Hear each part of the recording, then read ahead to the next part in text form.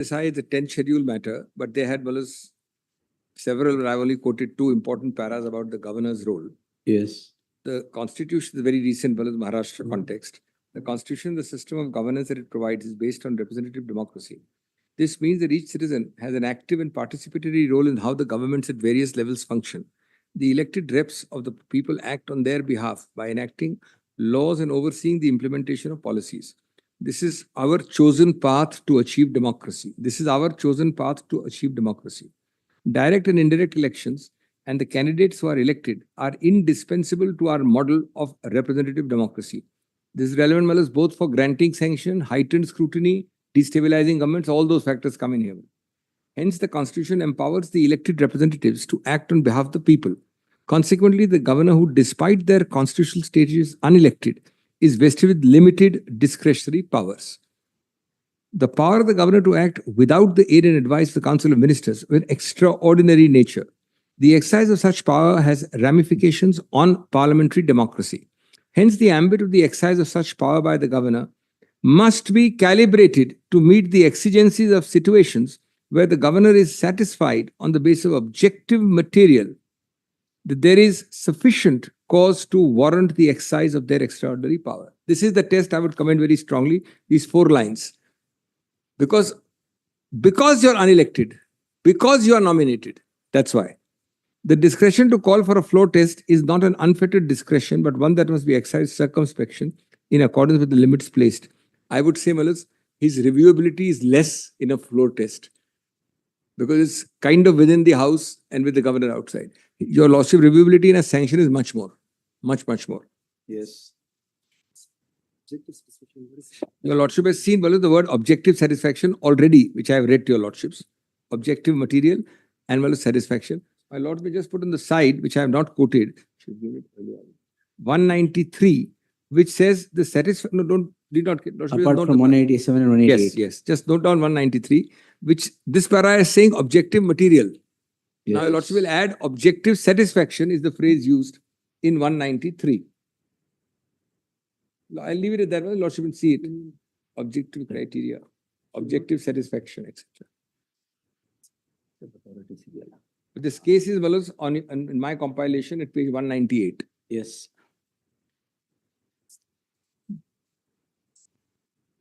But this compilation is a new one because some of these may not be in the first one. Oh. So I have given one. Can I give this fellow? Lordship will call this case law 3.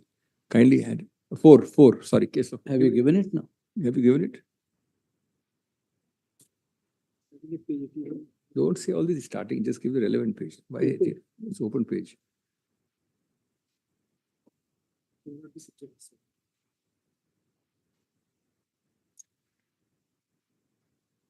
The Subhash Desai. Same judgment. Right. I had not put 193 in the quotation, so this is there. The governor had no objective material on the basis of which he could doubt the confidence of the incumbent government. Sorry. This is page 198. I'm there. Yes.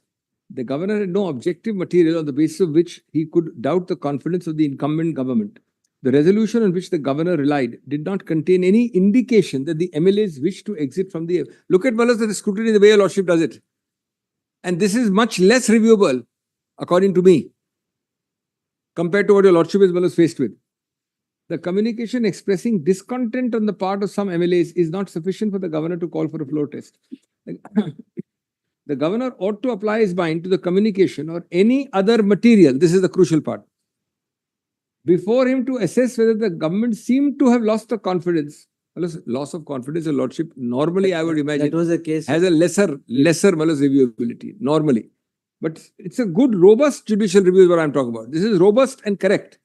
We use the term opinion to mean satisfaction based on objective criteria as to whether he possessed relevant material and not to mean his subjective satisfaction of the governor. Once a government is democratically elected, that's the principle. A democratic government has a right to do wrong. And the right to set right that wrong is not in an unelected governor. To digress.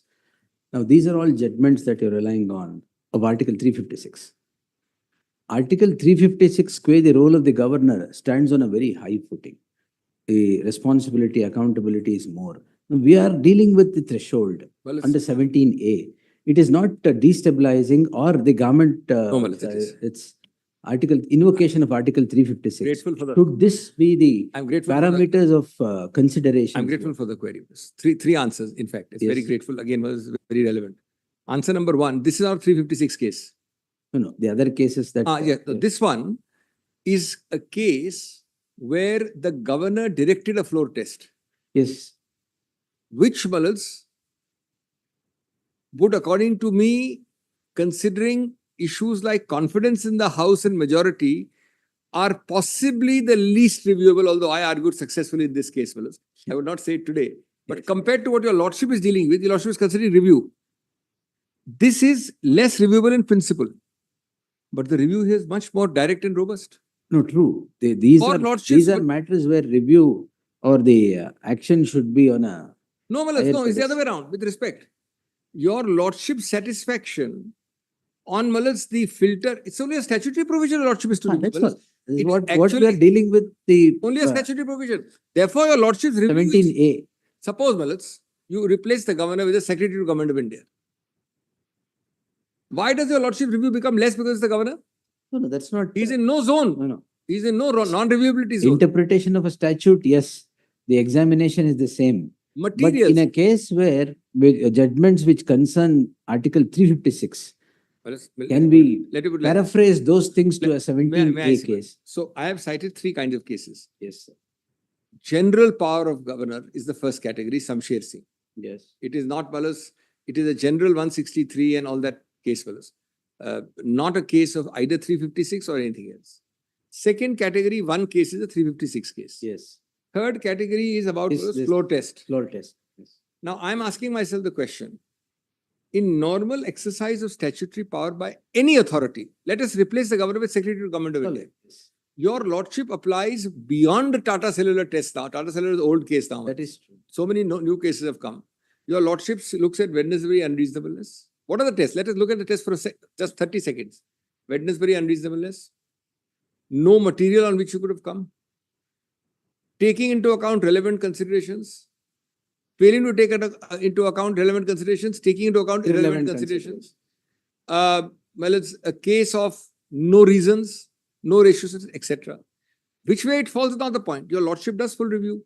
On the contrary, when Malice political thicket comes, your Lordships does do review. Malice, the advance of Bommai was to say that your Lordship is not shut out. It is not to say that review is Malice more than normal. It is the other way around. Your Lordship were prior to Bommai shut off. Your Lordships entered much more into review because of Bommai and these other cases coming later. This case, which I am on 17A, has always been reviewable. I mean, not 17A, but similar. Much more reviewability. So, Malice, and yet, this is the other part, Malice. 17A, let us say, is a public servant who is the deputy secretary. They are all considerations the court must keep in mind. There is 17A, let us say, quay additional secretary. There is 17A, quay secretary to Government of India. There is 17A, quay a minister. To everyone. And there is no Malice. And there is a 17A, quay chief minister. Yes. So, with a full, robust reviewability of a statutory power, your Lordship has the heightened consequence that the protective umbrella, if not reviewed properly, can lead to an elected government falling, which does not happen. So, as you go up my ladder being Deputy Secretary to Chief Minister, the reviewability becomes more Malice careful, scrutinized, and Malice pointed, because there is the additional disadvantage of governments being toppled by this. Otherwise, why do your Lordship create 17A for the higher political part? But there are two parts of 17A. One is the bureaucratic part. One is the political part. The political part has the additional Malice liability that you destabilize. Consider Malice, that's why I said the first para of my submission is that, first para. Your Lordship has something running. Your Lordship has always wrongs in an elected government. Any passerby walks in and says, I want to criminally prosecute after 23 years. The total span is 23 years, active span is 10 years. Then why have a filter, Malice? If you have a filter, then why have a filter which is limited review by your Lordships? If you have a filter, why have a filter where the governor does not exercise objective criteria? But the governor, in a matter like a floor test, must have objective criteria, which is more political. I would say with greatest respect, Paulus, that this is a more political thicket than the one I am arguing. Therefore, the conclusion should be the opposite, that your lordship's scrutiny should be more careful and heightened, because your lordship is not in a classic unreviewable political thicket area. Your lordship is, of course, on the straddles, on the margins of both. But Paulus, here it is really, this part is intra-house, where your lordship has 212. Your lordship doesn't go in the house. Of course, the governor is outside the house, but otherwise, Paulus, intra-house is protected by 212. So, Paulus, your lordship is more cautious here. Lordship is more vigorous in my case, is my humble submission. Now, 17. Then comes MP Paulus. The question was governor, etc. Now come to 8 at page 17. This is a very important one. Yes. The said decision held. Now, Paulus, first point about MP. Totally misunderstood. Automatic, take the name cabinet, take the name CM, take the name governor. MP says, automatically I can go. Actually, the first two paras of MP say the opposite, which I have quoted. Opposite. Undoubtedly, in a matter of grant of sanction to prosecute, the governor is normally required to act on aid and advice. You have made the exception into the rule. Let us look at the rule first. This is the rule. My learned friend started with the exception, and not in his discretion. However, an exception may arise, mark the word may, while considering grant of sanction to prosecute a chief minister, where as a matter of propriety, the governor may have to act in his own discretion. Similar would be the situation if the council disables or disentitles itself.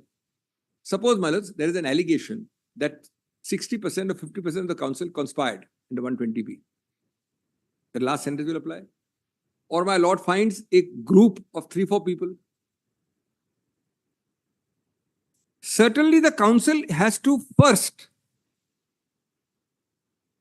consider the grant of sanction. We also presume that a high authority like the council will normally act in a bona fide manner, fairly, honestly. All this is forgotten. It is straight push button, automatic.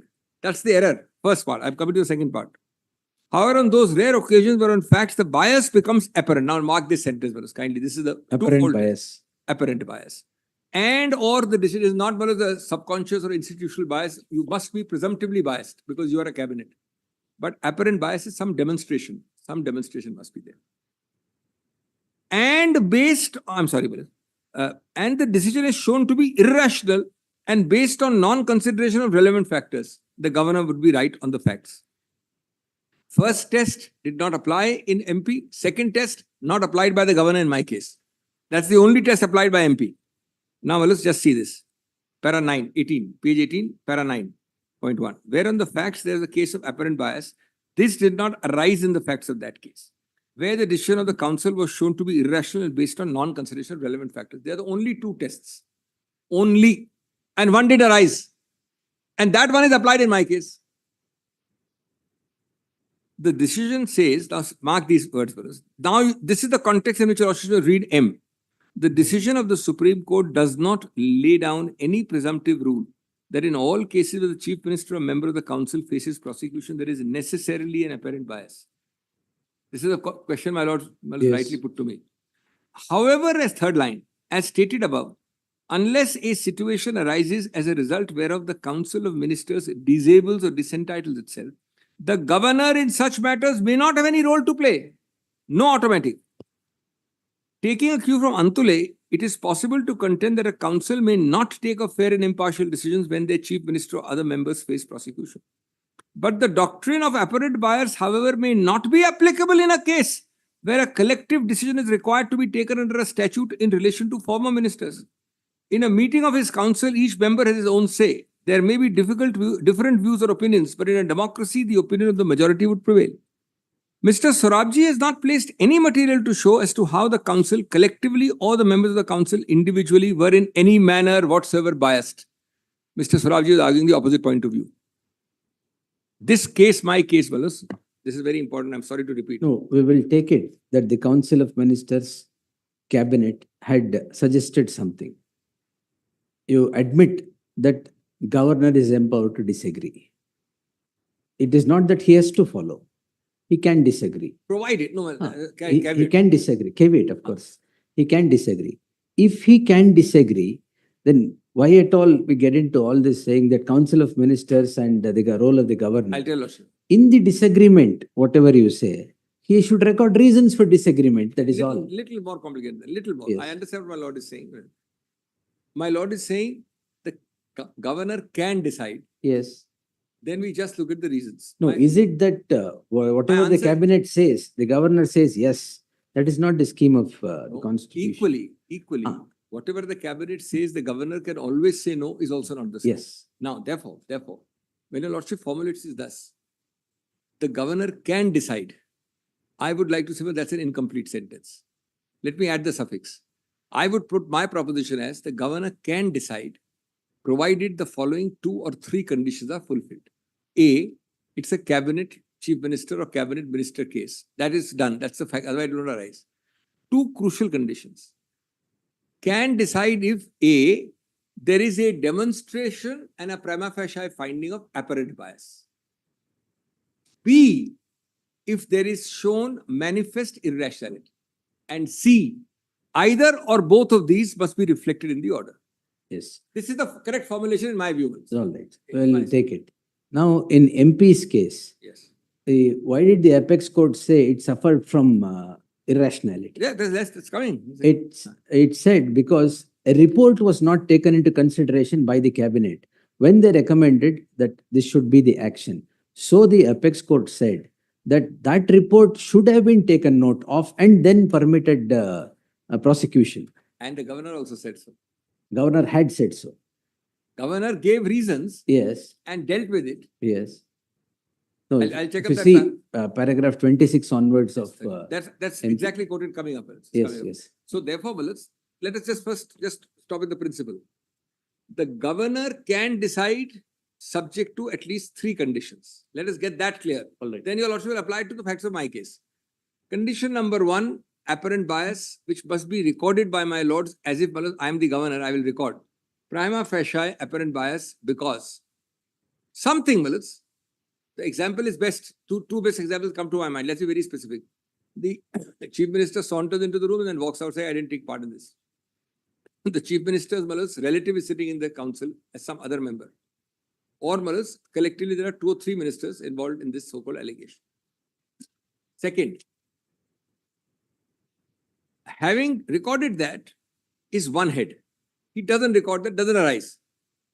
Then he says, even though there is no apparent bias, I find manifest irrationality, which is very simple. Manifest irrationality is a more heightened version of your Tata Cellular. Yes. It is what? The best example is what my lord just now said. There are 3 vital documents which Mr. Ravi Kumar as the Council of Ministers did not look at. But they were present and available to him. Then he gave a decision without looking at them. That's Then they irrationality. came to me, I am the governor. I looked at them and said, look, A, these show culpability. B, more than that, Mr. Ravi Kumar never saw them. Therefore, though Mr. Ravi Kumar's counsel is not biased, it is manifestly irrational. Irrational. That is a very simple way of putting it to the best of my ability. Yes.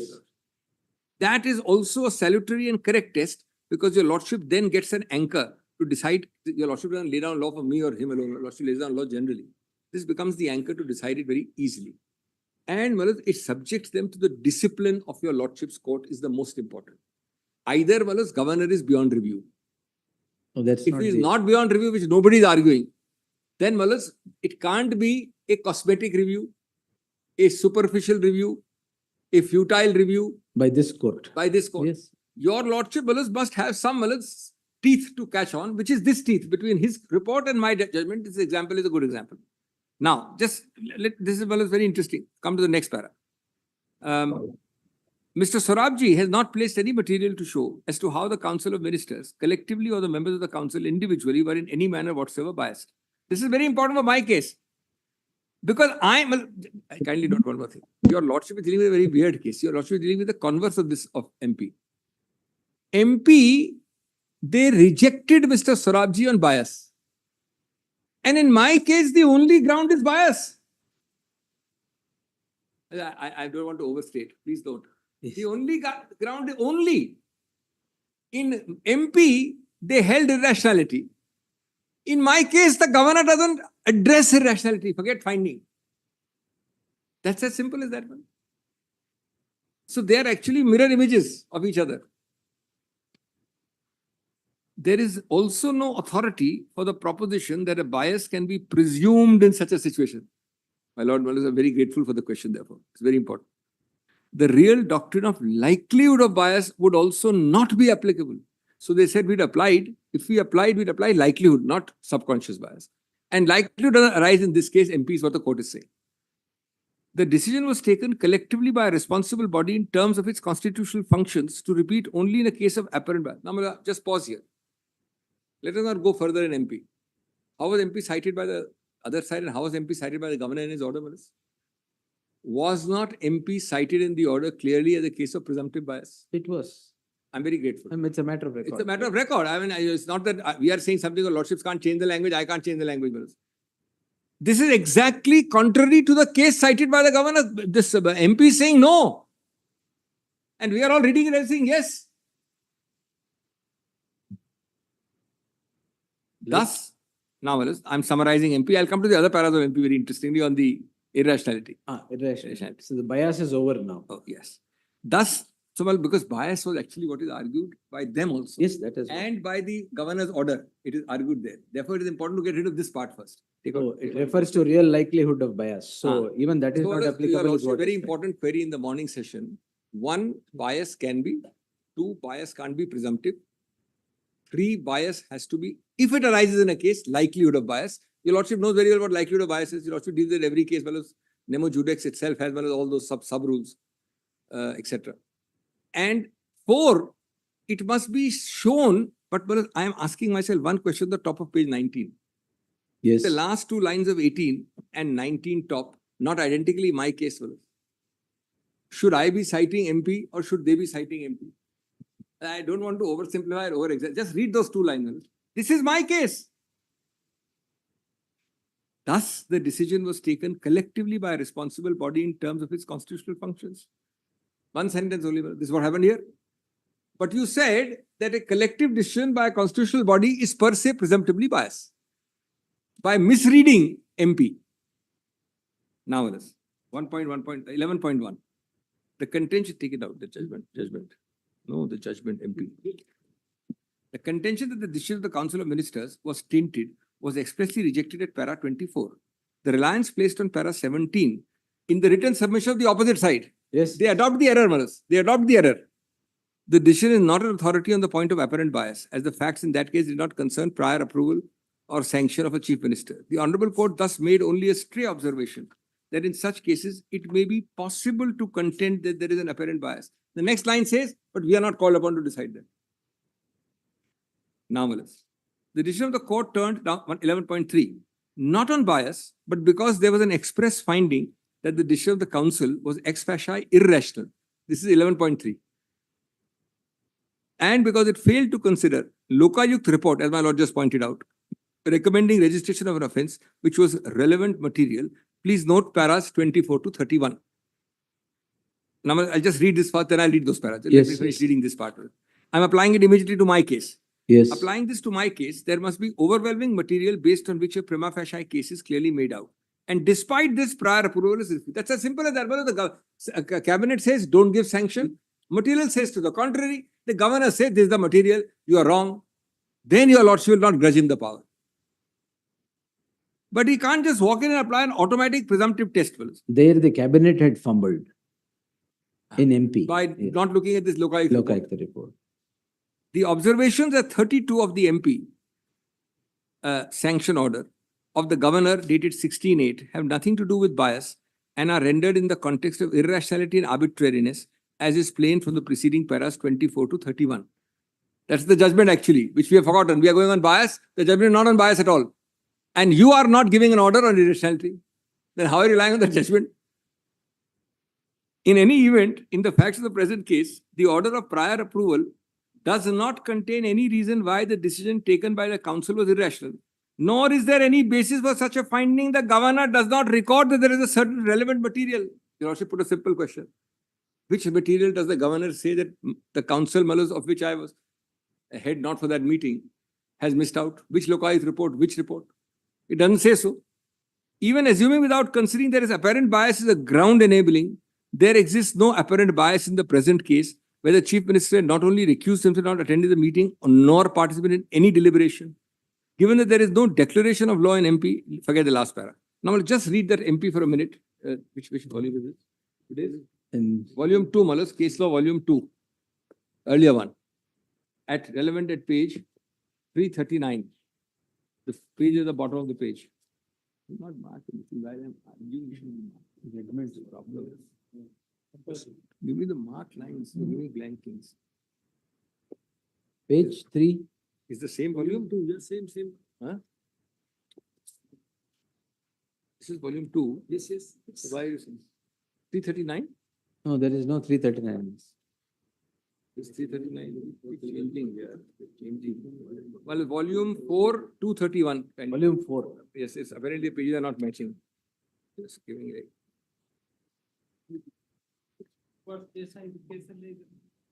No, which case is this? Which case are you showing? 339. MP at 230 of, is it marked volume 4? Volume 4. Mark it volume 4. Yeah. Don't mark it. This is the latest one. Mark it. No, 230 is Nabam Rabia. Earlier to that. Latest today's volume. Last volume. I Today's gave. volume. 230 is Nabam Rabia? Yes. Mr. This Solif is Farabji has not 210, placed- 210. In today's volume, MP Special Police is 210. I'm on the relevant portion, 230. 230 is the relevant portion. Yes. 230. So this para your lordship has seen, Malas, Yes. already. Mr. Yes. Solif Farabji not placed on record how, may I read this? Not placed on record how Council of Ministers collectively or the members of the council individually were in any manner whatsoever biased. There is also no authority for the proposition bias can be presumed in such a situation. The real doctrine of likelihood also not be applicable. Right, Malas? This your lordship is read with me. Yes. Now, on the same analogy, in the absence of any material brought on record, may not be possible to hold that the action on the part of the council was actuated by malice. So far as plea of malice is concerned, the same must be attributed personally against the person concerned and not collectively. But the whole council is malice. Yes. My whole council is malice attached in a uniform manner. Even in such a case, the person against whom malice on fact is alleged must be impleaded. However, here arises another question. There are two competing orders. Now, this is where the thing changes. One of the council, another by the governor, one refusing to grant sanction, another granting. The Council of Ministers refused to grant sanction on the premise that there existed no material to show that R4 in each appeal had committed an offence of conspiracy, where the governor in his order was clear of the view that materials did disclose. An FIR was lodged in relation to the commission of the offence. Now, Malas, this is enough, I would say, for your lordship to send any matter back saying council is wrong. Matter back? Any matter your lordships can say the council is wrong if para 28 exists. Yes. Anybody would say it, Malas. I'll not read it. How is it that the council ignored a Lokayukt report of such detail, Malas? It's as simple as that. And this case is being applied for the other point, for the bias point. This para 28 in my case applies in my favor. I hope. Yes. 28 is omission of looking at Lokayukt. The omissions of looking at reports are by the governor in my case, today's case. What your lordship said there applies to the governor here. And we'll just see the report of the Lokayukt itself gives the material at the bottom of that page. Your lordship is ignoring everything at the Council of Ministers, then why will your lordship not intervene? At the bottom of that page 230, the Lokayukt is quoted. The point is not that they are right or wrong. The point is they should have noticed it, dealt with it. They did not. And then 29 Malas, they say how high the Lokayukt office is. No, 29, sir. Yes. Last 5 lines. Yes. 30 30? and 32. Your lordship is on 30? 30. Yeah. May I read the last 5 lines? It is now last 5 lines of 29. Yes. And Now, while settle that refusal to take consideration relevant fact or acting on the basis of irrelevant experience not germane to the purpose would vitiate an administrative order. In this case, on the material disclosed by reward Lokayukt, it could not have been concluded that no case was made out. This is they are talking about the council. Yes. Now, Now it is well settled exercise of administrative power will stand vitiated. There is manifest error of record or the exercise of power is arbitrary. Similarly, if the power has been exercised in the non-consideration or non-application of mind to relevant factors, the exercise of the power will be considered manifestly erroneous. Now 32. We have, well, just 31 for a minute also. Yes, sir. 31. We have no hesitation to hold that decision was ex facie irrational. This is that manifestly irrational. This is about the council. Exactly these words apply to the governor with great respect. Whereas the decision of the governor was not. That's the competing thing your lordship is looking at. Is your lordship told after so many days of hearing which part of the governor's report tells you, which your lordship is reviewing, that this part of the council of ministers has omitted this? It's as simple. Well, we can all argue all these things. Has your lordship been answered that simple question by the governor? My lord is not sitting as the reviewing authority of the council first. First comes the governor. No, of the governor. Yes, correct. In a situation of this 32, nature, 32 is what the apex court the rules. facts of these cases, the governor cannot act in. There would be complete breakdown of the rule of law. We open for governments to refuse. This is in the light of that he must act at his Yes. discretion because he finds that the lokayukta is missing. Does it say, Malaz, that governor can act at his discretion after Shamsher Singh downwards without giving a single reason as to what is wrong with the report in which he is acting at his discretion? So everything boils down to the fact that he is entitled to disagree. The disagreement, yes, should be recorded. What is irrational in the note in the cabinet decision should be recorded. And a the decision should be crux. taken. That's the crux. That is all. That's the crux. Yes. But Malaz, only with one caveat, even the starting point should be a little cautious. You should not say that first thing is I can jump in. You must look at it cautiously in a harmonious manner and then say, look, I am not for a minute suggesting that your lordship has a case like this, where he has not looked at Lokayukt. I am the governor, I point out Lokayukt, and your lordship says, no, the council is right not to look at the Lokayukt and the governor is wrong. I can never say that once. But it's very, well, nothing is not rocket science. Yes, It's very so- commonsensical. And this also gives the court proper basis for review. It gives the proper test for review also. But Balas, it leads to the interesting conclusion that MP in last sentence on MP Balas is either completely in my favor or completely not applicable on bias Yes. or completely misapplied by the governor. That we'll see. All these three things. Yes, Balas. the apex court holds it is not a judgment for real likelihood of bias as well. So, Yeah, well, yes. they didn't go into it. They said that, but Balas, that So the sentence submission itself is negative. negative. And Balas, 1 second, I'm sorry to repeat. One of the reasons is negative is the last line of 18. Yes. That is the reason it's negative. They are saying, well, actually they don't say it in one sentence, they say it in two different sentences. It is negative, as the lordship says, because they are rejecting the doctrine of presumptive bias. Yes. That is the point. Yes. That is the take home as far as I am concerned. Yes. Yes. That doctrine of presumptive bias is rejected at bottom of 18 and top of 19.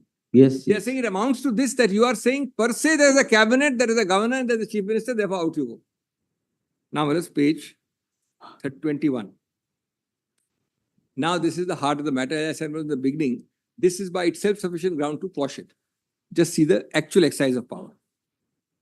Now I am assuming for the minute they're in exceptional. I am never agreeing, Malos, that in the walk-in, walk-out manner in which they are saying. Exceptional cases, I am agreeing. Your lordship is the judge of exceptional, not a judge of Malos, just people coming and telling you that they say you can walk in because there is a 154 paragraph, Justice Krishna Iyer, and the rest of the judgment doesn't repeat it, or because the MP means this. No. But yes, exceptional, where my lord is satisfied, then yes, you can walk in. Even assuming that the governor has in exceptional circumstances to depart from the aid and advice, the power not to be bound does not ipso facto justify the exercise of the power in every case. This is the presumptive argument, where approval under 17A is granted based on the independently exercised discretion of the governor.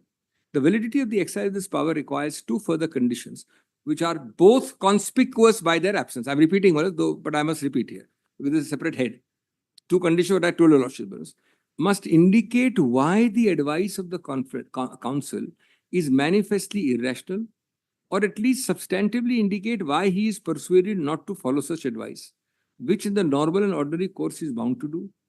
The governor must affirmatively, although not exhaustively, indicate why upon a consideration of materials he has formed a view that inquiry or investigation is warranted. A negative and a positive, or whichever way he wants to put it. Both these tests are not even addressed or applied. Forget your lordship always finding and then reviewing. Not applied or addressed. In terms of the decision of the MP, paragraph 15, the power of the governor to differ with the aid and advice is predicated on a finding that the aid and advice is manifestly or ex facie irrational. It is therefore incumbent on the governor to record reasons as to why he is constrained to differ from the alien advice, as also state the factors that weighed with him in arriving. Now, Vittal asks an interesting case, fellows, on sanction. It's rather well put, fellows. Sanction lifts the bar for prosecution. The grant of sanction is not an idle formality or an acrimonious exercise, but a solemn and sacrosanct act which affords protection to government servants against frivolous prosecution. Sanction is a weapon to ensure discouragement of frivolous and vexatious prosecution, safeguard for the innocent. Next sentence is important. The validity would therefore depend upon the material placed before the sanctioning authority and the fact that all the relevant facts, materials, and evidence have been considered by the sanctioning authority. Consideration implies application of mind. I'm relying on these 5 lines very much, fellows. The order of sanction must ex facie disclose that the sanctioning authority had considered the evidence and other materials placed before it. Then they cite a series of judgments for us. And I'll skip, fellows, to save time. Kranti is cited by me in para 17. And if your lordship goes beyond Karti, the next page, 2010-9 SCC, where the summary I have reproduced with 2 or 3 underlinings at page 24 of my note. In India, the judicial trend has always been to record reasons, even in administrative decisions, if such decisions affect anyone prejudicially. And D, recording of reasons also operates as a valid restraint on any possible arbitrary exercise of judicial or quasi-judicial or even administrative power. And then, Malas, it's a very long list and it's a useful list. So I've read, Malas, A and D, and then read L also for London, Malas, L. Reasons in support of decisions must be cogent, clear, and succinct. A pretense of reasons or rubber stamp reasons. This is another very interesting passage. Had your lordship got the formality of reasons, your lordship is not obliged to accept it. Your lordship is not looking at rubber stamp procedures. Is not to be equated with a valid decision-making process, but your lordship is fortunately at a one stage anterior. There are no reasons to this issue. The reason is why I am not bound. That's all, nothing else. Chairman Mullahs of Kakkar's case at page 26. Now this passage I picked up because one of this ratiocination is very well defined in this para, rather well put. Come to page 26, 4th line, 5th line. Reasons are live links between the mind of the decision taker to the controversy in question and the decision or conclusion arrived at. Reasons substitute subjectivity by objectivity. The emphasis on recording reasons is that if the decision reveals the inscrutable face of the sphinx, it can, by its silence, render it virtually impossible for the courts to perform their appellate function or exercise the power of judicial review in adjudging the validity of the decision. How much more will it apply than in this case? Well, I throw a bunch of 1,000 pages at your lordship and say, look, my order is 5 pages. I don't address it, but you'll find something there. And then your lordship looks there to find the comparative chart. Directly this para, I would say, well, I may be wrong, applies to my case. Right to reason is an indispensable part of a sound judicial system. Another rationale is that the affected party can know why the decision has gone against him. All these are reasons, fellows, why it has gone against him. One of the salutary requirements of natural justice is spelling out the reasons for the order made. In other words, speaking out. Speaking judge, a speaking out. The inscrutable face is ordinarily incongruous with a judicial or quasi-judicial performance. Although the governor is no doubt a high constitutional functionary, this is my submission, the very nature of the power being exercised in this case and the fact that it's an exceptional power, as he is ordinarily to be bound by the advice of the council, would suggest that the exercise must be accompanied by reasons. The governor's impugned order instead presents the inscrutable face of the sphinx, and it is impossible to discern from what factors it has arrived at and weighed with disregarding. Now, as your lordship decided Shrirupa for 17A, yes. I don't think Shrirupa means what has been said to your lordship it means. It is very clear what it means to me, and I have tried to explain that at 27. 17A casts an obligation of application of mind on the part of, just pause here, Malus. Forget 17, 19, 80, whatever, 287, etc. The concept is basically your lordship should be satisfied of substantive application of mind. Otherwise, your lordship is not allowing shadow boxing by saying this is a little less, this is a little more. Substantively. The section makes it clear that no officer shall conduct any inquiry without previous approval. Therefore, the approving authority will have to look into the materials, apply its minds in each of the 3 contingencies, inquiry or investigation. This should go someday. This E and I difference is very, very difficult. And it's, well, sometimes it really becomes a technical one. They should use a different word in the CRPC and this thing. You're all arguing about inquiry and inquiry all the time. Though inquiry and inquiry are often used interchangeably, there exists a difference between the two. Etymologically, the source of both inquiry and inquiry could be the same, as en is derived from French and in is from Latin. Inquiry has a formal and official ring to it. Inquiry is informal and can be unofficial. Inquiry would even mean a question to question. Inquiry is a formal investigation. Investigation is search. Now I'm reading the underlined portion. Therefore, the Act casts an obligation of application of mind upon the authority to consider whether approval is sought for an inquiry, or an investigation. It becomes imperative for the authority to apply its mind to what is brought before it, as application of mind is the bedrock of any order that an authority possesses. Failing it should be contrary to the principle of natural justice, as non-application of mind is itself violation of the principle of natural justice. There is no answer to this to say, my order be damned. The application of mind is in the interstices of the mass of 1,000 pages which I have in my office. That's the crux of it. That's the only thing they are falling back on.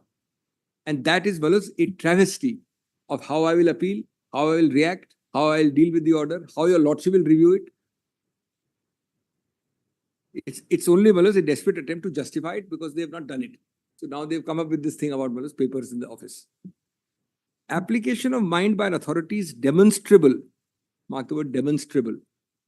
Only in the order that the authority makes. Now I'm asking myself, what are we talking about, Wallace? This is my Lord's judgment which was cited against me. What is my Lord? I was not aware, Wallace, I'm not there in the matter, I have not checked the facts of Shirupa. I can guarantee that Shirupa could not have been a case of a 5-page order with a 1,000-page file. It must have been a better case. There was nothing in the file, nothing in the order. Now, Wallace, application because of file mind was summoned. No, but your Lordship puts it very clearly. Yes. According to me, the Lordship has to have black and white, which is what your Lordship has done here. See the first line. Cited against me. That's the irony of it. Is demonstrable only in the order that the authority makes. My humble and respectful service, that's the correct view, Wallace. We are not playing Wallace games here. For the order to demonstrate application of mind, it must contain the reasons. So your Lordship goes further. First is what is on the order, not what is in my almirah. Second is the reasons in that. As recording of reason and order is the only way that can construe such application of mind. Then your Lordship gives this very felicity. That's why I quoted the Supreme Court first. Reasons are the links between the mind of decision taker to the controversy and the decision arrived at. Ratiocination, I call it. Yes. Reason and application are impregnable. That's a new word, Wallace. Ratiocination, impregnable. No, because this is important, Wallace. This is how administrative law is built up. It is inseparable. Public law builds up like this only, Wallace. It is inseparable. For an order to sustain the scrutiny of law, be it administrative or quasi, reasons in every circumstance need not be elaborate, no problem. Nevertheless, should bear application of mind. The case at hand and the order impugned will have to be tested on the anvil of the magistrate statute, the intent and the rule of application of mind. If on a coalesce of all the facts that are narrated here and above, and the order that is impugned on the anvil of this object and reasons, it would fall foul of the same as the order. Now, let's kindly bear with me here. As the order, except saying there is nothing indicative of the fact that it bears application of mind. Granting approval for setting the criminal law in motion cannot be a frolicsome act as is done by the state in the case at hand, as it does not even bear any semblance of application of mind. As this frolicsome should also be adopted by some other courts. Playful act. I go for my frolic of my own. This used to be used in those public servant cases where it's within the discharge of your duty. So he used to say that in the English cases, he went on a frolic of his own. So that's the... Now, I just pause here. My case is actually in a way a better example against them. In a way, it sounds like a better example against me, but no. Your Lordship, this case had possibly no reasons. I've not examined the order. No reasons at all. In my case, there are all reasons, but for one issue only. And equally for the other issues, 0 reasons. It contained only those words, checked and found correct. Checked and found correct. My case is the same for the issue which it had to address is my submission. No, there are reasons. It's not that it is... For the issue it had to address. I can write a 100-page order. But it is not a case where it does not bear even a semblance of reason. No, but it is. That is actually, my Lord is absolutely right. It's an order which has to address Y. Writes 100 pages for X and doesn't address Y. It can't fool a court, it can fool an ordinary person. That is Wednesbury, taking irrelevant Not consideration, necessarily. eschewing relevant I'm saying consideration. the 100 pages valid and relevant, let me assume. But Malas, that is deciding issue A. Today, the argument is on issue B. I will be reading the order. Your lordships cannot find a single word on issue B. It's the same case as your lordships. This one, Shirupa.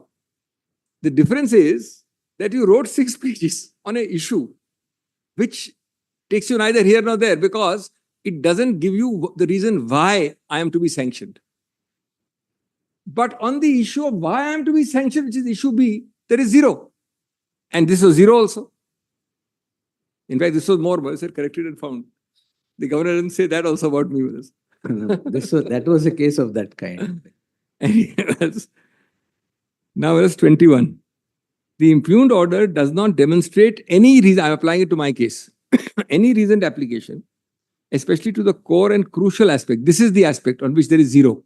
Kindly see the aspect of how, why, in what manner is there any connection of the petitioner, much less prima facie culpability, to any decision, recommendation, act or event justifying the grant of prior approval. Not a word. It regards the constitution of a committee under an IAS officer and a commission of a retired judge as an acceptance that there is a big ticket scam and does not inspire much confidence. So it uses the other 2 things. I'm dealing with every reason that is there. There's no other reason. It says that because the commission inquiry is made, that is proof of a big ticket scam, therefore I must give sanction. It doesn't deal with one question my lord put in the hearing also, but I heard it, I was here. My learned friend didn't answer it. How is this petitioner involved?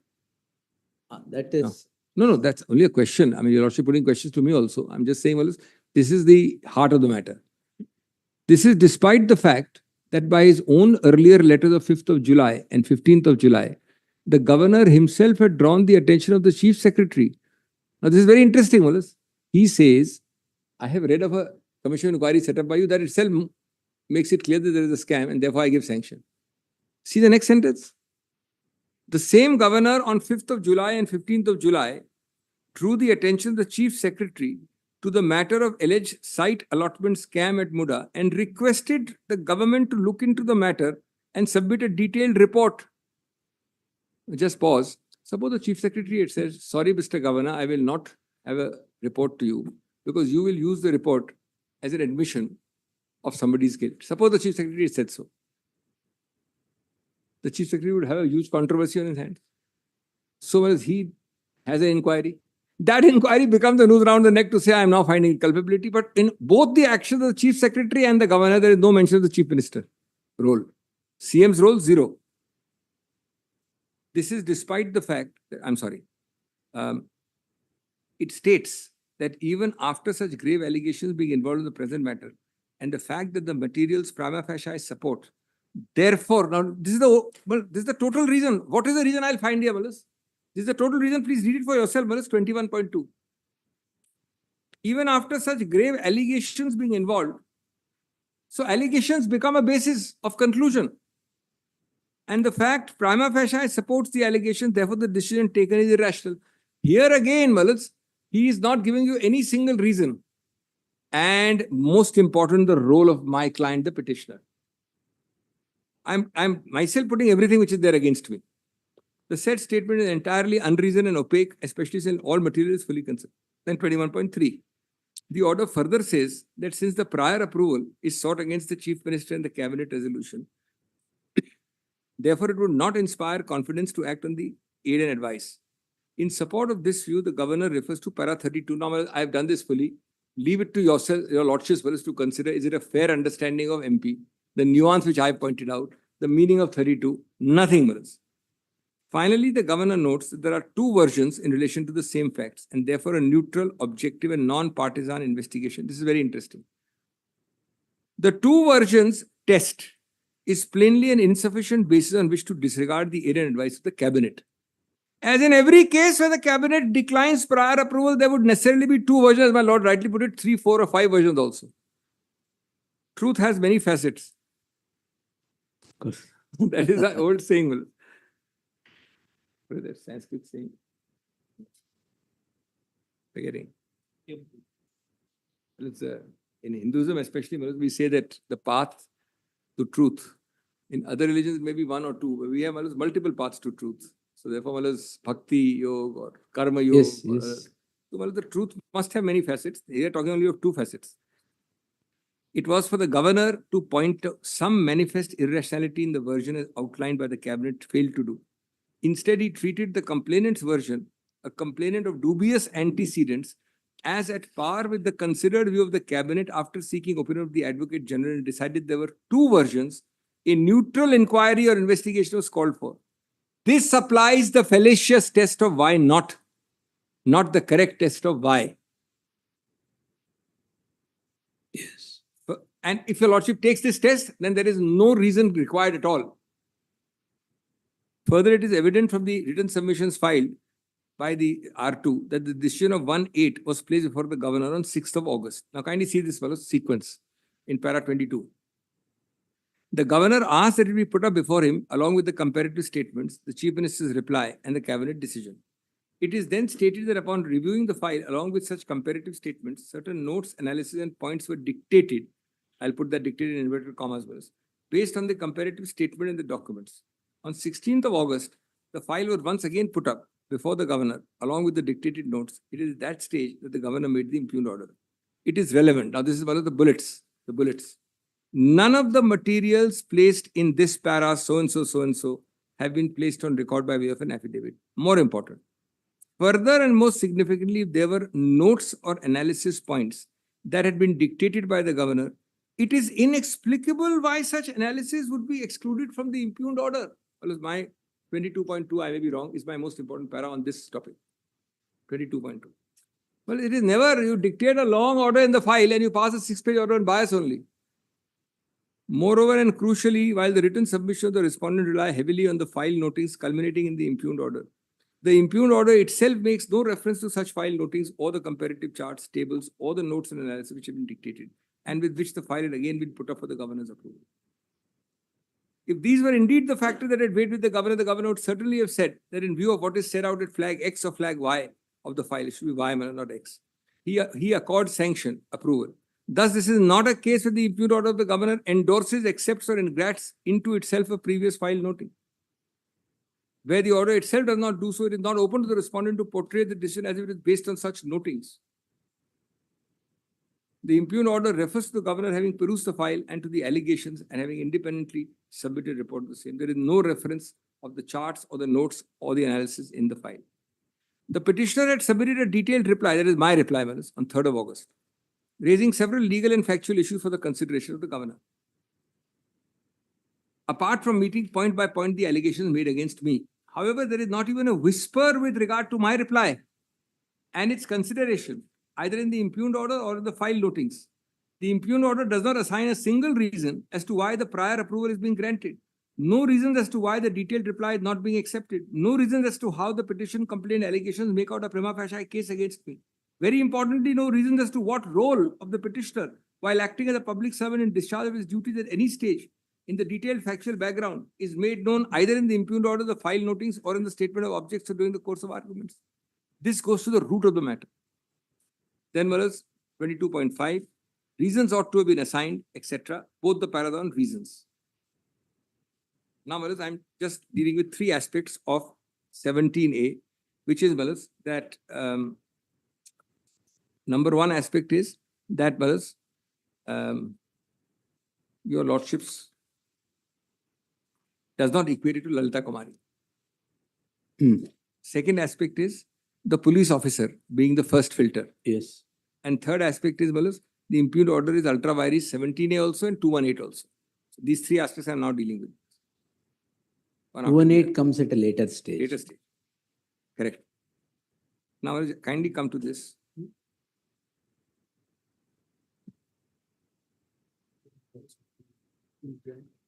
Two and eight was largely conceded, but I'll just deal with it. I'll come later. Just come to 32 minutes. Page 32? Yes, page 32, para 23. The power to grant previous approval is not to be exercised in a manner analogous to the test for registration of an FIR. The submissions proceed on the fundamental erroneous premise that the principles set out in Lalita are relevant for ascertaining the scope of the inquiry. The analogy seeks to draw between registration of an FIR, the grant of approval, to inquire or investigate, is misdirected, also oblivious of the legislative history behind the introduction. Now, this I'm not going to go in detail, but I must let your Lordship know that the intent could not have been a FIR level inquiry. That's all. I'm just giving your Lordship, if whatever is worth is not dealt with by any judgment, it may help your Lordship. In fact, the genesis of why this amendment had to come about sprang only from Lalit Kumar in 2014. The first law commission, I think, is in 2014. Well, I've dealt with part of that. And then it took 4 years to come about. Because Because approval was sought to be given to the hands of Lokpal and Lokayukta and then for approval. And that was a much higher scrutiny. Only the person was changed. Competent authority comes in. That's all. But the degree, that's my core point. The degree was not reduced is my submission. That's the only point. Your Lordship summarize it now. The initial idea was a proper filter and safeguard. That remained the idea. The power was taken from him and given to me. Yes, it was initially envisaged to be given to Lokayukta or Lokpal. He is the Lokayukta, I am the authority. It came Now to it me. is to the competent authority. But in that process of transfer from him to me, the diminishing of the power to the extent it did not happen. No, the provision remained the same, or the idea remained the same. So It is only the person who grants approval. I am very grateful. changed. That's the crux of my submission. The idea is my point. Whatever protective Idea filter, remained the same. protective filter that was envisaged in 2014 remained the same. And the degree and quantum of that remained the same. The person excising it changed. It took That's 4 years to come into this form. That because of all these committees and Yes, back and forth. yes. Well, there's a delightful phrase for committees, man. It's a wag. Your Lordship, pardon me. It is not meant for any committee. But well, a wag generally commented that a committee is usually a group of the unfit, appointed by the unwilling to do the unnecessary. So well, these delays happen because you want to also take off the time. Well, it's 24.1. The Prevention of Corruption Amendment Bill was introduced, did not contain any 17A. Then 24.2. It was first considered by the Rajya Sabha Standing Committee in its 69th report. No, all that I'll go through. Then, Sorry. well, I'm not reading it. Yes. Then it was brought in 24.3. Then that bill went to the Law Commission Yes. in February 2015. Now, this just see the middle, Malas. Hmm. It is clear that the previous approval will be granted by Lokpal or Lokayukt and would be conveyed by an order under Chapter 7. Now, this Chapter 7 outlines the procedure for a robust and elaborate procedure, including calling for explanation. Therefore, from a mere perusal, it is clear that this is my submission. From very inception, the amendment proposing 17A as an additional entry checkpoint protective filter, was contemplated as substantive protection and nowhere close to the standard for registration of FIR. That's my proposition, that's for Lordship's consideration. Then went to select committee, skip that, come to 25. No, I'm sorry, 24.5 is very important. I'm very sorry. The select committee proposed a further amendment where the power to grant approval was given to the appropriate government and not to the Lokpal. Thus, a change was made as to who would exercise this power. But it is clear the intent was always that the protective filter would be a substantive protection. Also, it's very clear, Manas, I happened to chair this committee in 2011 when the Lokpal bill was passed. We piloted the Lokpal bill. Yes. Now, the Lokpal delay is inevitable. That was the main reason for this transfer actually. Yes, yes. Because the competent authority, give it to the Lokpal and give it to a competent authority is a vast difference of time. That's all. It is not that you are making the power less. It is just that you make it faster. That's really the bottom line thing. But anyway, this unfortunately not decided by any case. Then Malus, Shirupa at page 34. However, That's a coordinate bench judgment where 17 and 19 are considered differently, and it is said that 17 need not bear that much of an application of mind like 19. There's a coordinate bench judgment. Right. So therefore, Malus, which distinguishes the judgment that I had rendered. But Malus, I am relying on a Lordship's judgment. I am not distinguishing it. Yes. I am adding to it with this para and underlining what I'm relying on this one also. Yes. I have no contradiction in my mind. They have the ones who argued, may have argued differently. But they thought that Shirupa is against me. I demonstrated that part of Shirupa, Lordship's judgment. Now this one, just see what I'm relying on. Yes. Middle of page 34. In a sense, a public servant is placed on a pedestal and treated differently as compared to a citizen against whom an allegation of an offense is thrown. The law thus grants an extraordinary layer of protection. This This is the idea. Yes. Then 35, I'm not trying to avoid anything. I've quoted it, but I'm just reading Yes, faster yes. too. Has some credible evidence on the basis of which he forms an opinion that an investigation is warranted. Who is he, Malice? This he here is the police officer. This he at 35, credible evidence on the basis of which he forms an opinion that an investigation is Police officer is what you are trying to say. warranted. Yes. Then, Malice. No, the whole para, just give me a minute. Let's come to para 30 at page 34 bottom. Yes. It is therefore not necessary there should be a clear incriminating evidence with the IO. At the stage of him seeking At the approval stage of him under seeking 17. prior approval, all that is required in the provision of the Act is that the IO has some credible evidence on the basis of which he forms an opinion. This part is clearly IO, Manas. He gives me the information, I am the IO, I form an opinion, then I seek approval. There are 4 steps or 3 steps. Information, formation of opinion, seeking of approval. As a consequence, the state government would be required to only consider the opinion that is formed by the investigating officer. Why is the Lordship saying all this? And the material that he possesses while considering the request for approval. Since the public servant is yet to be investigated, the question of considering an India, I'll skip that. 34, next para. It is also clear from the wording of section 17A. The state government is not required to exhaustively and meticulously consider all the material available with the investigating officer at the time he seeks approval. It is only required to This is where it is different from what I have said. Correct. It need not apply its mind is what is said here. Well, I see the difference in emphasis, but I don't think it would be right to say that your lordships is wrong in saying application of mind. That would be, well, say, something which will possibly not stand the test of law, is my submission. And this, even though it's worded differently, should not be read to mean that application of mind is so diminished as to be a formal administrative entry in the register. Yes, that is true. That is the way I would look at it, because according to me, 17A is somewhere between 19, etc. and Lalita Kumari. That is the correct way to look at it. Please don't reduce it to just a Lalita Kumari level. Please don't elevate it to a 19 level. Yes. Because that's a fair, it's a fair way of looking at it.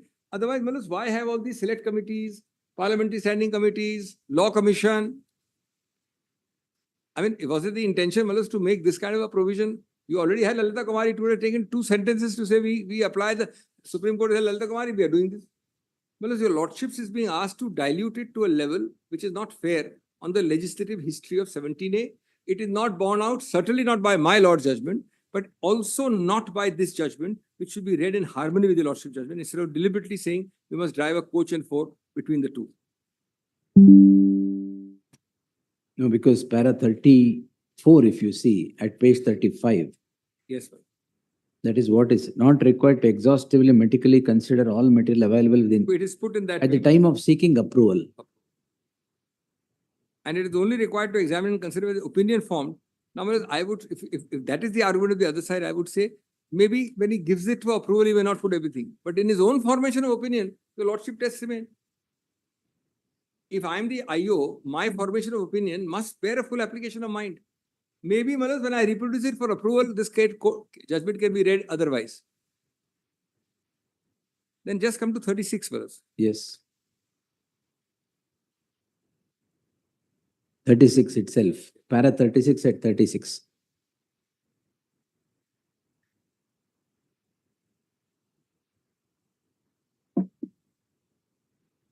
The grant of sanction to prosecute and the grant of approval to investigate are two very different concepts and would be governed by completely different parameters. At the stage of seeking sanction to prosecute, the IO would have completed the investigation, would also have collected material which his opinion would prove that the public servant is guilty of the offense alleged against him. In other words, at the stage of seeking sanction to prosecute, the IO is well armed and certain that there is material to establish the guilt. In respect to according an approval to investigate, obviously the situation will be completely different. Since at that juncture, the IO would not normally have any incriminating material, only possess credible information about the commission of an offense. It is this credible information that is required to be considered and analyzed by the government. It is thus clear that the parameters that govern the according of approval should be completely different, and the government would have a much wider discretion while considering the request of the IO. I am on a different point, Bharat. I am not on this point. I am not on this perceived collision between your lordship's wording and this wording. I am on a totally different point. Who is all this? It is not a direct lateral entry by somebody without the police officer IO, whether he does this much application of mind or this much. It is he who does it, not a lateral entry was bypassing him or overriding him. That's my argument. Page 37, para 46. Law accepts there be different standards for granting approval to investigative or granting of a sanction. One cannot be equated with the other. To put it differently, the parameters that are to be applied to investigate a public servant are not as stringent as the parameters which provide for granting sanctions. This is what is, No, that's true. the there is- application of mind varies from 17 to 19. Let us, for my purposes, accept that. Yes. I am saying, Malice, don't reduce it to the vanishing point of Lalita Kumari. Don't elevate it to that side. 19. And secondly, it still has the police officer. This lateral entry I'm not agreeing to. I'm trying to build up that argument. That's the second part of my argument. Just come to the So bottom. it is only the police officer who can seek Start approval. this whole thing. Because he's supposed to be the custodian, All right. And without a statutory custodian, it is not that he's the best custodian, but he's a statutory custodian, he's a persona designata. Now, in a private complaint, how will it work? It must go through this first. No. How can it go? They go to the police first. Yes. No, because it's not the private company who determines this. No, no, no. It will Straight away, determine- 200 will not spring. Yes. 154.1, they will go to a police station. Jurisdictional police, they will not register. Then a higher officer under 154.3. Then they approach 200. In 200, where is the police officer unless it is referred to investigation? Now, Malas, two things. The number one answer. The test is based not on private or public complaint. The test is based who's the accused. That's No, no, one way. Accused may be anybody. No, public servant. Of course, if it is Prevention of Corruption Act, 17A comes only because it is public servant. So first and foremost, this is a safeguard for a limited class of people. True, it is public servant. Now, in this functioning, the police station, yes, police officer should seek approval, no doubt about it. In a private complaint where police officer is not involved, police officer comes into picture only when 156.3 or 175 reference happens. Reference happens for what? For registration of a crime. If registration of crime already happens, where is the question of approval? There, Malas, That is why that there, Malas, either the police officer only should seek is a little I difficult to. understand, but there, if that is the case in a private, but then the private complaint example can't take over all the non-private complaint cases. That's answer number one. No. The Lordship will not read it In the a way. in a non-private complaint, obviously it will happen by a police officer. No, but then a Approval will be Lordship, sought by a police then your officer. Lordship, even in that category, is giving the possibility that it can be a somebody else altogether. That can't be the law. But second answer, Malas, then in that case, the magistrate will have to iron out the problem. No. That is why in that judgment, what I wrote was, in a private complaint, you are taking away the 17A approval and directly getting the crime registered. That protective filter goes away. It is rendered odious or rendered redundant. Yes. For that reason, whoever approaches the magistrate who would wanting to register a crime against a public servant, it is his responsibility to get an approval. Without the approval, the crime cannot, no reference can be made under 156.3 is what I have said. Their police officer comes only after 156.3. What my Lord is How do saying you is that how do you harmonize the two now? my Lord is right. The Act has not thought of this problem. They should have. But Malas, 156.3, should it not be coming after 17A stage, Malas? Yes, that is what I have written. That is exactly what I have written.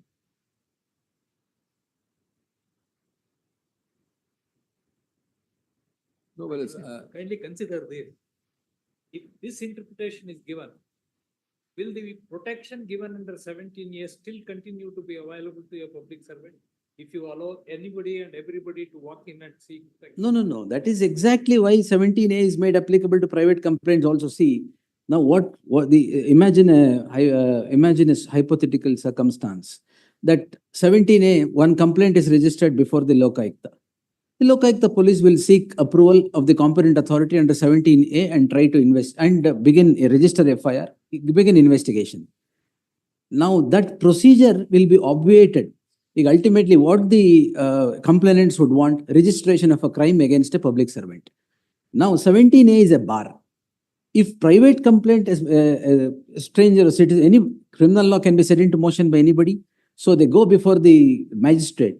register a complaint under under section 200 for various offences, including PC Act. Now, straight away, reference is made for it is referred to the Lokayukta. FIR is registered, investigation commences. Where is 17A? The very purpose of 17A is lost. That is the reason private complaint also. The other, this is of course, one of the, if I may say, the casus omissus possibly in the act also. Casus omissus, yes. That's not your lordship's problem, that's not my problem. that's Yes, your that is the problem. legislature. That's the. But is it possible to say that the 156.3 must come and then you go through 17A after that? Because 156.3 brings in the magistrate. And then well as the private complaint goes on. But then before you proceed further, the 17A approval comes. That's another way of looking at it. I'm just thinking. That can also be done. But prior to beginning of investigation against a public servant, 17A compliance is mandatory. That is what exactly I've said. Because what used to happen in so many cases is they don't go before the Lokayukta, they don't go before the police. You go Straight away register a private complaint. And once it is referred for investigation, the police have no jurisdiction except to register the crime. Qualifying 17A. So defying 17A. Fact, question of locus did not arrive either in Dr. No, locus is alien to criminal law, sir. A locus to apply. No, locus to apply is Arrive either in Dr. No. Ashok. Locus to apply would locus would become applicable to the person who wants the complaint to be registered. Now the police officer wants to investigate, he will seek. That is under the act. Now the complainant wants a private complaint to be registered against a public servant for offences under the PC Act, he will seek. So there is a problem. The only thing I can think of is that there is a 156.3 going to the magistrate and some procedure of 17A follows that. That's one way of looking at it, Wallace, but We'll try to harmonize in this case. anyway, your lordship is good, Wallace, because Yes. if 156.3 goes first and 17A follows, your lordship is having fidelity to both. That's what I was just trying to think out. But there may be some other problem I'm not able to think out immediately, Wallace. No, why I wrote that order was I'm trying to. Otherwise, 17A becomes. The lordship may consider this, that your lordships should preserve the primary filter of the police officer. One way of preserving it is to have the 17A cases in a private complaint go through the filter, of course, as it does through a 156.3, followed by the requirement to get a 17A. Well, accept that. Now, in a given case, 17A approval will be sought. For what? It may not proceed further. No, but Wallace, your lordship is only concerned with the approval being sought and going through a police officer's filter. It may That's not what. be Whether given it is the except police officer or the person who sets the criminal law into motion. Wallace, it can be with 156.3, there is some greater harmony as I see it here, Wallace. Any magistrate may order an investigation in Yes. 156.3. Order an investigation. But Wallace, if 17A has to have meaning, then why No, can't- now against a public servant also, a magistrate can order investigation. But then, exactly. But then, because he's a public servant, 17A should be there. exactly. That's exactly what I've written. But Wallace, after the entry of 156.3, 29.5. Wallace, I have tried to answer it somewhere lower down, Wallace, but let me just read through it. These are only two answers, Wallace. The harmony can be that your lordship does not render a 17A to be No, diluted. the language in 17A is no police officer shall commence inquiry, or investigation. Fair enough. All three covered. All three are covered. All three, no problem. No police officer can commence without prior approval under this provision by the competent authority. Technical sense, the magistrate. Who seeks the approval is not there in the statute. That is a separate matter, Wallace. Whether locus is not there, criminal law has locus or not, all that is separate. My point is, whoever it is, let's say assume a stranger is there. Your lordship gives a definitive role to the police officer. The first port of call is a magistrate who is not a police officer. He initiates or allows their filter of 156.3. The second port of call must be a 17A police officer. And then, Wallace, that man, if we say no, Now then the 150 locus ends. That Now 156.3, magistrate refers. Will the police officer who has been directed to conduct investigation wait for an approval from the competent authority? No, that's then one of the answer is clear. Once your lordship accepts that, answer is yes, he has to. Ah, Otherwise, well, that what's is the point of why- having 17A? Well, then your That lordship- is why to obviate that procedure of once referring the matter for investigation and registering the crime. So taking 17A approval for conduct of investigation. If a prior approval is already there, magistrate will refer it and the investigation will commence immediately. That will, Malas, That is what I understand, Malas, your lordship may consider harmonizing in this way because that means that the primary port of call of the police officer is ended or diluted. That is my problem. I'm trying to harmonize that part. In this other model I am giving your lordship, which is not fully thought out, maybe I can give a supplementary one-page note after thinking it out. It appears prima facie that your lordship does not violate any of the provisions of the statute. Because the outsider chap, Malas, goes to the magistrate, he gets some order. Yes. Then, Malas, it must fully satisfy the police officer who will say no. That's the end of the story as far as he's concerned with that point. No, he has no jurisdiction to say no once the magistrate refers the matter for investigation. The investigating agency cannot say, I will not investigate. That's the point. That is why that protective layer should Right, spring no, my lord, prior right. to the complaint. Therefore, your lordship judgment will have to say that the 156.3 order cannot violate a 17A order. Your lordship will have to say that a 156.3 order must then thereafter Cannot violate a 17A order. not True. cannot violate. Must not, Malas, override a 17A order coming later. The 153 will say, I'm referring it, but this part will be done first, 17A. PCA. Because this was, in fact, the more PC we Act, of discuss course, it, yes. it's becoming partly clearer. Your lordship is having a limited class. It is not except outside the PC Act and public servant. For that limited class, suppose the magistrate says, he will not say it generally, he will only say it under your lordship's orders. Otherwise, High Court has to lay down the law.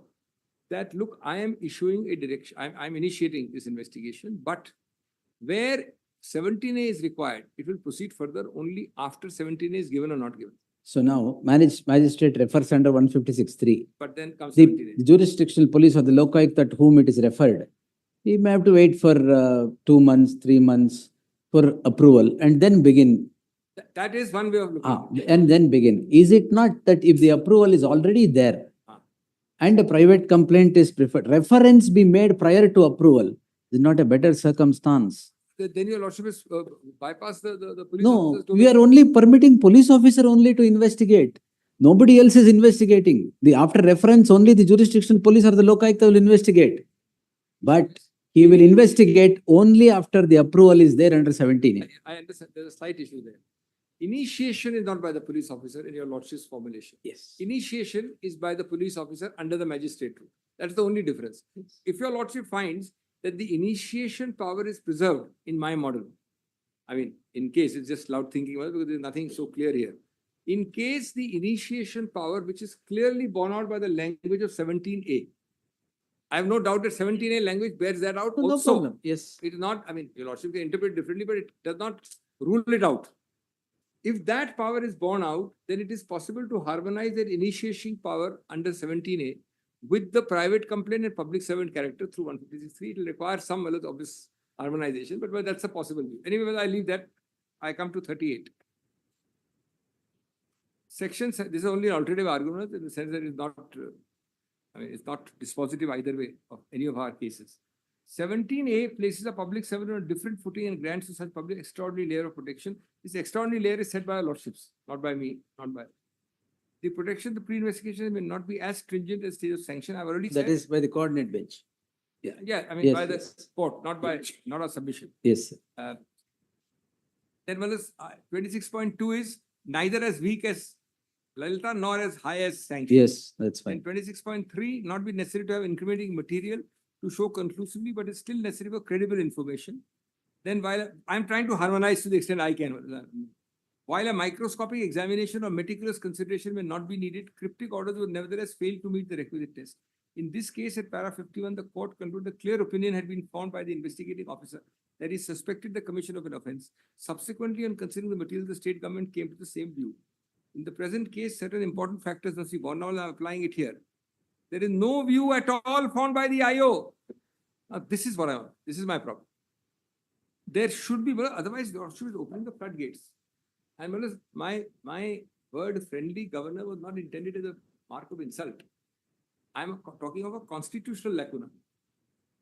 If this 27.1 is accepted by your lordships against me, it's my submission, but if it is accepted against me, then your lordship is allowing this friendly governor or a opposite political color state government.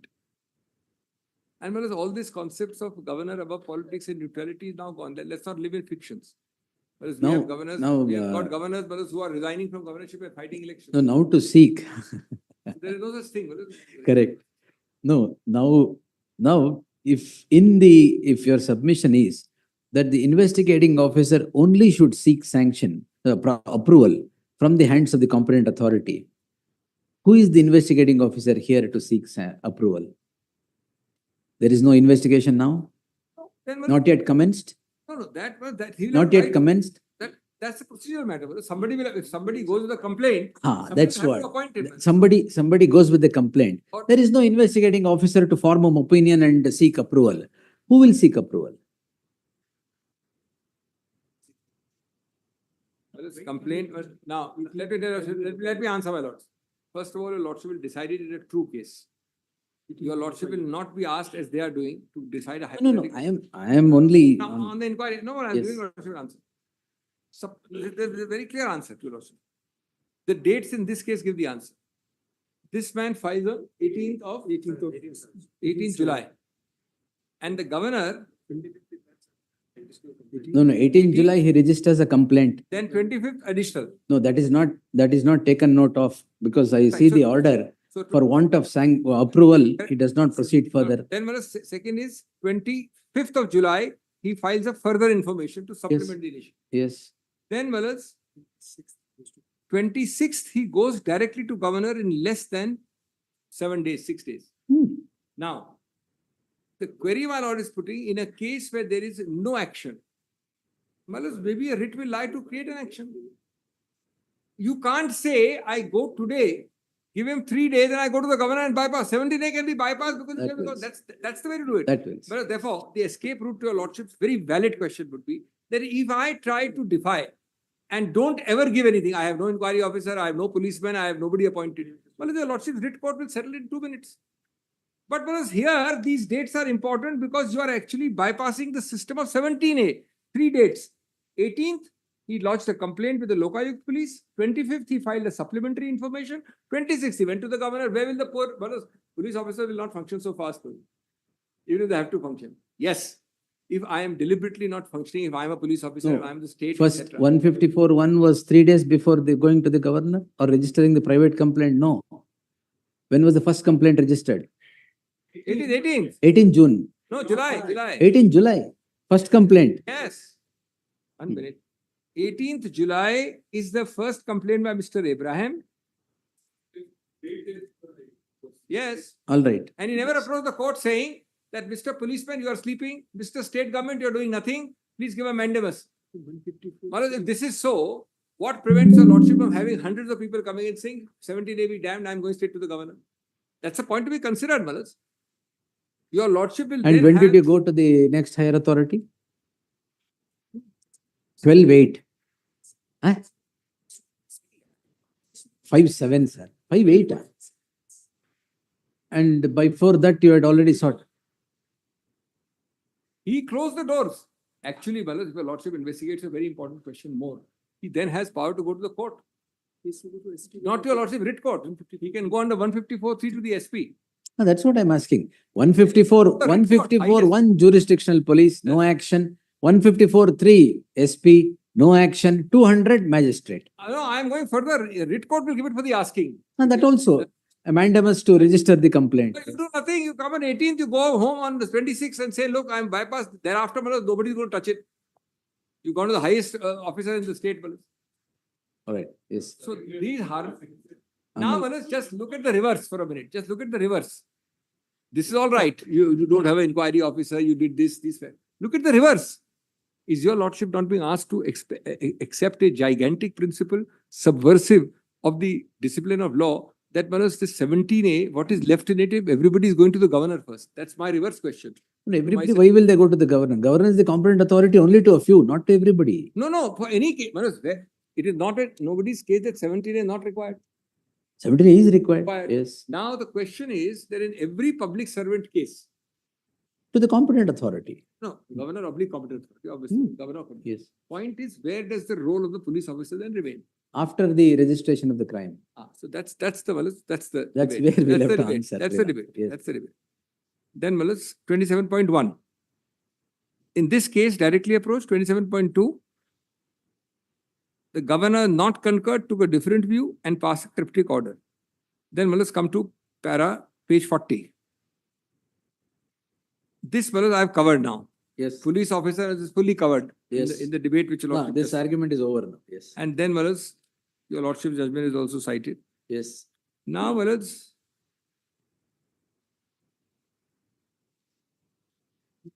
para 29 is really a para about this act. It's a point I'm keeping alive. I'm not Yes. it's a point I've fully said there. Not by any remote stretch shown to be part of the discharge of my official duties. That's the That is, that's it. now we have come to the crux.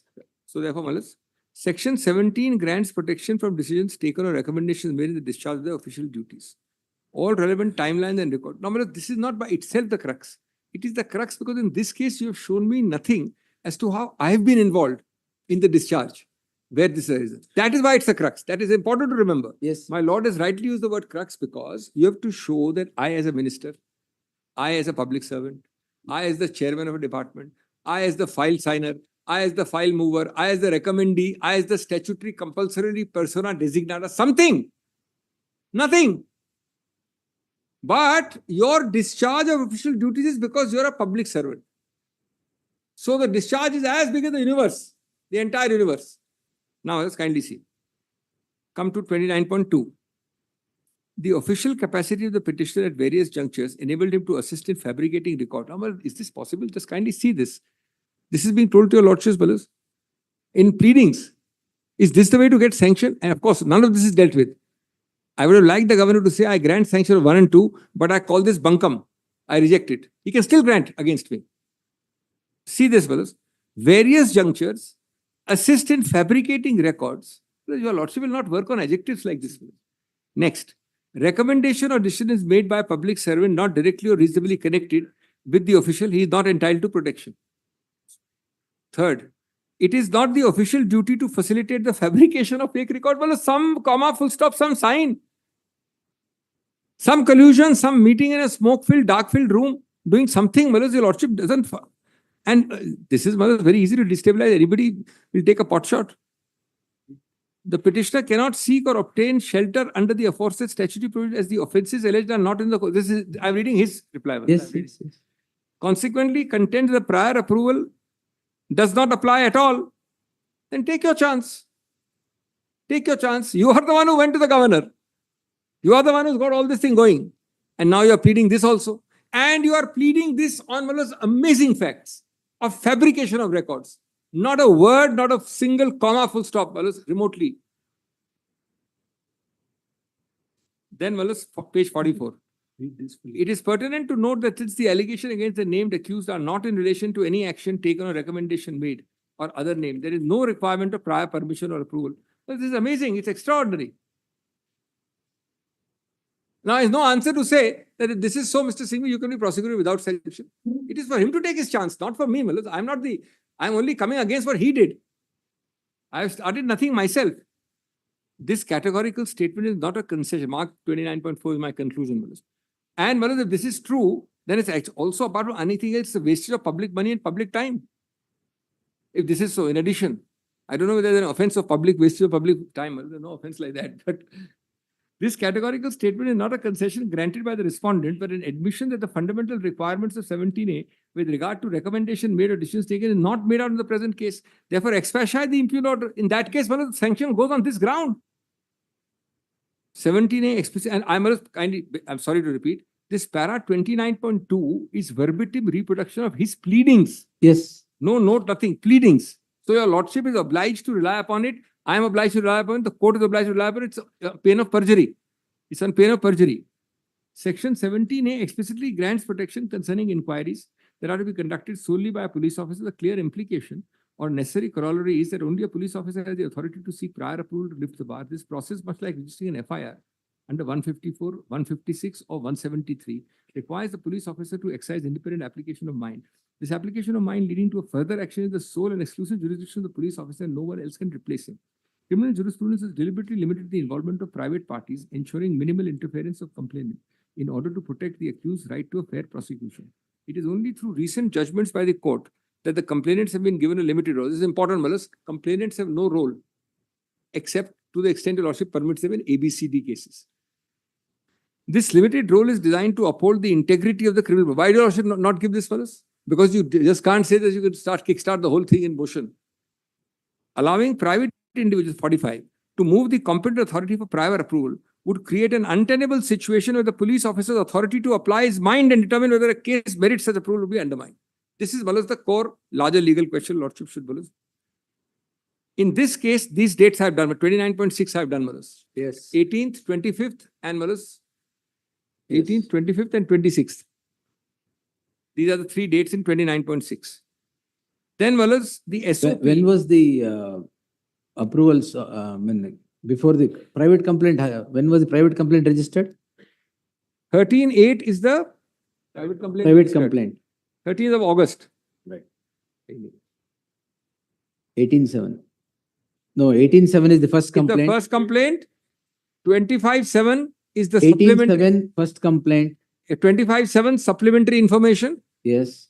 26.7 approaches the governor directly.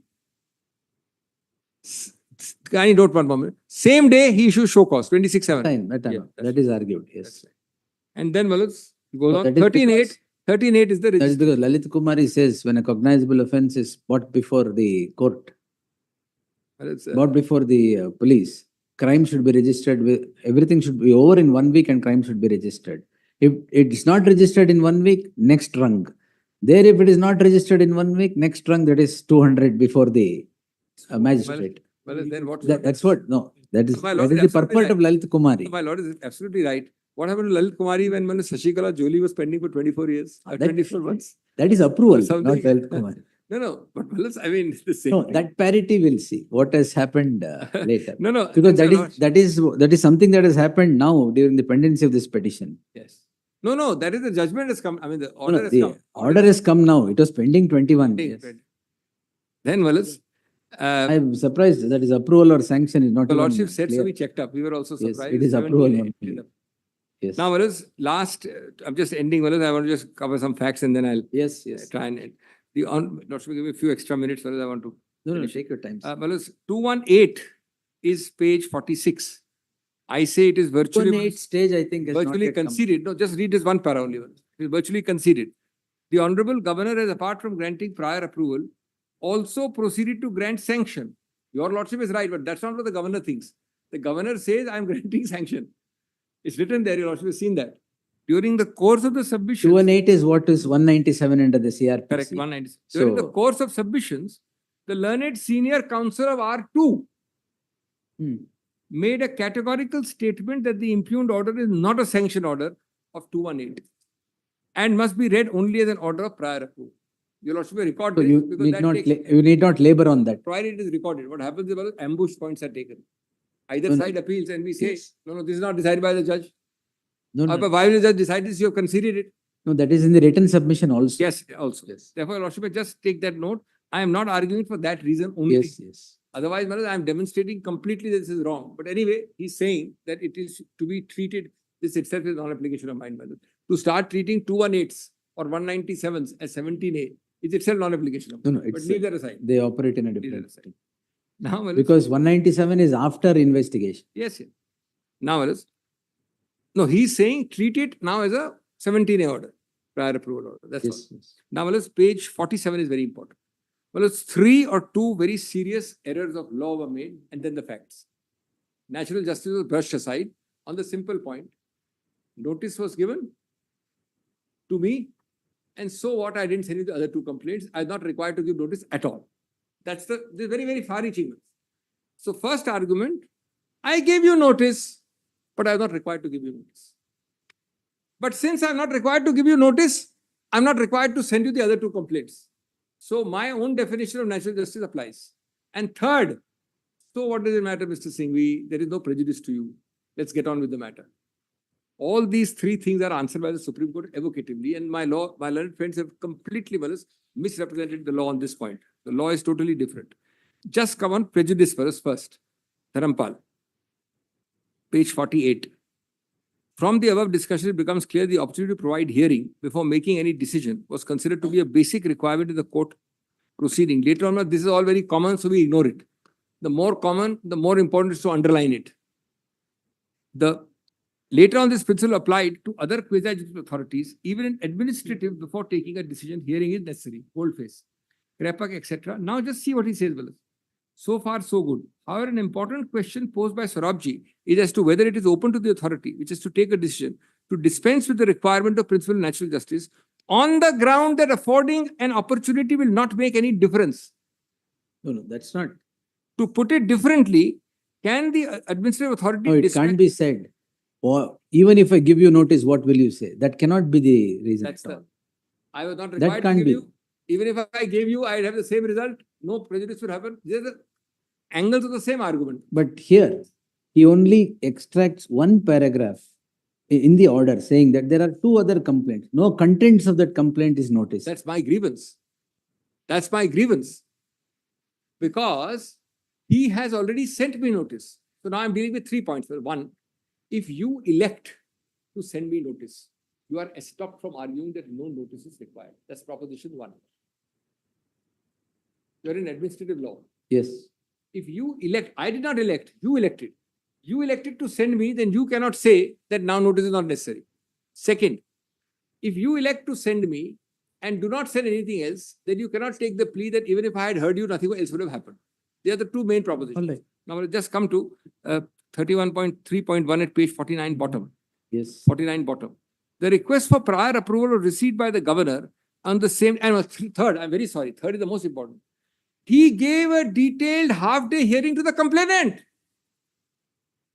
It can't be brushed aside by saying criminal law. I can hear whom I like. He heard the criminal law complainant. He gave me notice. Then he did not give me the notice for the other two and then said no prejudice. That's the fourth. Let's put them all together and whatever the conclusion is. The request for prior approval received by the governor on the same day a detailed hearing is granted to the person seeking. Same day, the governor further finds a prima facie view on this meeting alone and proceeds to issue show cause. Such view was formed despite the fact that documentation was mostly in Kannada. The detailed set of the governor is obviously not Kannada. So very detailed. 200 pages. I have seen, my learned friend has seen is all Kannada. Obviously, he didn't learn Kannada overnight. He says prima facie case made against him. Prima facie case. No, these are important. If you are doing this application of mind, Yes. what if mind can't apply in a language you don't understand? What application of mind in a language you don't understand with this? The detailed set of documents provided by the third is in Kannada. Application by fourth is in Kannada. Fifth respondent is not even on file. The Honorable Governor, as can be seen from the response to the RTI, admits that he needed an English translation. He writes the file to proceed with the other application for prior approval. Aid and advice of other officers. Yes, for the others. But in the present case, Kannada seems to be the chosen language. This is in the other cases. Here, on the same day, on 26th July, he proceeds. Yes. In the present case, English translations were done by the governor's office is not borne out from the records. Whereas in the other cases, investigating agencies are directed to file translations. There's an order noting. Now, this is the direct proof. Well, this matter, this particular order must be set aside. Whatever order he has to pass, etc., is a different matter. The Honorable Governor, on the basis of petition accompanied by more than 100 pages in Kannada, come to the conclusion that the allegation is serious nature and prima facie need action. Also notices that complaint is filed to the Lokaयुkt police. It is rather surprising and ironical that the Honorable Governor, unable to read and decipher Kannada, is also able to digest documents of hundreds of pages, etc., etc., and issues notice immediately. There is undue and inexplicable haste.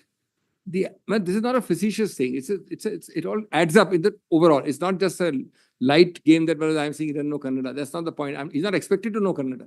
I'm not suggesting a lordship. In fact, in the old days, there used to be a bar that you're not, even today is a bar. You can't be from the same state if you're a governor. The application for prior approval. It's all right. How can you interfere? Yes, I am aware of that. The application for prior approval sanction is received by the Honorable Governor. Addendum is on 26th. Addendum is also received same day. Let us kindly see page 51. Opportunity of detailed hearing of 3 hours is provided. And by 10:30 on the same day in the night, 10:30 p.m., a show causes notice issued.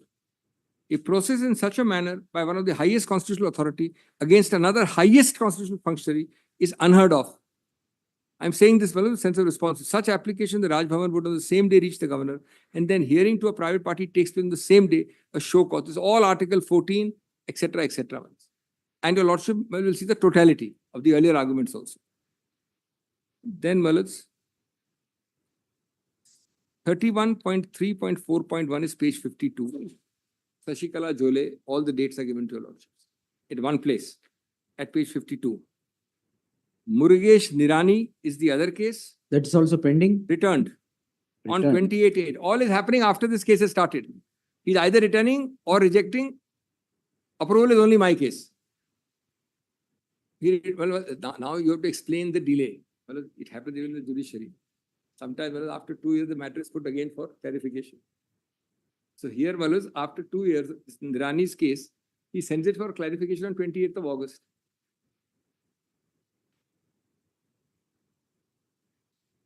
Then, same thing about H.D. Kumaraswamy, returned to the requesting authority. Then, it is very clear the dates are all after the hearing of this matter has started or after this matter has become a dispute. Not hearing started, but dispute. Then, application of 13th of May submitted for sanction was returned by the governor in June 2024. On 21/8, investigation replied. On 28/8, the application was returned for English translation. Well, by the way, each of these, that is page 52, all the cases except Shashikala, page 53, all the cases are returned after they come back from the clarification, further returned for translation. Well, I hope I'm clear. Take, for example, 53. My case, the same day, the night, same thing. Now, let us see this ground. This is very, very important, 53. In Shashikala, he does exactly what I've been laboring the whole day today. He did not do in my case. That is quoted. It is quoted once. He has given, I'm not saying it's right. I'm not saying who will challenge, not challenge, what your Lordship will decide. But is it anything your Lordship found? Just glance at it. Any word similar in my case? Please. In the Chief Secretary in his report says on 23rd of March, no proposal for grant of any tender. In such circumstance, the question of asking for a bribe does not arise. This is what I wanted, Malas. This is the meaning. Your Lordship is asking me what the review judicial. This is judicial review. We don't need. Wait, sir. I'll get back to you. Wait. Yes. In order to attract the provision of 730, there must be a receipt for the bribe amount. The mere statement one was paid 25 lakhs paid, whether he received the amount is not clearly disclosed. For sanction on inquiry necessary to prove the demand of illegal gratification. So, Malas, he's doing the ingredients of POCA. He's writing. And then, Malas, he says, hence I find now. 20. Then, Malas, para. 20 is read, it's already read. Then, Malas, 55. I will skip till 59 because I want to take a Lordship's 10 minutes on that dates. 55 to 59 are largely dates, fellas. Your Lordship may just give me and then I'll come back to it because the matter ends at 62, but just come to 63. Just come to 63. List Now, of dates. Yeah, they just note on the side. Yes. All these documents are in the writ or filed by them. Number 2, I have not gone into it. My learned friends have gone into it meticulously in the arguments. Half the argument, 3/4 of the argument, Mr. Maninder Singh was on these facts. 3/4. And others. But I want to now show the true facts. And what I've done in the table is document 1, document 2 I put on the left side. Lordship's got 63. Yes, yes. I made one compilation of all. They're already there in the writ or elsewhere. There are 4 new documents. One is Shashikala Jole, which is not a new document, subsequent development. One is the plan, which is all are mentioned. Apart from Jole, each and every one is mentioned both in my petition and in the cabinet sanction or denial of sanction. All right. All mentioned. Now just see the startling consequences very quickly. Malas, 92, your Lordship has a notification. Then Malas, the old fellow, the earlier owner is Malas Devaraju in item 4. When I say 4, I mean document 4. So, Devaraju is the owner? Then owner. was not there a relinquishment in favor of one Cheluraya or something? Mailaraya. How did Devaraj become the owner? No. That is much. 1945. Subsequent to that, a release deed in Hmm. favor of Devaraju. Where is the release deed in Yes, favor yes, of Devaraj? give me the page. Is it on record? It is mentioned. No, where is the, and the averment in the writ? And the averment in the writ. No, since you are replying on facts. No, it's very Should important. be clear. Very important, very important. It's 10th of April, 1993. Yes, 10th of Rangnath. 10,493. ನೀವು ಹಾಕಿರೋದ್ರಲ್ಲಿ there is one relinquishment deed in favor of one Mailaraya or something. Yes. Now, It was 1935. It was 1935. Let us see. The date of the writ. There one thing say one thing. Rationality was 1935 from the same family. What the date? 10/4/93. 10,493 is well as in the documents file. Give the file to my lord. Page 11. We gave it in the morning. Page 11. 11 to It is release the land in favor of Devaraj, is it? Yes. Yeah. This is, we are talking of 93. Huh.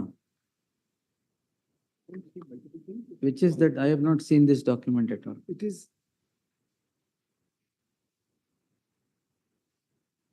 Where is it in the Uh, original? Yes, Right. Rangnath, you have not produced this? No, which is this 10/4/93 document? No, this is produced now, Malaz. It's produced. Now it's not a part of the record. No, nim record allu ಹಾಕಿಲ್ವಾ ಅದು? It is recorded in the writ. It is recorded in the cabinet thing, but document is this. Cabinet, Where is that document? this one, page It 11. is given in the morning. That bunch we given once. In the morning. we All gave- of it is in the writ or the cabinet decision. This bunch. Kindly give the bunch. No? All right. No, morning. Just show the bunch. ಬೆಳಿಗ್ಗೆ ಒಂದು documents ಕೊಟ್ಟಿದ್ದಾರೆ. ಹಾ. This document mentions in the writ. It is not in the. It is mentioned in both Malaz, my reply to the governor and in the cabinet decision. Yes. Now, Malaz, kindly come to, I obviously can't read it. No, that And document number 3. 4, I think. 4 is it? 4. No, in Three, this three, you three. say document number 3, 10/4/1993. Document 3. ಭೌತಿಕಾತ. Well, just for fun, we have made serial number 4. Foolish, well, to make it. It's all right. ಭೌತಿಕಾತ ಒಬ್ರಿಗೆ ಹೆಂಗ್ ಹೋಗುತ್ತೆ? ನಿಂಗ is no more ನಿಜ. 3 ಮಕ್ಕಳು. ಭೌತಿಕಾತ ಆದ್ರೆ ಒಬ್ರಿಗೆ ಹೆಂಗ್ ಹೋಗುತ್ತೆ? Memo. Surviving 3 brothers. Let's see. Yes. Right, All right. Malaz? Yes. Now, kindly go ahead. Then, Malaz, this Devaraju makes an application in document number 4 for Malaz deletion. Yes. Then, Malaz, a resolution is passed in. Well, look at this person who is trying to grab all this and is so corrupt. We're talking of 93, 97. That itself, Malaz, and a person comes today, I'll read that para about the antecedents of those who have come now. Keep that para ready. Keep it out. Document 5 passes a resolution that they can be excluded in 97. Then, Malaz, notification is issued. Now the Commissioner MUDA recommends for release. Yes. General award is passed in document 8. Denotification is again recommended to 9. It was made to sound like a huge conspiracy that there is no denotification at all. These are all Malaz. No, denotification is there. Assume it is wrong. This is a government process going on. It is not something which I am the minister in charge or is done for me or not for others. Then Malaz 10. Denotification is issued under 48. The Roshi was specifically told, where is 48? This is no 48. This is all false 48. I was there, Malaz. It was 48 was just brushed aside as some kind of thing.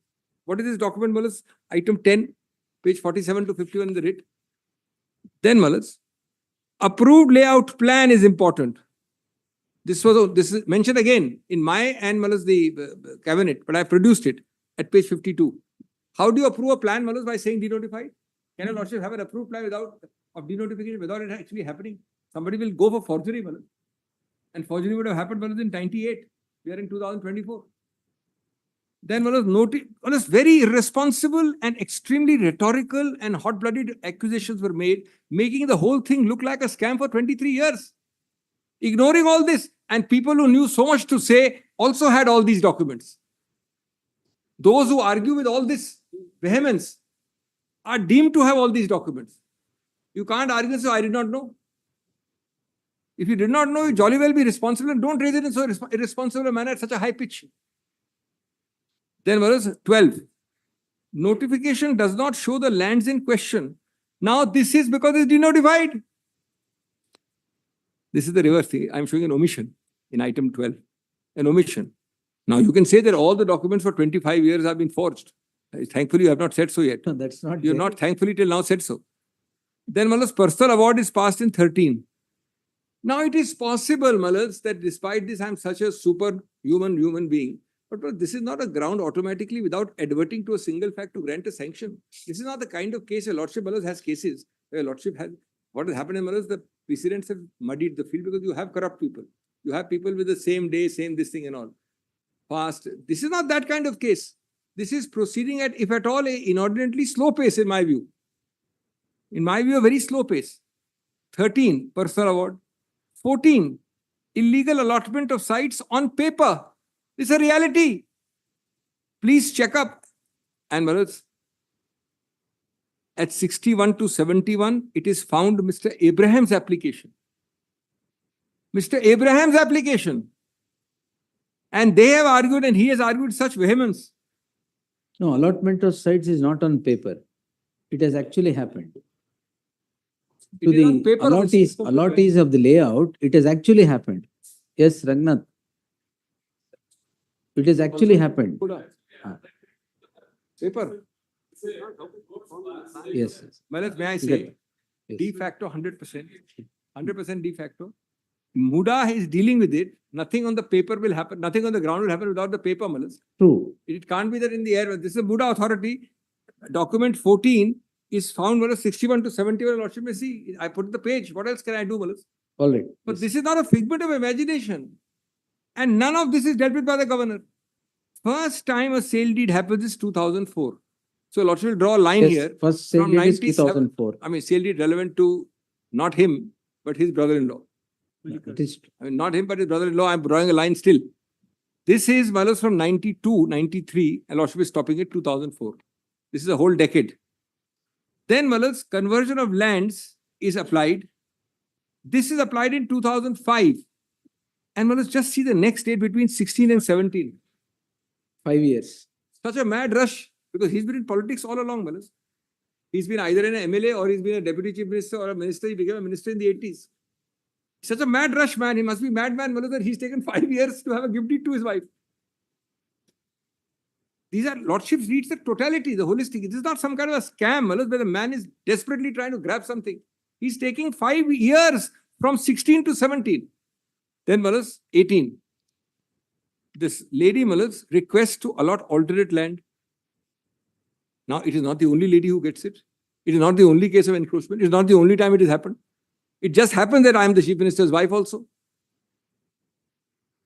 Then Malas, 19. Proceedings of the meeting where the application is discussed and decided as follows. This is Malas, 90 to 94. This, Lordship, just note that. That thing your Lordship asked me. Just note on the side. Yes. My son is officially ex officio, Malas, all MLAs. I've checked. Yes, all of them. So Not that is only. one. I'm No, not no, saying no, that no, it's no. only I- yours. My Lord asked a neutral question. I'm giving the facts only. I'm also giving a neutral As an ex officio member of MUDA, being All an MLAs. MLA of the constituency, you had participated in those deliberations which decided to allot alternate sites. Is Number the two, no, but there's something more interesting. Malas. The minutes of the resolution of that meeting are fascinating. They are in the relevant, the same volume, page 96. All the people, including MLAs who participated, Yes. contributed. Yes. This man did not say a word. It's all right. No, Yes. I'm just saying there's no participation. Yes, He's sitting, yes. he's attending. There's no participation in decision making. None. None. I'm not- And this complaint is against me. No, the complaint is against you. Yes. That's all right. And fourthly, that person, my son, is not made a accused. Now, Malas, if it is private, Yes, all right. right. Now, Malas, very well. Now, Malas, today, if Malas, I am to be culpable because of this one incident of 19, which is happening in 17, when Malas, this event happens, then Malas, your Lordship will see the totality also. That's the point. No, their allegation is the beneficiary is the roof. I understand. Malas. This is the allegation is much The more. roof of the chief This minister. son came now, Malas. The allegation is that this is happening from last, all the decisions, this denotification is the allegation. The encroachment is the allegation. No son, no father, nothing but it's the allegation. This is only the malice consequential decision which is coming up now. That act has happened. It's an earlier. allegation, not a conclusion. It's an allegation. Now, my first point is, have you dealt with it anywhere in your order, Mr. Governor? That will, yes. Have you then shown that is there any connection with me in a manner which can be credible? Have you addressed it? There is a whole para which addresses it in the cabinet decision. Yes. Have you then dealt with that para and said this is wrong because of 1, 2, 3, 4? That I will answer. This is the. And then, malice, then of course, willingness given. Now come to malice document number 23. No, Can I just- sorry, before that. No. 20 onwards, malice. 20 on. onwards is very important. Just draw second line at 20. That is 14, 11, 19. I am in the opposition. But should I put that line there? Item 20. No, yes. Now, then, malice, the principal government department writes to MUDA to take a decision at their level. Proceedings of the meeting of MUDA where it decided to give 50% of developed area as compensation. Willingness given by not me, but by malice, 14 or 15 other people across the state, or where not across the state, in the relevant areas. Then malice, relinquishment deed, etc., the last 4 minutes. Now, malice, the last part is come to malice, the submissions at page 55. Come to 55, the submission, I am done, malice. So, malice, there has to be a proportionality for this one meeting and most of the time outside of the power. If you are going to go that far, then malice, totality doesn't justify. You have not dealt with the administrative law aspects. You told me to remind about RT's antecedents. Then, malice, come to para 32 of my note, page 55. 55. Yes.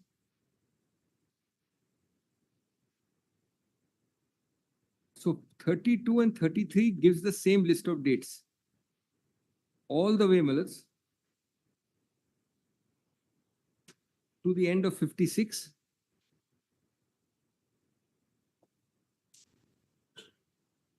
Come to 57 top. The denotification is not specific to the subject lands, extended to other lands. No, it is, denotification is not only this land, it is something else. A denotification happens to the adjacent land, that is also there on record. 19 is what I've said, Malos, at page 57, 19 What is examples. this survey number denotified? 464. 462. 4? 462 now. 462. One person. 464. 462 or 464? 462 and 464. 462. 19 in the top. Now 19 other is important, Malos, at page 57. No, all that is there. Yes. Then, Malos, just note that these are impressions given to your lordship in the prejudice part of the argument. Therefore, I'm just very quickly clearing them. Now, Malos, 33.3.1. The notification does not, under 16.2, does not cover the lands in question, and the lands were therefore excluded. This notification is 33.3.1, Malos, of my note. No Panchnama, no inquest report, no memorandum, no sufficient documentation as required under Indore Development Authority regarding taking over of possession. Your lordship is told taking over of possession. Then, Malas, now, this para 33.5 I have put in boldface. And just see it for a minute. Allegations questioning title are based on suppression of the crucial family settlement. Now, Malas, you are questioning my title. Inside my family, there is no dispute. It's a family settlement at para 33.5. Number is given. Register is given. There is no jhagda, but Malas, somebody else is No, questioning. that's not the submission also. Then, Malas, that other writ, Malas, is identical for this reason. That's very important, Malas, to remove that impression. Where, Malas, the matter was not proceeded with and the land was released. Which one, sir? Other writ was said that we have suppressed the writ number and all that. Siddaramaiah. Sundarama's case. Sundarama's case is only cited for the point that another case where actually acquisition was not Oh, continued. that Justice Bhajantri's order. Yes. Yes. It is not continued. So also in my case, acquisition is Just not one continued. second. Just 5 minutes more. Just one. So 61 is very important. 50-50 benefit taken by hundreds of people. It is not just me who's got it. 61, we have made a chart. The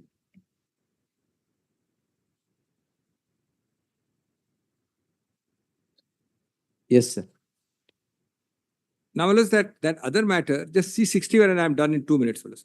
61 is a list, this is important. I put a chart. Yes. And This there- MUDA, look at what it did for an overall policy, fellows. Look at the number of sites, fellows. 50-50 ratio. This can't be, fellows, any kind of an individual case, fellows. Then sanctioned without land acquisition, 570. First one is without compensation, 358. Without acquisition, 570. Yes. Then prior to the date, 99. After the date of 5/1/22, 835. This is completely, well, to particularize it as if some kind of conspiracy by an interested party is wrong. This is an all Karnataka thing. Then, well, Sundarama is important because, just note one thing, 33.8.3, which is at page 61. There 61. is no distinction between the case. That was what was thought to be said. There is a vital distinction. There is none. Where land acquisition is not initiated, and a case where land acquisition is initiated, but the land is later denotified. That was the example being given. We have given an analogy. We are not saying we are that case. We were saying that land acquisition was in the process, was not initiated then. Mine was the case initiated but withdrawn. So the result is the same. There is no distinction. Lastly, just note my writ para, page 31. Page 31. This also Of the writ petition? No, of this. 31, yes, in Sub- the main writ petition. Yes, it means it. Main writ petition. 1, 2, 3, 5, 6. Krishna, you said repeated the part. Yes. Page? Well, it is also important for such matters. It is not that it is a rule of law, but the sanctioning authority gets a feel of the case. It is not that everybody on malice will come and start doing this. Frivolous, vexatious, or dubious antecedent people should never be encouraged because this is a much larger repercussion. You are protecting public servant anyway. Here you are protecting a public servant against fellows dubious people of dubious antecedents with fellows frivolous, vexatious objectives. What's dubious? Yeah, come. 31. 31. No, who's dubious here? This particular person was 631. Page 31. When you're reading the paragraphs, the credit, no. Oh, antecedents of respondent number 3. This is one example. Let me. Mr. Abraham is a crucial factor. He is a habitual litigant, well-documented history of engaging in blackmail, extortion, and the misuse of legal processes. No, I would put it this way. Yes, it may be. A whistleblower will always face these problems. Provided he doesn't have, a whistleblower need not have an antecedent thing. This is not No, this any 25. any whistleblower will always face this problem. Correct. Will the Supreme Court impose 25 lakhs cost on a whistle? There can be whistleblowers him? without this. On Next him? sentence, please All read, right, Wallace. yes. Not We'll a- see. Yes. He is a habitual, I have put words here, Wallace, advisedly. He is habitual litigant with a well-documented history of engaging in blackmail, extortion, and misuse. His conduct has been repeatedly condemned by various courts. Supreme Court imposed a cost of 25 lakhs in SLP. 25 lakhs is not given in 2017 in even 1 or 2 cases for abusing PIL. In addition to the history of vexatious, respondent has been involved in criminal activity. But your lordship is a judge who takes a holistic view. Ultimately, judges have to take holistic view. FIR registered in 2023 for offences including, can't you have whistleblower without all this, fellas? Extortion, outraging the modesty of a woman, criminal intimidation under sections 384, 506. Complaint filed by Sudha, a government official, alleges that Abraham attempted to blackmail and 384 is intimidate. not outraging modesty of woman. What is the Oh, that section? matter. 384 is extortion. 384 is extortion. All right, yes. The complaint filed by Sudha, government official, attempted to blackmail these serious Sir, criminal antecedents Uh, evident if, that sir, he lacks. if we can do this, you give me 5 minutes, I'll resume. Whatever it is, I'm going to complete this today. I have in fact finished. Policy. Yes, sir. I'll get back in 5 minutes. Certainly, Yes. certainly.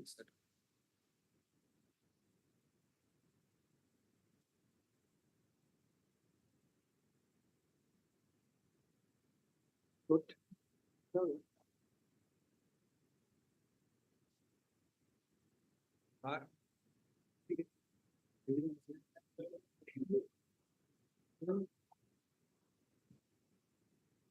Sorry?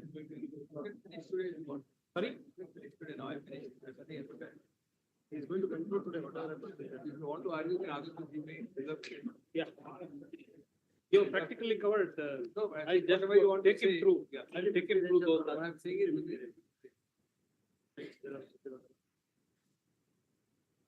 Both of Anything else?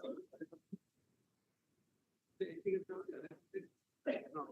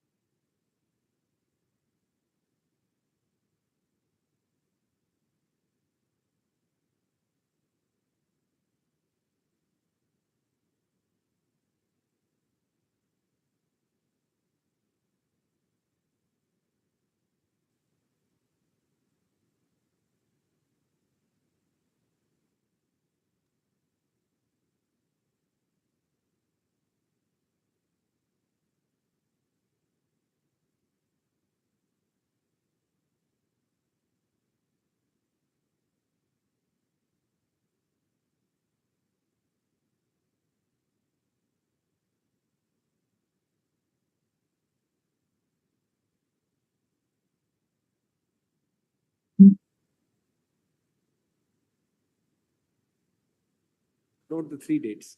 Well, it's the post-coalition true opposition government came on 26 July 19. Just note the 3 dates. Whereas there was in between small coalition period. Then whereas the government of the current central government ruling party came on 26 July 2019. Well, it's the official principal secretary level decision to say that MUDA will take a decision at their level, entirely delegating to MUDA, is published on 14/11/19. That is 5 months after the BJP government had come. All right. 14/11/19. And finally, the MUDA acting under that government mandate of a different government on 20th November 2020 decided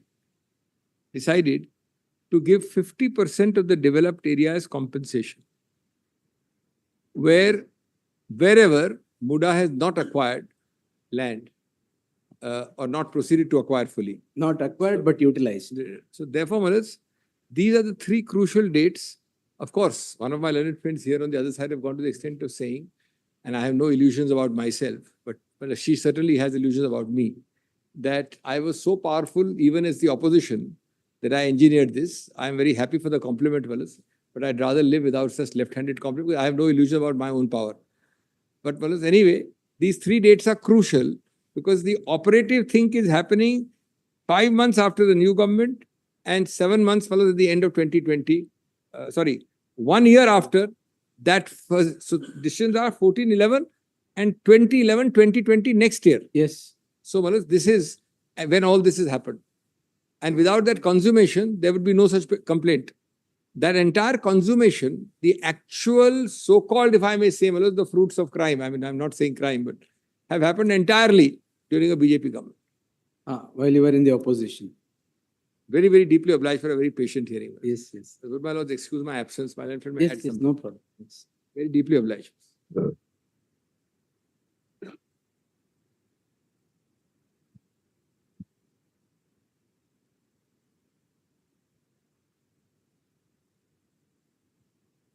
Yes.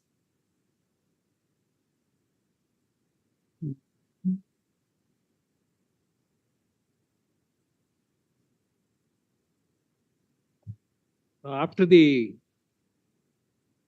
argument started,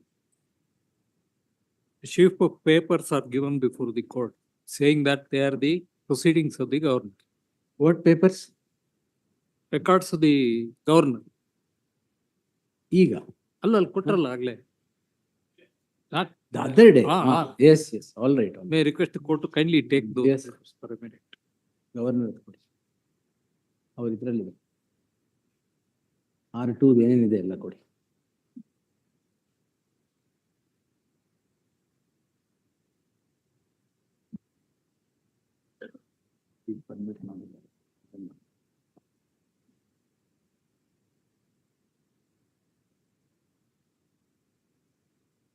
Take this.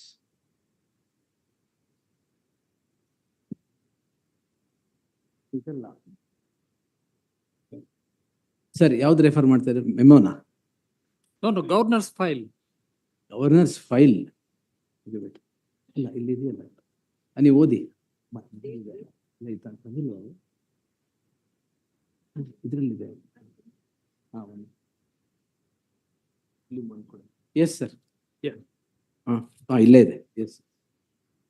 Sir, kindly come to page 3, yes. paragraph 8. S.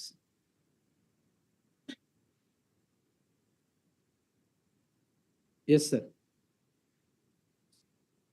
This is the first order passed by His Excellency, the Governor. I have heard Sri T.J. Abraham Yes. in person, Hmm. gone through the petition and supporting documents submitted by him. Prima facie, I am of the view there might be irregularities and misuse of power. Kindly mark the words. Yes, there may be. There may be irregularities and misuse of power. Hence, issue show cause notice to Sri Siddaramaiah. I'll refer to the show cause notice, what it is. So Yes. this is the first signature in the file Yes. on 26/7. Yes. Now kindly come to the next signature, page 5. Mm. Same day, Mm. this is to send the notice. Yes. Draft copy was approved. It is being sent. Then,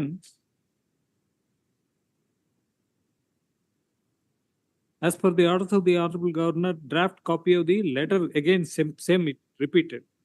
Mm. Page 7. Mm. So Yes. this is the first sign of application of mine, put up along with comparative statements of petitions. Yes. Because there were other complaints. Comparative statements of petitions, Chief Minister's reply, and Cabinet decision. Yes. So this is the first direction. Yes. Now thereafterwards, His Excellency passes another order on 14/8. Yes. Peruse the file, Yes. discuss the issues, Mm. hence resubmit the file along with notes, analysis, points as dictated, based on the comparative statement and available documents and petition. So this is on 14/8. Now thereafterwards, the final order comes. So these are the only deliberations of His Excellency. Now what I want to show is, kindly come to para 25. Now this is a file built up on the representation of or the application of Mr. T.J. Abraham, Yes, Abraham. which was filed on 26/7. Yes. Kindly come to page 9. All right. There is a reference to 3 petitions. Yes. Item number 3 is a petition from Siddaramaiah Krishna, That is the fourth respondent. dated 5/7. Hmm. I want to know where is that file? Why it is not placed before the court? So it is in the original file. No, it Not has, there in the original file. All right. Yes. anyway, it is not given to us. No, original file is not given. Only the. ಅಲ್ಲಲ್ಲ ಕಾಪಿನೂ ಕೊಟ್ಟಿಲ್ಲ. No, what I want to tell the court is, ಅಷ್ಟು ಪ್ರೀತಿಯಿಂದ Abraham ಕರೆದು ಕುಂಡ್ರಿಸ್ಕೊಂಡು 90 ನಿಮಿಷ ಮಾತಾಡಿದ್ದಾರೆ. ಸ್ನೇಹಮಯಿ ಕೃಷ್ಣನ್ ಪಾಡೇನಪ್ಪ ಅಂತ ಅವ್ರನ್ನೇನಾದ್ರು ಕರೆದಿದ್ರ, ಅವ್ರನ್ನ ಮಾತಾಡಿದ್ರ, ಐ ಥಿಂಕ್ ಮೈ ಲರ್ನೆಡ್ ಫಿಲ್ she will not interfere with my submission. All right. Wait. 5/7/2024. That is the first application given. What is the deliberation of His Excellency on that petition? Is a file opened at all? If so, what are the orders passed? Why notice was not issued in that first petition that was filed before? So is the case with Pradeep Kumar, The fifth respondent. fifth respondent. So this is one issue which needs to be addressed. Now, be that as it may, kindly come to the order that was dictated By the governor. by the governor. Yes. That is what Yes. the that is note what- says. Yes. Governor doesn't say this is the order. No, notes. We have to infer that this must be the order. Dictated. Dictated. Now, para 27 onwards Is the dictation. is the supposed dictation. Kindly come to. So the first one are all in the nature of preamble. What happened? Para 30 deals with Council of Ministers and the contents of the cabinet Yes. advice. I'll not trouble the court with the text of it because it only extracts what the cabinet has advised. Kindly come to para 31. Hmm. In view of the averments made in the aforementioned petitions, seeking grant of sanction for prosecution and the materials in support of the same, the subsequent issuance of show cause notice dated 26/7/2024, Hmm. reply to the show cause notice by Sri Siddaramaiah, Honorable Chief Minister, legal opinion of the learned Advocate General, and the decision of the Council of Ministers dated 1/8, I am of the opinion that in exercise of my powers under Article 163(1) of the Constitution of India, considering the aforesaid materials placed before me, and the facts and circumstances present of the present matter. As a matter of propriety, I shall exercise my discretion. So this is where His Excellency comes to the conclusion that he will exercise his own independent. That is because he concludes that the decision of the cabinet, decision of the Council of Ministers is irrational. No. Previous paragraph, there is no such thing. Court, Allah, the order. Allah, I bow down to Allah. We can't disjoint the order from the note. All right. Order is a product of this. I will also demonstrate how it is a product of this very note. Yes. Because the order by itself does not contain any. No, order does not contain, but the order does contain the words. I decided to exercise discretion on the score that the Council of Ministers' decision is irrational. If I may say so, the order is a very interesting order. No, page 44 of the petition, the order says. ಅಲ್ಲ ಅದನ್ನ I'll deal with it. ನನ್ಗೊಂದು ಕತೆ ಜ್ಞಾಪಕ ಬರುತ್ತೆ. ಒಬ್ಬ ಭಕ್ತ ಅವನು ವೈಕುಂಠಕ್ಕೆ ಹೋಗ್ಬೇಕು ಕೈಲಾಸಕ್ಕೆ ಹೋಗ್ಬೇಕು ಅಂತ ಡಿಸೈಡ್ ಮಾಡ. ಈ decides to go to Kailasa, ಶಿವನ ಹತ್ರ ಹೋಗ್ಬೇಕು ಅಂತ. ಹರಿಗೆ ನಾನು ಪೂಜೆ ಮಾಡಿದ್ರೆ ನಾನು ವೈಕುಂಠಕ್ಕೆ ಹೋಗ್ಬಿಡ್ತೇನೆ ಅಂತ 2 ಲೋಲಾಕ್ ಕಟ್ಕೋತಾನೆ.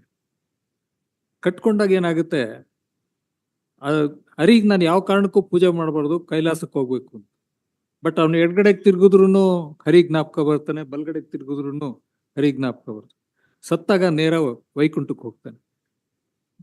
ನನ್ನನ್ನು ಯಾಕಪ್ಪ ಕರೆಸ್ಕೊಂಡೆ, ನಾನು ನಿನ್ ಭಕ್ತ ಅಲ್ಲ ಶಿವ ಭಕ್ತ ಅಂತಾನೆ. ನೀನ್ ಮಾಡಿದ್ದಿದೆ ತಪ್ಪು. ನೀನ್ ಪ್ರತಿ ಸಲ ಲೋಲಾಕ್ ತಾಕ್ತಾಗ್ಲು ನನ್ ಜ್ಞಾಪಿಸ್ಕೋತಿದ್ದೆ, ಶಿವನ್ ಜ್ಞಾಪಿಸ್ಕೊಳ್ಳಿಲ್ಲ. That is what the governor has done. He is obsessed with the cabinet note. All right, he rejects the cabinet advice. After that, what has he done? So that was the material before him in reply. So he has to look into it. That he has not done. That For here, example, in the order. Yes. Chief Minister's reply is there. I will point out that also. Not a whisper in the entire order. Not a whisper in the order sheet. No, the defense was that Chief Minister's reply, the cabinet note, are verbatim similar. So one is taken into consideration. We can reject. Wait, Rangnath. Yes. Adalle irli. Yes. No, cabinet. So that is the No, argument. cabinet advice may be refused to be looked into. That he has said so. But he can't refuse to look into my reply. No, the argument was there verbatim similar. That order should say so. Your argument to. Now argument ಹೇಳಿದ್ದಕ್ಕೆ Yes. may I request the court to kindly just one paragraph I'll show. Mohinder Singh. All that para 8, 851. 858. 78, Yes. 851, para 8. Yes. May I just read that? And the second equally relevant matter is that when a statutory functionary makes an order based on certain grounds, its validity must be judged by the reasons so mentioned and cannot be supplemented by fresh reasons in the shape of affidavit or otherwise. Of objections or otherwise. Otherwise, an order bad in the beginning may, Will get validated by the time it comes to the court, on account of a challenge, get validated by additional grounds. The orders are not like old wine getting better by the day. Yes. Govardhan Das Banji, quote, public orders publicly made in exercise of a statutory authority cannot be construed in the light of explanations subsequently given by the officer, not even by the contesting. Even if the officer gives it, it can't be accepted. Making the order of what he meant, or of what was in his mind, or what he intended to do. Public orders publicly made by public authorities are meant to have public effect and are intended to affect the actings and conduct of those to whom they are addressed and must be construed objectively with reference to the language used in the order itself. Unquote. Orders are not like old wine becoming better as they grow older. So that is what, so it has to be summarily rejected, whatever arguments or justifications are given. I'll come to the order later. Now kindly see, Now that the court says there is a reference to it, may I take the court to the impugned order, volume 1 of the petition. ಅಲ್ಲ ಈಗ ಕೊಟ್ಟಿದ್ರಲ್ಲ. Same. Volume 1 of the petition. Volume 1 ಅಲ್ಲಿದೆ. Yes, sir. Paragraph, page 41. Yes.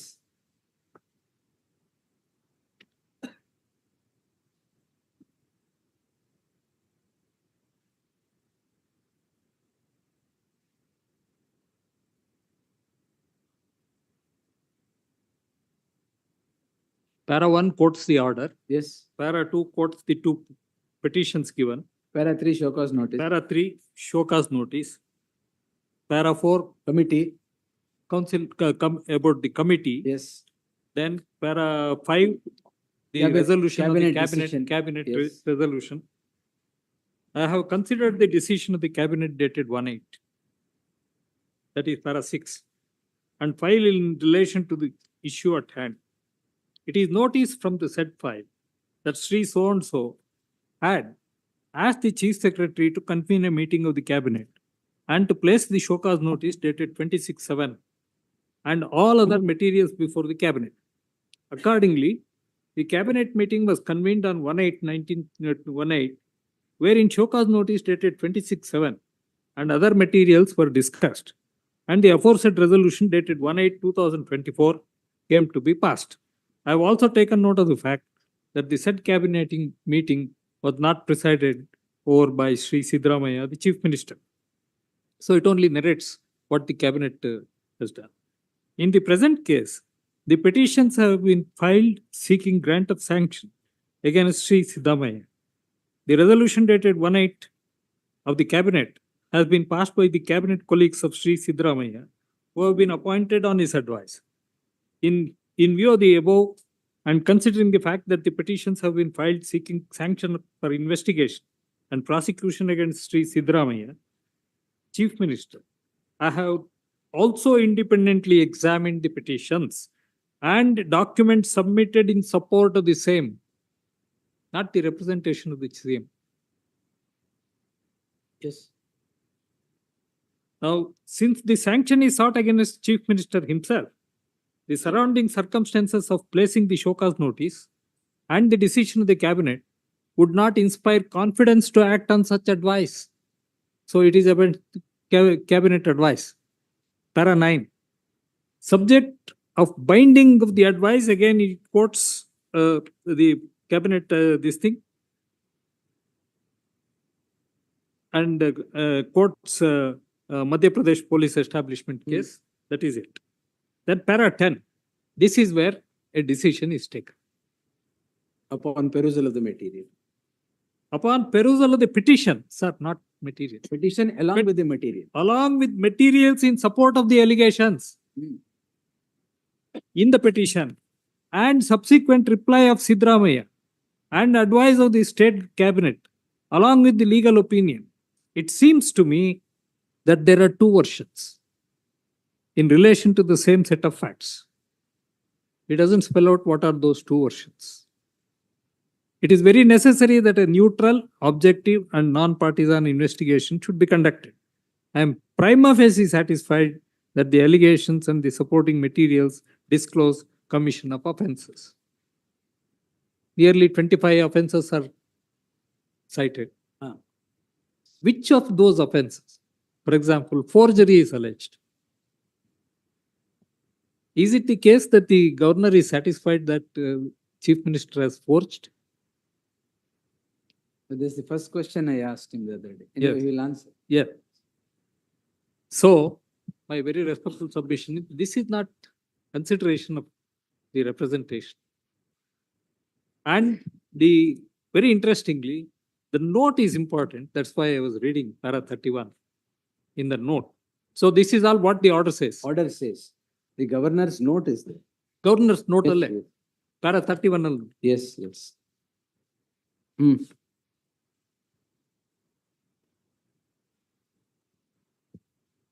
You can read, yes, sir. Yes. Hmm.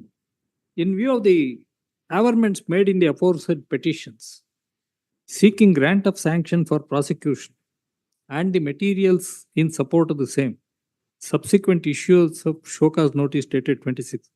Reply to the show cause notice of by Siddaramaiah dated 3/8. Legal opinion of the learned Advocate General and the decision of the Council of Ministers. I am of the opinion. So considering all this, what is the opinion formed? I am of the opinion that in exercise of my powers under Article 163(1), considering the aforesaid material placed before me and the facts and circumstances of the present matter, as a matter of propriety, I shall exercise my discretion by independently examining the aforesaid material. So he now proceeds to examine. What does he examine? 31.1. It is seen from the resolution of the Council of Ministers. The conclusion has been arrived at by the Council of Ministers by non-consideration of relevant material facts. For instance, the Council of Ministers has taken into consideration that absence of possession notification or a measure taking possession was mandatory. Yes. However, the revenue transfer certificate as provided under Annexure A5 of the petition by T.J. Abraham clearly stated possession of the alleged land was with MUDA. Further, the fact that the alleged land was developed, etc., I'll come to it later. So, Governor is satisfied, possession is with MUDA. Because Abraham says so, and cabinet advice to the contrary is rejected for that reason. So documents are there. I'm obliged. Muda's name is I- there everywhere. I'm That is what deeply- is said. I'm deeply obliged for that. Kindly come to documents of Abraham. R3 is ಕೊಡಿ.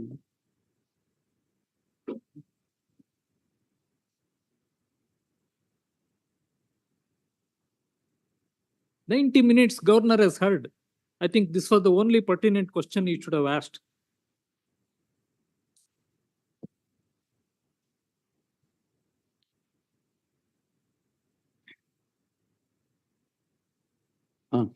Kindly come to para 51.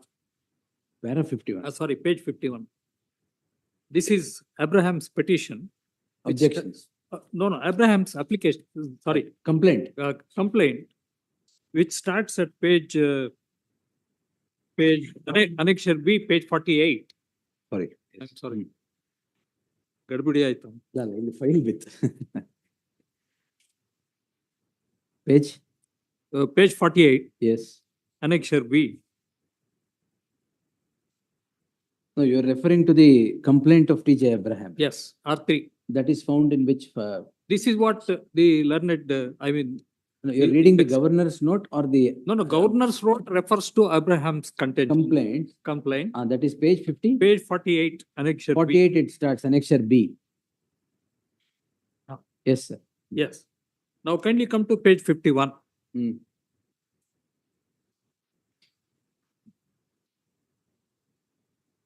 Yes. Award declared, Hmm. page 51. On 30th March 1998, subsequent to the notification dated 20th August 1997, Uh, the preliminary award notice dated 20th August 1997, hmm. the award decision notice dated 12/3, Hmm. and the final award notice indicating award of 3,24,000 Hmm. was issued on 33 to Ninga, son of Javra. Hmm. Sir, Ninga is dead Hmm. 28 years ago. But the award notice refers to Ninga. It is issued in his name. Yes. It is issued in name. Hmm. A copy of the preliminary award notice, the award decision, etc., are produced. Hmm. Then immediately, next sentence, he stumbles on this conclusion. Possession with MUDA. Hmm. As a consequence of the notification, the entries for the year 98-99 in the RTC Hmm. indicates that the said lands were in the ownership and possession of MUDA, Hmm. effectuated by so and so. Now the question is, when was the possession taken over by MUDA? He doesn't say so. Why he doesn't say so, I will refer to it. Kindly come to Annexure B1. No, possession was taken over by MUDA. No, he may say or is not said. But does the fact remain that possession was taken by MUDA after the preliminary notification ಆದ್ಮೇಲೆ final notification ಆದ್ಮೇಲೆ award notice ಆಯ್ತು, then MUDA is in possession. Everywhere it is said MUDA is in possession. I am obliged. Symbolic or Kindly come- physical. I am obliged for that also. Yes. Kindly come to annexure B1. That's the annexures that were read out earlier. Sir, this has been suppressed. I'll point out. What has been suppressed? The fact that possession was not taken. Where is the document? I'll show that. Kindly come to annexure B3. D3, B3, B3. page 105.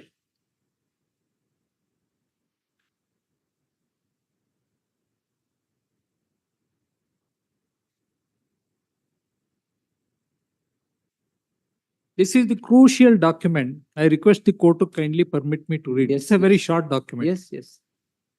Award notice. This is award notice Yes. under section 12(2 Yes. of the Land Acquisition Act. Yes. So everything is addressed. Ninga as Ninga. court observed. It Yes. is Ninga Uruf Javra. Hmm. Property name is correctly described. Hmm. No problem. Kindly come to the narrative at the bottom of the page. ಮೇಲ್ಕಂಡ ಸ್ವತ್ತಿಗೆ award ಆಗಿರುವ 3,24,700 ರೂಪಾಯಿ ನೀವು ಈ ಆಫೀಸಿಗೆ 15/4/98 ಬೆಳಗ್ಗೆ 11 ಗಂಟೆಗೆ ಈ ಜಮೀನಿನ ದಾಖಲಾತಿಗಳ ಸ್ವತ್ತಿನ ಮೇಲಿನ ಕಂದಾಯ ವಗೈರೆ ಪಾವತಿ ಮಾಡಿರತಕ್ಕ ದಾಖಲಾತಿಗಳು ಹಾಗೂ ಈ ಸ್ವತ್ತಿನ ತಹಲ್ವರೆಗಿನ 13 ವರ್ಷದ ಬಾಬ್ತು ಸಬ್ ರಿಜಿಸ್ಟ್ರಾರ್ ಅವರ ಎನ್ಕಂಬ್ರೆನ್ಸ್ ಸರ್ಟಿಫಿಕೇಟ್ ಸಮೇತ ಹಾಜರಾಗಿ ಮೊಬಲಗು ಪಡೆಯತಕ್ಕದ್ದು. ಮೇಲ್ಕಂಡ ಸ್ವತ್ತು ಪ್ರಾಧಿಕಾರದ ಕೆಲಸಗಳಿಗೆ ಬೇಕಾಗಿರುವುದರಿಂದ ಅದನ್ನು ಈ ನೋಟಿಸು ತಲುಪಿದ ಡ್ಯಾಶ್ ದಿನದೊಳಗಾಗಿ ಅದು ಕೂಡಲೇ ಇರಬೇಕು. I don't get the it is ತಲುಪಿದ ಕೂಡಲೇನೆ. ಕೂಡಲೇ ಇರಬೇಕು. ಎಸ್. ಕೂಡಲೇ ದಿನದೊಳಗಾಗಿ ಖುಲಾಸು ಮಾಡಿ ಇಲಾಖೆ ಮಜುಕೂರಿಗೆ ಒಪ್ಪಿಸಿಕೊಡತಕ್ಕದ್ದು. ವೆಕೆಟ್ is- ಮಾಡಿ. ವೆಕೆಟ್ ಮಾಡಿ ಪೊಸೆಷನ್ ಸರೆಂಡರ್ ಮಾಡಿ ಅಂತ. ತಪ್ಪಿದಲ್ಲಿ ಲ್ಯಾಂಡ್ ಅಕ್ವಿಷನ್ ಕಾಯ್ದೆ 16ನೇ ಸೆಕ್ಷನ್ ಮೇಲೆ ಸ್ವತ್ತು ಸ್ವಾಧೀನಕ್ಕೆ ತೆಗೆದುಕೊಳ್ಳಲಾಗುತ್ತದೆ. Hmm. Kindly mark it. So this is the notice directing him to surrender possession. Hmm. ಅಲ್ಲದೆ ಇತ್ತೀಚಿನ 3 ವರ್ಷಗಳ ಎಟ್ಸೆಟ್ರಾ ಅದೇನು ಬೇಡ. So you surrender possession immediately. Hmm. When was this served and on whom it was served? It was served on one son, Mallayya. Hmm. It was served on 18/4/1998. Hmm. 15/4 ಬಂದು ದುಡ್ಡು ತಗೊಂಡೋಗಿ ಅಂತ ಕೊಡೋ ನೋಟಿಸು 18/4 ಹಾ, ತಲುಪುತ್ತೆ. 4 days ಅಲ್ಲಿ. ಅಲ್ಲಲ್ಲ, ಅದೇ ಆ ಇವೆಂಟ್ ಆಗೋದ್ಮೇಲೆ, ಆ ಡೇಟ್ ಆಗೋದ್ಮೇಲೆ ತಲುಪುತ್ತೆ. ಓ, ಹಾಗೆ. ಹ್ಮ್. ಸೊ ಅವ್ನು ದುಡ್ಡು ತಕೊಳ್ಳೋದಕ್ಕೆ ಸ್ಕೋಪ್ ಇರಲಿಲ್ಲ 18/4. ಸೊ ಅವನು ಅದರಲ್ಲಿ ಹೇಳ್ತಾನೆ ನಿಂಗ ಪಾವತಿ ಆಗಿರೋದ್ರಿಂದ ನಾನು ತಗೊಳ್ತೇನೆ ಅಂತ. Be that as it may, ಅದು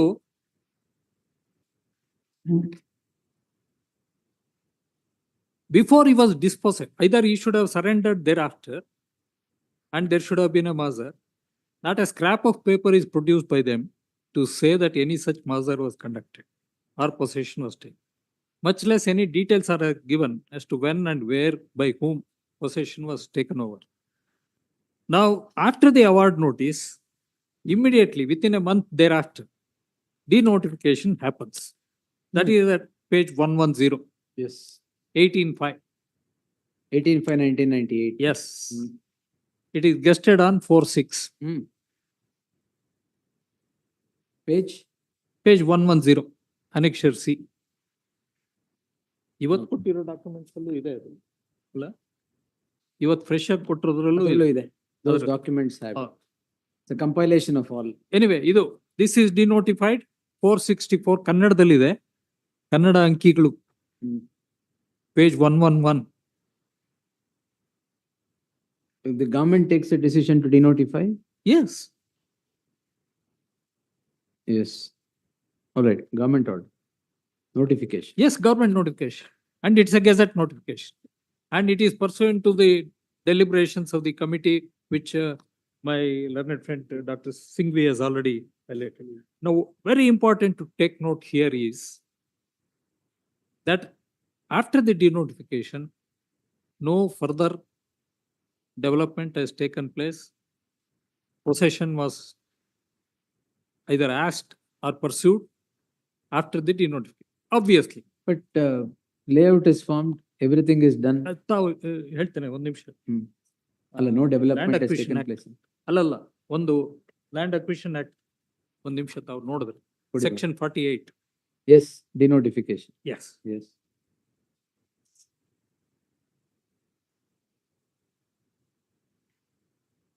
Old Act. 48 ಓದಿ. Yes.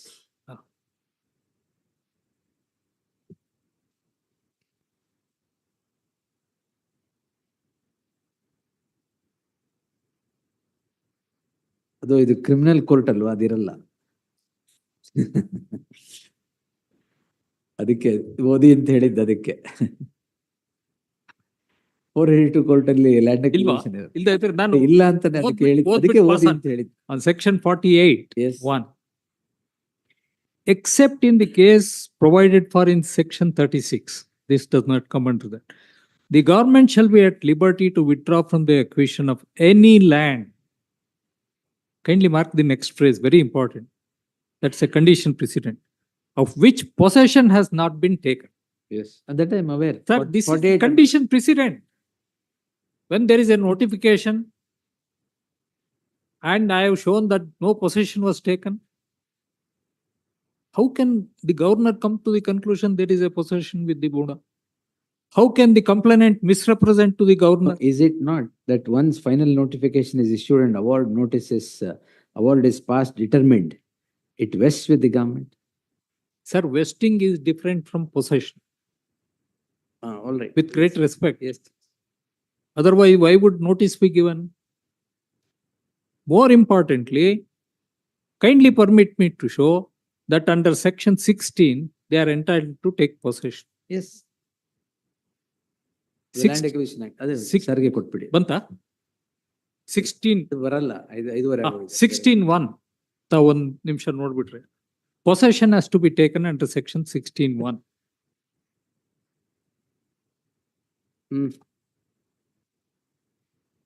Yes, sir. And it is very well established that possession has to be taken by drawing a measure. Yes, that is. No such measure has There been, is no measure drawn. no measure drawn whatsoever. Yes. So 16(1) possession is not taken. So the submission is, it's still vested, still the land was in possession of the legal heirs of Ninga. It continued to be a Continued to private be- land, Continued to be a private land. Therefore, it was not a subject. And this was conclusively established when a 16(2) notice, 16(2) ತಾವು ಒಂದು ನಿಮಿಷ, Yes, 16(2) notification was issued. yes. That notification we have placed before the court today, which is a gazette notification. Hmm. So if possession is taken, it will be notified in the gazette under subsection 2 of section 16. 16, yes. Sir, ತಾವು ಇವತ್ತು page 53 ಇವತ್ತು ಕೊಟ್ಟಿರೋದ? ಇವತ್ತು ಕೊಟ್ಟಿದ್ದ documents doctor Singhvi ಇಲ್ಲ, yes. document number 12, page Yes. 53. All right. So ಇದರಲ್ಲಿ ಕೆಸರೆ ಗ್ರಾಮ first page ಅಲ್ಲೇ ಬರುತ್ತೆ. ಕೆಸರೆ ಗ್ರಾಮದ ಅಕ್ವೈರ್ಡ್ ಲ್ಯಾಂಡ್ಸ್ ಎಲ್ಲ ಎನ್ಯೂಮರೇಟೆಡ್ ಆಗುತ್ತೆ 1 to 24. ಇದರಲ್ಲಿ 464 ಬರಲ್ಲ. ನೆಕ್ಸ್ಟ್ ಪೇಜ್ ಅಲ್ಲಿ in seriatim the survey numbers are mentioned. Kindly come to item 34, which is 455.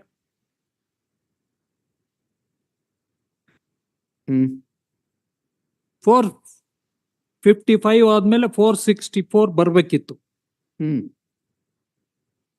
466 ಕೊಟ್ಟೋಗ್ತಾರೆ. ಯಾಕೆಂದ್ರೆ 464 ತಗೊಂಡಿಲ್ಲ. ಅದಾದ್ಮೇಲೆ ಎಲ್ಲೂ 464 ಬಂದಿಲ್ಲ. What is document 13? 13.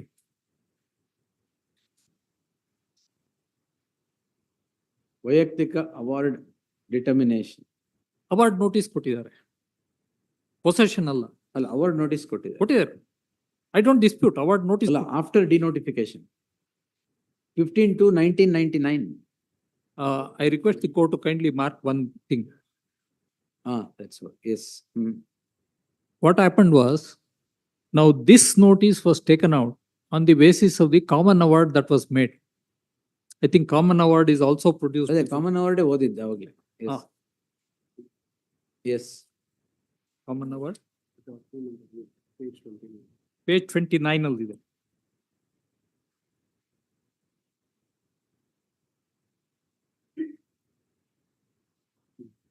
Yes. Page 29 ಅಲ್ಲಿ it is dated 31/10/97. Yes. After the final notification.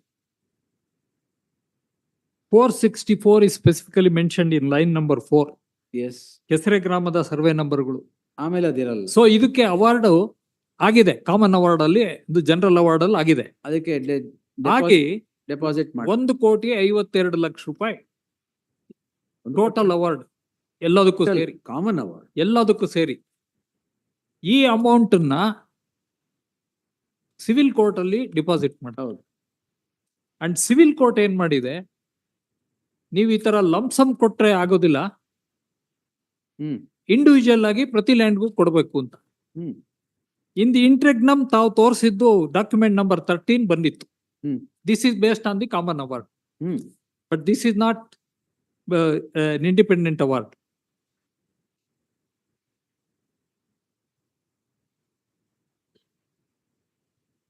Be that as it may, he has not drawn that amount, no compensation was paid. It is nobody's case that compensation was received. Was not claimed. Not claimed, not paid. Deposited in civil court, not returned. claimed. No. What was deposited has been returned. All right. And that has lapsed. That is 3,24,000. No, entire amount was deposited for the. ಅಲ್ಲ, page 60 ಪರಿಹಾರ ವಿವರ. ಪರಿಹಾರ ವಿವರ ಅವರು ಅದು ನಿಮ್ದು. ಹೌದು, ಅದು ಕೋರ್ಟಿಗೆ ಡಿಪಾಸಿಟ್ ಮಾಡಿದ್ದಲ್ಲ. ಎಂಟೈರ್ ಅಮೌಂಟ್ ನ ಒಟ್ಟಿಗೆ ಡಿಪಾಸಿಟ್ ಮಾಡ್ತಾರೆ. ಅದು ಡೀಟೇಲ್ಸ್ ಕೊಟ್ಟಿದೆ. ಇಲ್ಲ, ವೈಯಕ್ತಿಕ ಅವಾರ್ಡ್ ನಿರ್ಣಯ ನಿಮ್ದೇ. ಅದು award based on the common award, general award. Every one was ಈ ತರ ನಿಮಗೆ ಬರುತ್ತೆ ಅಂತ ಹೇಳಿದ್ರು, ತಗೊಂಡೋಗಿ ಅಂತ ಹೇಳಿದ್ರು, ತಗೊಂಡೋಗಿಲ್ಲ. So they deposited it under section 31. No, these are all events that have happened earlier. You come into the picture in 2004, or the family comes into the picture in 2004. No, with great respect, court heard them for over a day. That where is the land? Over a day. Allala, where is the land? Where is the village? I am answering that question. All right, yes. Where is the land? Sir, land is with me, my predecessor in title. It has never left my hand. It is still with me.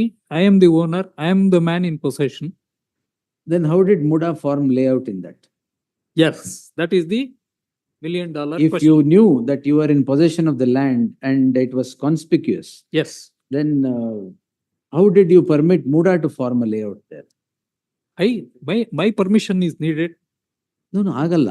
ಅಲ್ಲಲ್ಲ, ತಾವು You should have ಕೇಳೋದು ನೋಡಿದ್ರೆ objected ನಾನು to it. Permission ತಗೊಂಡ್ Well, ಮಾಡ್ತಾರೆ. you have not objected to it any time. No, but no, this with is great land. respect. How are you No, forming a layout? why should I object Need not when object. when the layout plan excluded this particular land? But even then, land layout is formed in your land. May ಇದು plans ಇದೇನು ಎಲ್ಲೋ. So anyway, the family comes into picture in 2004. Let's Sir, fast kindly come to page forward it 52. there. Kindly come to page 52. 50? 52.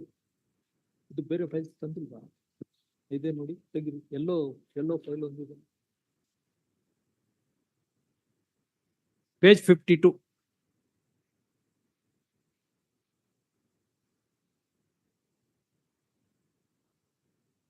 The marked portion in page 52 the layout plan Hmm. expressly declares that this is a denotified land. Yes. So this was not included in the layout. It was left out. And I have the copy of the approved plan. I'll give it. There also, the survey numbers which are being subjected to the development are also specified. 464 is left out. So this was not part of the layout. Yes. So in these circumstances, the land has never left the Hands of Devraj. Devraj. It remained with him. He sold it in favor of my brother-in-law. Then comes the Yes. family That interpretation. learned senior counsel has already covered. I will not trouble the court. So ಈಗ layout form, what is that? The needle of suspicion. Alla, Allah, schemes. the reason why I'm now the governor proceeds. Needle of suspicion. The governor proceeds on the footing that possession is taken over. And my learned friend, Mr. K.G. Raghavan, eloquently argued the needle of suspicion. ತಾವು repeatedly ಕೇಳಿದ್ರಿ ಏನು ಇವ್ರ roll ಏನು ಅಂತ ಅಂದ್ಬಿಟ್ಟು ಅದಕ್ಕೆ ಯಾರು ಉತ್ತರ ಕೊಡ್ಲಿಲ್ಲ. ದಿ ನೀಡ್ಲ್ ಆಫ್ ಸಸ್ಪಿಷನ್ ಇರೋದ್ರಿಂದ ತಾವು ಅದಕ್ಕೂ ಹೇಳಿದ್ರಿ ಹೇಸ್ಟ್ ಹಾಕಲ್ಲ ಅಂತ ಅಂದ್ಬಿಟ್ಟು. So the needle of where is suspicion sir? Where is possession? It is with me. A false statement is being made in the complaint that possession is with MUDA. Governor records a perverse finding that the possession is MUDA, and the entire case is built up on that foundation. The possession has never been handed over. The taking over of the possession is not even notified under section 16(2).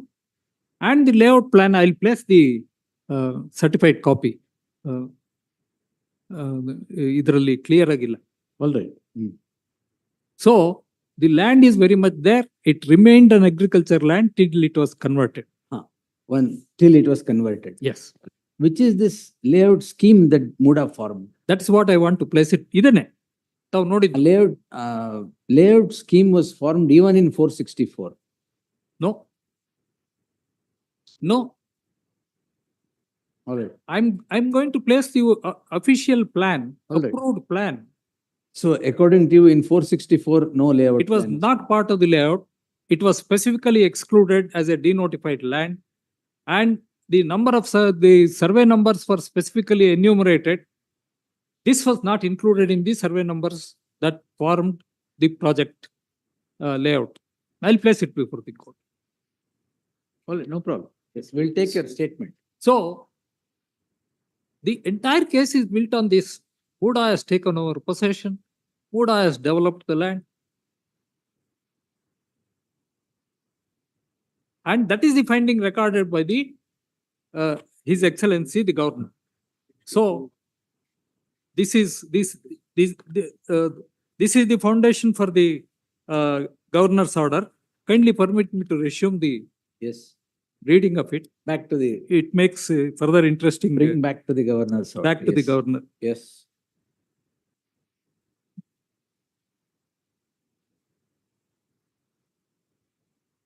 ಅದನ್ನೆಲ್ಲ ಯಾತಕ್ಕೆ ಹೇಳ್ತಾರೆ ಅಂತಂದ್ರೆ last sentence in 31.1 ಅಂದ್ರೆ possession ತಗೊಂಡಿರೋದು the aforesaid aspect have not been examined and considered by the council of ministers. That is why he terms it to be irrational. Possession. So it is about, it's a comment on the Council of Ministers advice. Now kindly come to para 31.4. In the present matter, page 18. Yes. In the present matter, the allegations and the material in support of the allegations would prima facie indicate that the said land was given to SC person due course of law. Yes. The records of the said land was transferred from the father to the children and again from children to father. So this is a fantastic story of the governor. Where is it? Children to father. This is what governor has written. Okay. Kindly, Father was not there by. kindly see the ಅಲ್ಲ, ಇದು ಬುರುಡೆ ಬಿಡ್ತಾ ಹೋದ್ರೆ ಅದಕ್ಕೆ rail ಇರೋದಿಲ್ಲ, ಹಳಿ ಇರೋದಿಲ್ಲ, ಹಿಂಗೆ ಹೋಗ್ತಾ ಇರುತ್ತೆ. Kindly see para 31. That I've seen. Yes. So the records of the land was transferred from father to children, again from children to father, and this mystery was considered by the state cabinet, was not considered by the state cabinet. How should they imagine that this kind of a story would be written in the governor's order? They would have considered it. So this is the first reason. When the notification for land acquisition issued and the notification order was issued, Siddaramaiah was the MLA, etc., etc. Is on the Yes, yes. Now all this, why is he saying all this? power timeline of the chief minister. No, all this, why is he stating? Kindly come to the bottom of that paragraph.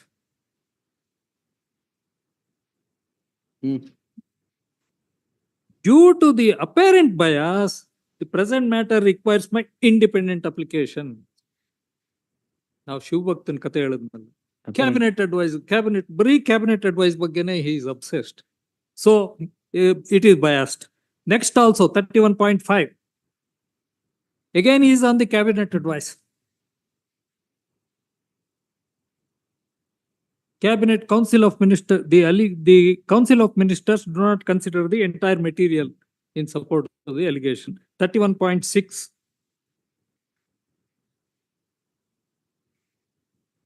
Yes.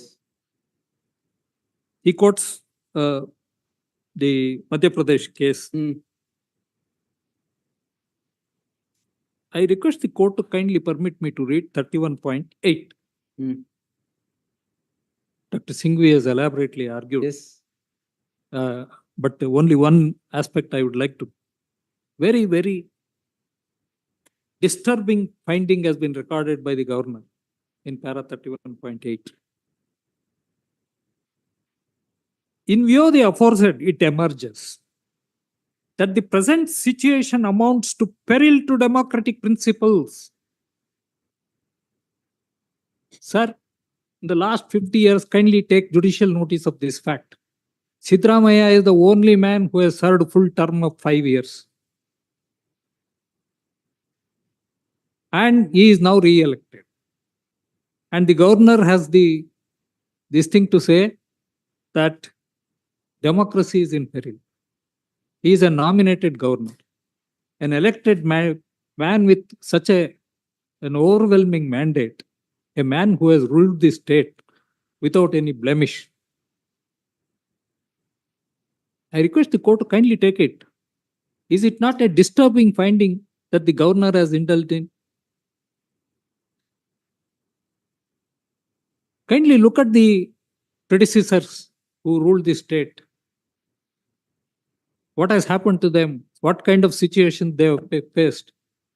And a man who has been in power for such a long time, on Jujbi site ge ishtu idನ್ ಮಾಡಬೇಕಿತ್ತು.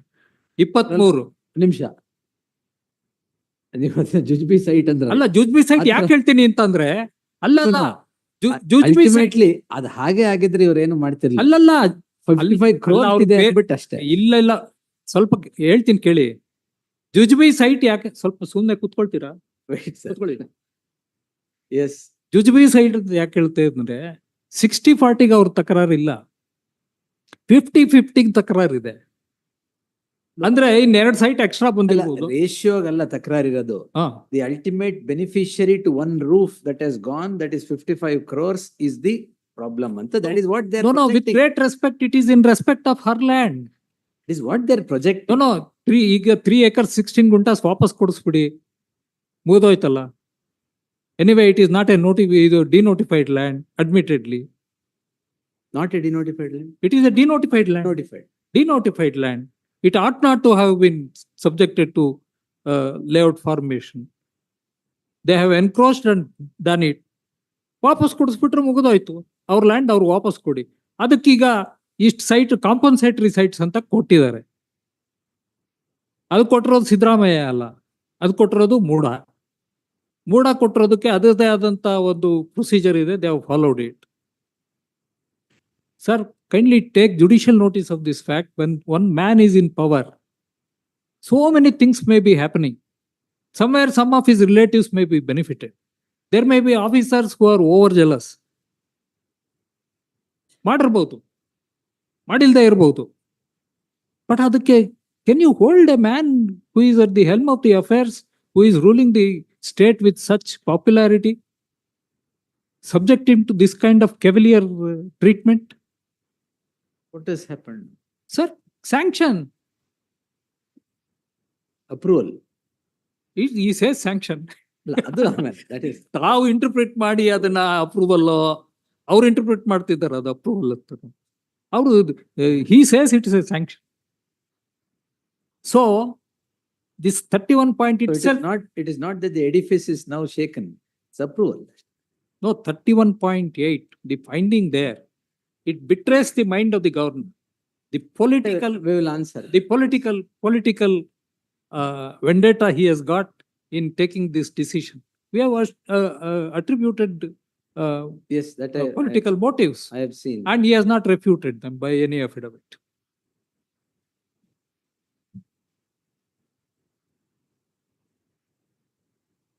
My learned colleague instructs me. There is absolutely no scam against him, and therefore they have brought up this. I saw Billy doing it. Yes. So Yes. it is in this state of affair. I request the court to kindly. So this is the needle of suspicion my learned friend was harping upon. Needle that There- is now there- prick. there The is- needle that is now pricking. There is no suspicion, there is no gray area. The possession is with me, Hmm. and therefore they have to compensate for having encroached upon it. Yes, sir. And You have any judgments to? I give? have already given Article 20 this thing. Now Ah, that, that is, yes. yeah, now Post that, facto. yeah, Post facto with regard to yes. provisions under the BNS. Now that they have considered, ಅದು sanction 17A ಮಾತ್ರ ಈಗ. ಈಗ 17 years. So I'll not further trouble the court So with that that. that may not be required. Post facto finding need not be gone into. ಓದಿಲ್ವಾ? 17A ಒಂದು judgement ಕೊಡಿ.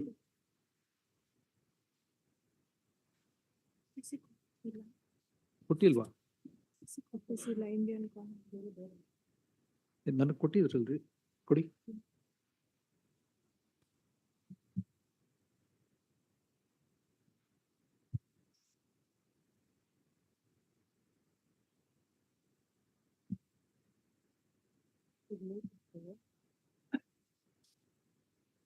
This is a case of Shankar Bhatt versus State of Kerala, 2021. ಇದೇ ತಾನೇ ಕೊಟ್ಟಿದ್ದು? ಶಂಕರ್ ಭಟ್. ಇದು ಕೊಟ್ಟಿಲ್ವಾ? ಶ್ರವಣ್ ಕುಮಾರ್ ಅಂತೇನೋ ಇದೆ. Sir ಇದು ಕೊಟ್ಟಿದೆ, ಆಗ್ಲೇ ಕೊಟ್ಟಿದ್ದಾರೆ, ಕಂಪೈಲೇಷನ್ ಇದೆ. ಸಾರಿ, ನೋಡಿ, thought, compilation ಇದೆ. ಶಂಕರ್ ಭಟ್ ವರ್ಸಸ್ ಕೊಡಿ, ಕಾಪಿ ಇದೆಯಲ್ಲ.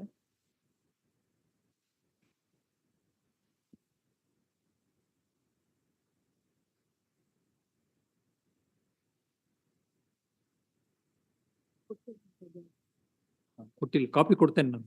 ಸಾರಿ, ಇಲ್ಲ, ಕೊಟ್ಟಿದ್ದಾರೆ. ಓದ್ಬಿಟ್ಟೆ ಕೊಡಿ. ಹಾ. ಇಲ್ಲ, I am not finding it here. ಕೊಡ್ತೇನೆ.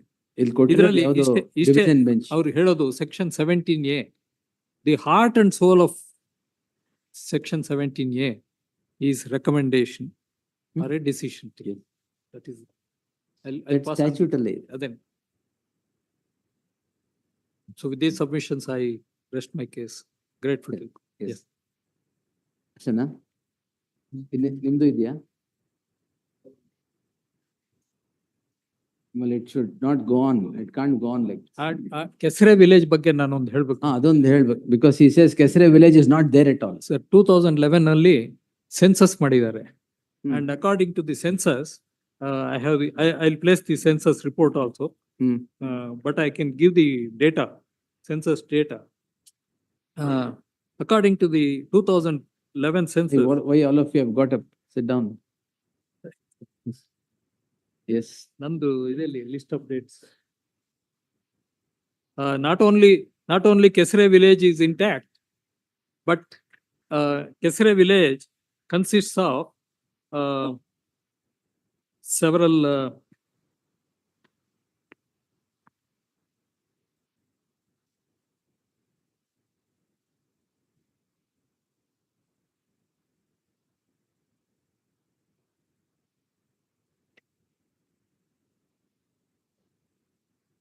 ಸ್ಕೂಲ್ಸ್ ಇದೆ, ಹಾಸ್ಪಿಟಲ್ಸ್ ಇದೆ, ಓವರ್ 2000 acres ಲ್ಯಾಂಡ್ ಇದೆ ಕೆಸರೆ ವಿಲೇಜ್ ಅಲ್ಲಿ.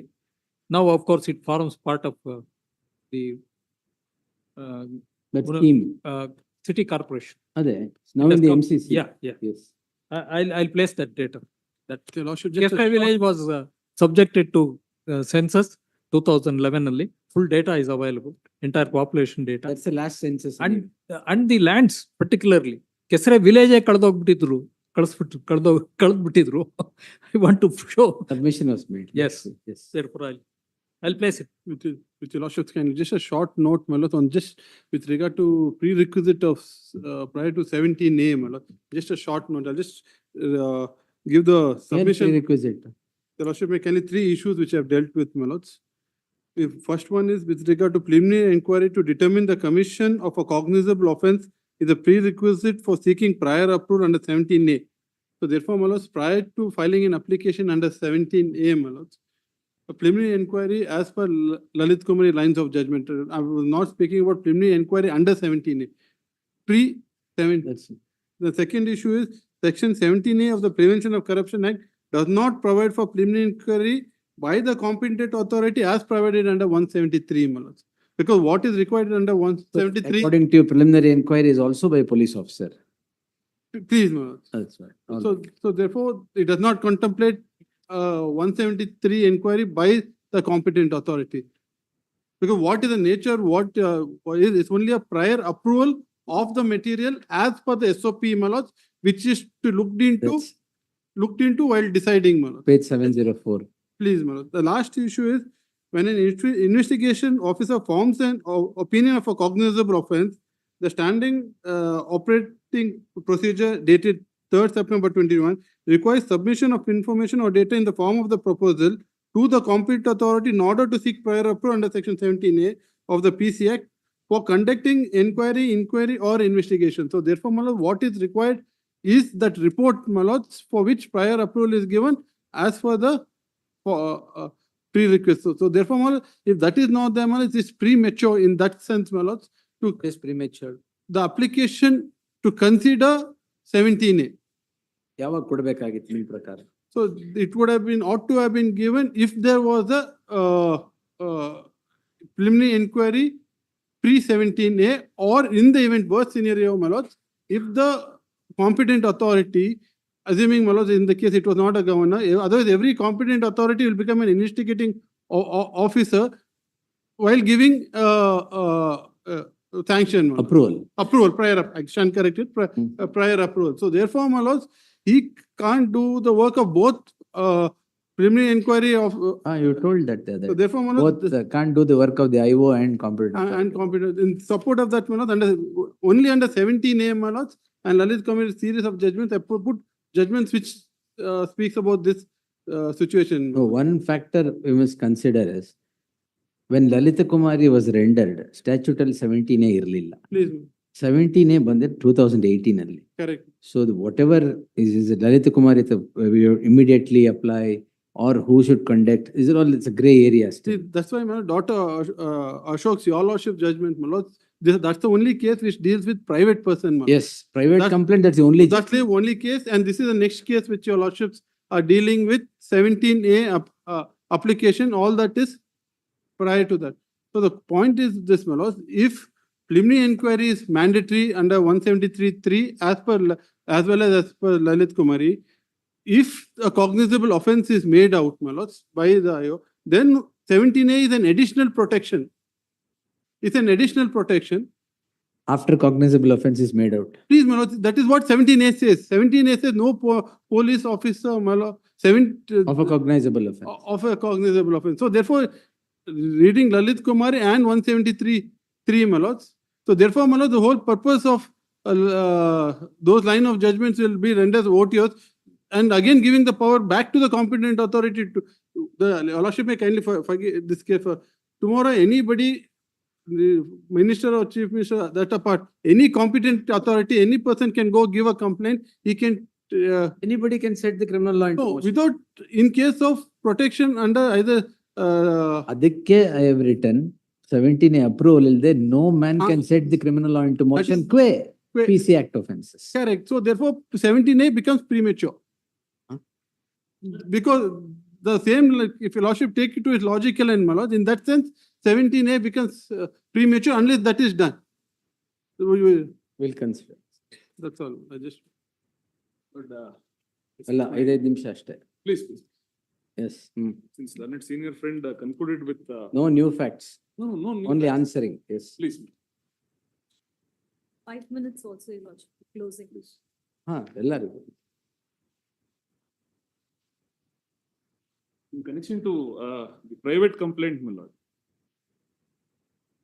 Since it was concluded with how the court must deal, my lord, when a private complaint is. ಇದು 17A ಹೇಳಿದಾರ How ಇದ್ರಲ್ಲಿ? the special. 17A ಹೇಳಿದಾರ? 17A, please, very much. Is after my judgment or before? Division bench of the. Madhya Pradesh. Madhya Pradesh. Yes. Please.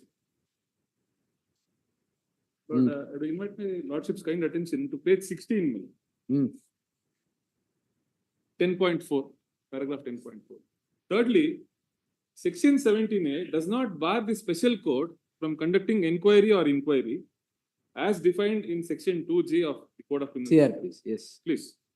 Argument may be raised that though the special court is not statutorily barred from conducting inquiry, but occasions may arise where the special court for aid and assistance may direct police to conduct inquiry, leading to an impasse in the face of statutory bar under section 17A, prohibiting police officer from proceeding ahead.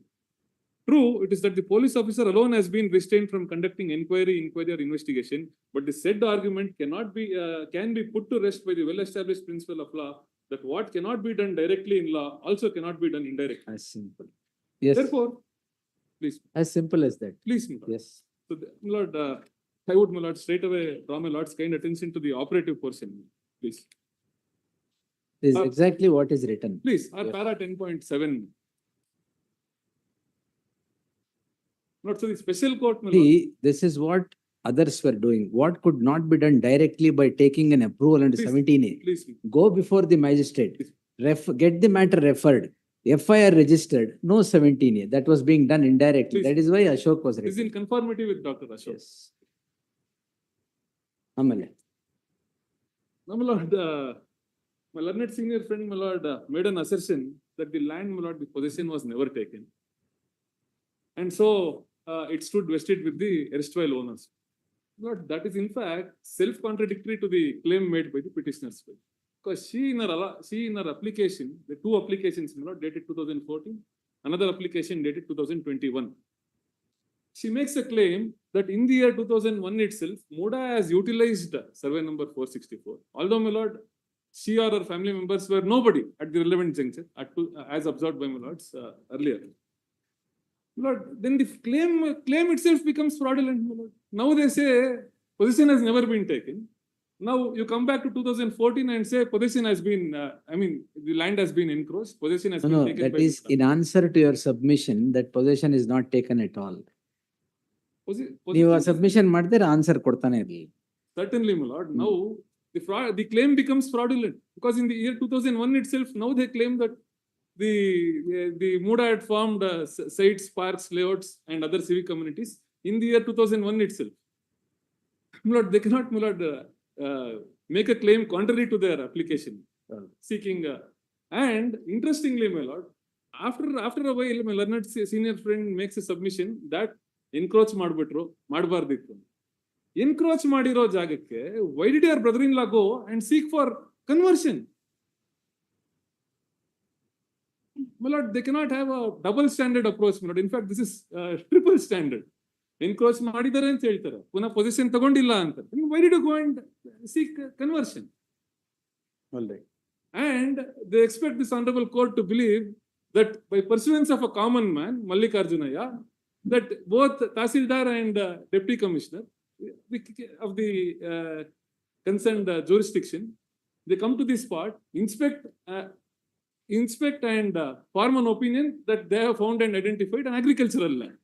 When no, my lord, they say that the land was encroached. But kindly, my lord, this can be taken note Land of. was encroached ಅಂತ ಎಲ್ಲ ಹೇಳಿದ್ರು. That is what they claim in the application. Argument submission ಏನ್ ಮಾಡಿ? No, ಮಾಡಿದ್ರು. All right. That submission was made. Encroach ಮಾಡಬಾರ್ದಿತ್ತು, ಮಾಡಿದ್ದಾರೆ. That was made, my lord, in the open court. No, that is the reason for asking compensation. Please, my lord. So that being the case, my lord, now they cannot now, my lord, have multiple, my lord, approaches. Whether it was encroached or not, whether conversion was sought or not. That's the question, my lord. ನಾವು ಕೊಡ್ಬೇಕು. Please. ಸಾಕು. ಪ್ರಶ್ನೆ ಯಾರು ಕೇಳ್ತಿದ್ದಾರೆ ಅಂತ. Lord, now I have filed a written synopsis. ಕೊಟ್ಟಿದ್ದೀರಲ್ಲ, Please. ಕೊಟ್ಟಿದ್ದೀರ Ranganath? I have given. In fact, my lord said sought for the same, the earlier case. Yes. ಹಾ, yes sir. Lord, in the year 1999, my lord, as observed by my lords, individual award came to be passed. It's not, That is a document. it's not as claimed as though a universal award was. Common award was first passed. Subsequently, it was. ಆಮೇಲೆ Please. ವೈಯಕ್ತಿಕ award ವಿವರ ಅಂತ ಹೇಳಿ ಅದನ್ನ ಕೊಟ್ಟು award amount determine ಮಾಡಿ communicate ಮಾಡಿ, Please, please. ಅಲ್ಲ ಸಿವಿಲ್ ಕೋರ್ಟ್ ಡೆಪಾಸಿಟ್ ಮಾಡಿದೆ. My lord, when, my lord, the land was denotified, Lord, how could, my lord, 1998. 1998, after a year, my lord, the amount is deposited, the award amount. How could it be possible, my No, lord? that is perhaps because of the common award ಅಂತ ಹೇಳಿ. Whether such a denotification document is an afterthought and whether it is planted, Sir, government notification after thought, gazette notification after thought ಎಲ್ಲಿಂದ ಬರುತ್ತೆ? Lord, there are, Amount has been returned by check. The No. amount. After thought ಅದು return ಆಗಿದೆಯೋ ಅಲ್ಲ ಬೇರೆ ಮಾತು. Gazette notification after thought ಇದೆ. 99 ಆದ್ಮೇಲೆ 98 cannot come after thought. ಮೂಡಾದವ್ರು ಕೊಟ್ಟ ಇದು compensation it has been return by cheque. The root of the matter. ಕೊಡ್ತೇನೆ ಅದನ್ನ details. The AG always gets into the root of the matter. my humble submission is that without, my lord, scrutiny, amount can never be deposited, my lord, in the jurisdictional court. That has been done. Now subsequently, my lord, initially, in the year 2014, my lord, after the application is made, the decision is taken, my lord, to, my lord, compensate the petitioner's wife in the ratio of 50-50, my lord, in a similar layout. Subsequently, another decision is taken after another 3 years, my lord, wherein decision has been taken to compensate her with a land which is undeveloped and in possession of MUDA. Now, out of nowhere, my lord, the compensatory sites are allotted in upmarket Vijayanagar area, which is a posh locality, which is an upmarket area. Devanuru Badavane, my lord, can't be equated to Vijayanagara, just like Sadashiv Nagar of Bangalore. In Vijayanagara? Yes. Oh. In Mysore, that is the stature of. I thought Jayalakshmipuram. Not at all. Not at all. All right. Devanuru Badavane is like Chintamani. Oh, all right. So such is the. I always knew that Jailpuram was equated to Sadashiv Nagar. Such is the difference, my lord. Such is the difference between Devanuru Badavane and Vijayanagar. That apart, my lord,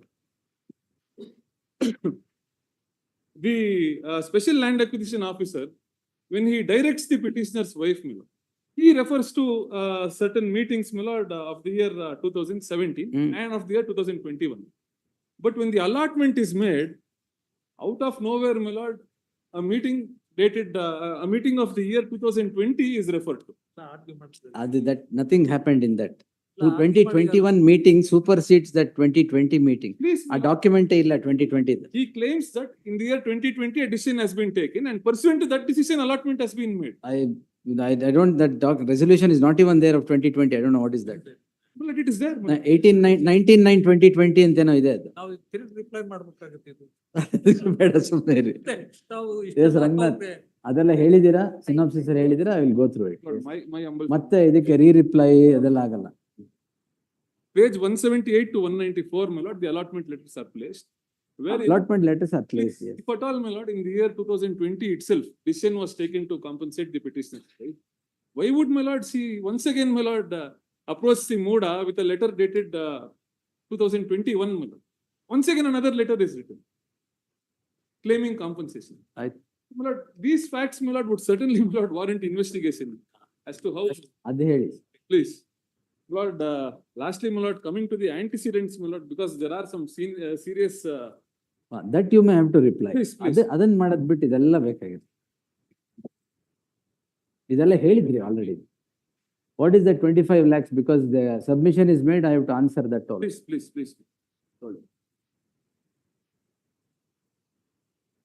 The fine, my lord, was levied in connection to a PAL, my lord, preferred by the respondent number 3. Please.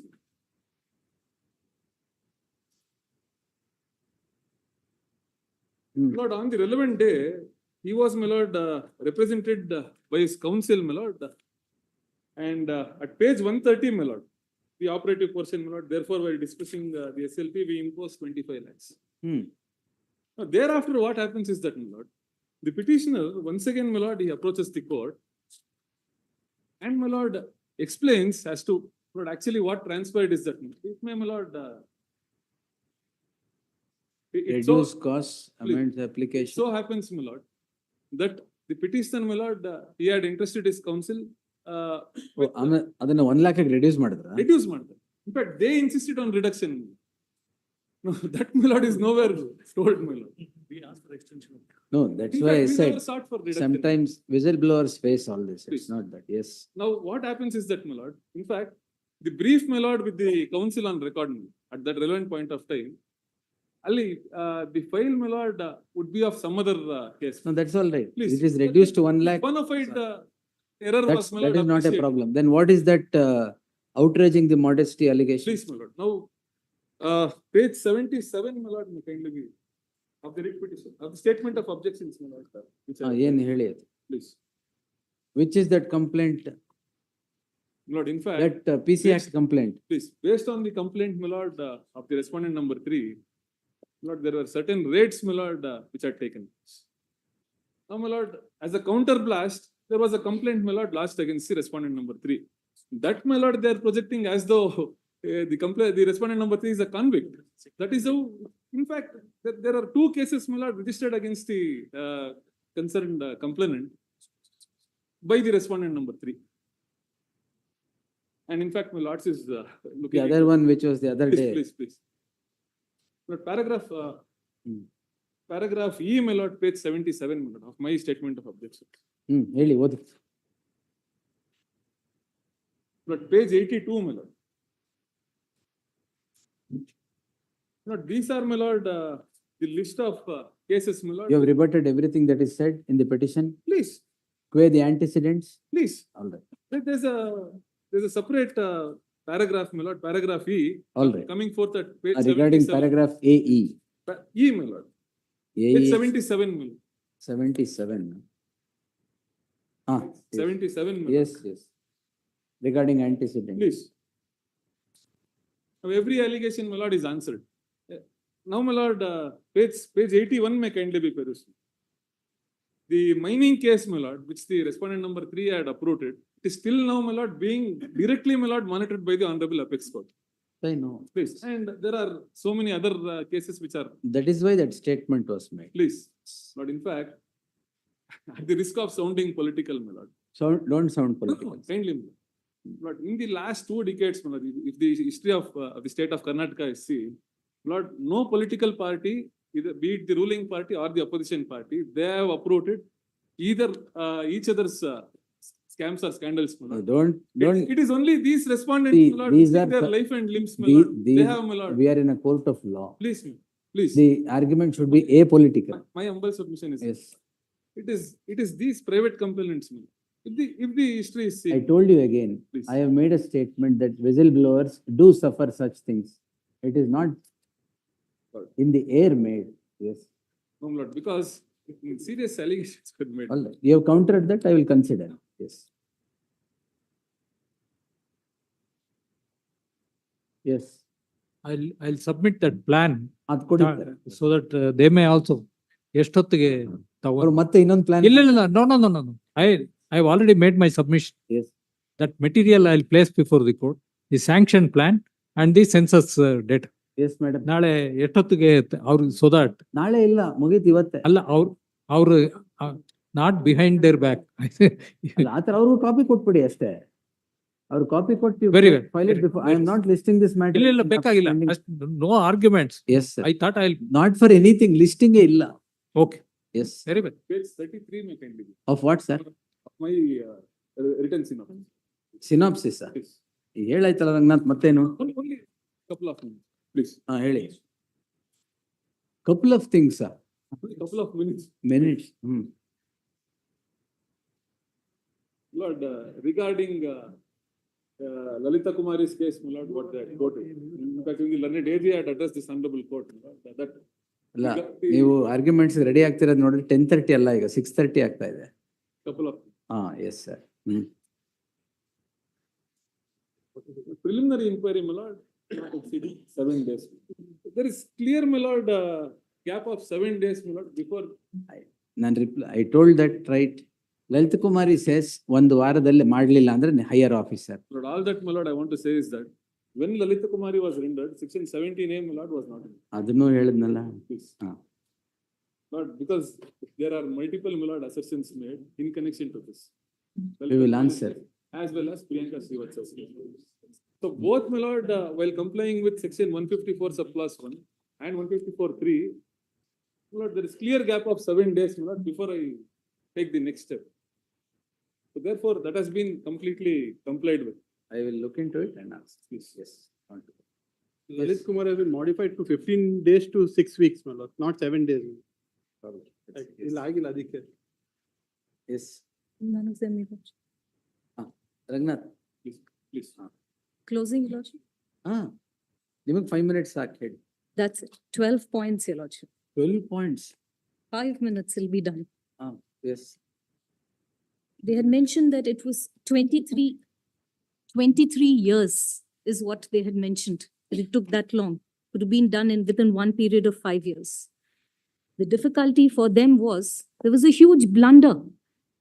The blunder committed took 15 years now to undo, Madam, 1 minute. reboot. 1 minute. Blunder committed 15 years. Where were they in the picture in 15 years? Everything has happened on its own. No, They no. come into. You mean to say They that? don't. Are you saying that the chief minister was of the idea, or the family of the chief minister, or idea of buying this land in 1997? No, not at all. No. A4. 2004. The story commences from It this family. doesn't commence from the date that the brother-in-law buys it. Yes. It commences from the date A4 applies, asking for denotification. That This is is, Devraj. yes, Devraj. Devraj is an accused. He's an accused. Now, what he does is, he works in the education department. He suppresses it. The whole scheme of all of this starts with a misrepresentation. He states, this is my only source of income. This is my agricultural income. And therefore, please denotify. Whereas he works here in the education department. It starts with that. And as I had taken your lordship through the periods when this was involved, it started from there. So from the period when Devraj had applied, it started. So what I'm trying to say is that 23 years is a fault of theirs, not ours, that they made a big blunder in the way they went about it. After finishing with denotification and then conversion, and then, oops, we've gone the wrong way. Maybe we need to take another route. And then applications start for compensatory sites. Now, the other issue that they seem to mention is that 50-50. It is not 50-50, reason being, in the MUDA sale deeds to the wife of the petitioner, it states clearly that it's under the 1991 scheme. Now, the reason this is extremely important, Your Lordship, is that 60-40 allotment. If it is 60-40, say about in an acre, development 45% goes, 55% is only left. In 45 allotment, the parks, the roads, the amenities, all of that. 55% is left. In 55%, 40% of that is what a landowner is entitled to, which is be about 22%, which is about 9,500 square feet in 1 acre. 3 acres, let's assume for a minute that they have a flow of title, which they don't. 3 acres, they would have to get at best 28,000 square feet. What is given is on the 50-50 scheme, Correct. 38,000 square feet. Government had changed the scheme by then. 50-50 had come in. The sale, 2015. the sale deed itself talks of what scheme would be applicable to them. So the question of changing that would not arise. Your Lordship, as he had mentioned, I have to just make it very clear where Devanuru comes. That is this village that they're talking about. It's precisely 2 hours from Mysore, if we do it on the map. Now, if I have to draw a parallel, if a layout is being made, Is it? that is exactly the reason why I'm trying to state is that we need to say where Devanuru is. Devanuru is 2 hours distance from Mysore, if we take, say, Palace as the center point.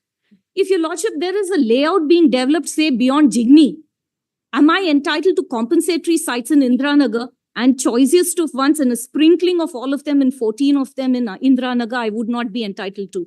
One of the defense taken earlier was that these are not incentive sites which have to be given in the very layout. They can be given anywhere, your lordship, because they're not incentive, they're compensatory. Compensation sites are always site for site. For example, if there's a flyover being made That's right. in the heart of town and they take my site, then they have to give it to me in the urban area and they can't compensate me with that. So if my area is being taken in Jayanagar, I can be given in Baswangudi or BTM equivalent value. I cannot be given something where I have own in Jigni and then I get in Indranagar. That is not possible. Your lordship, next. The allegation is that, your lordship, that there are a lot of sanctions that are languishing, not met the light of the day, and this has been done in a tearing hurry.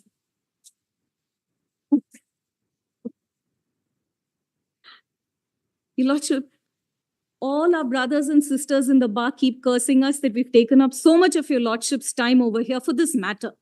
They can all say, where is the tearing hurry in this matter?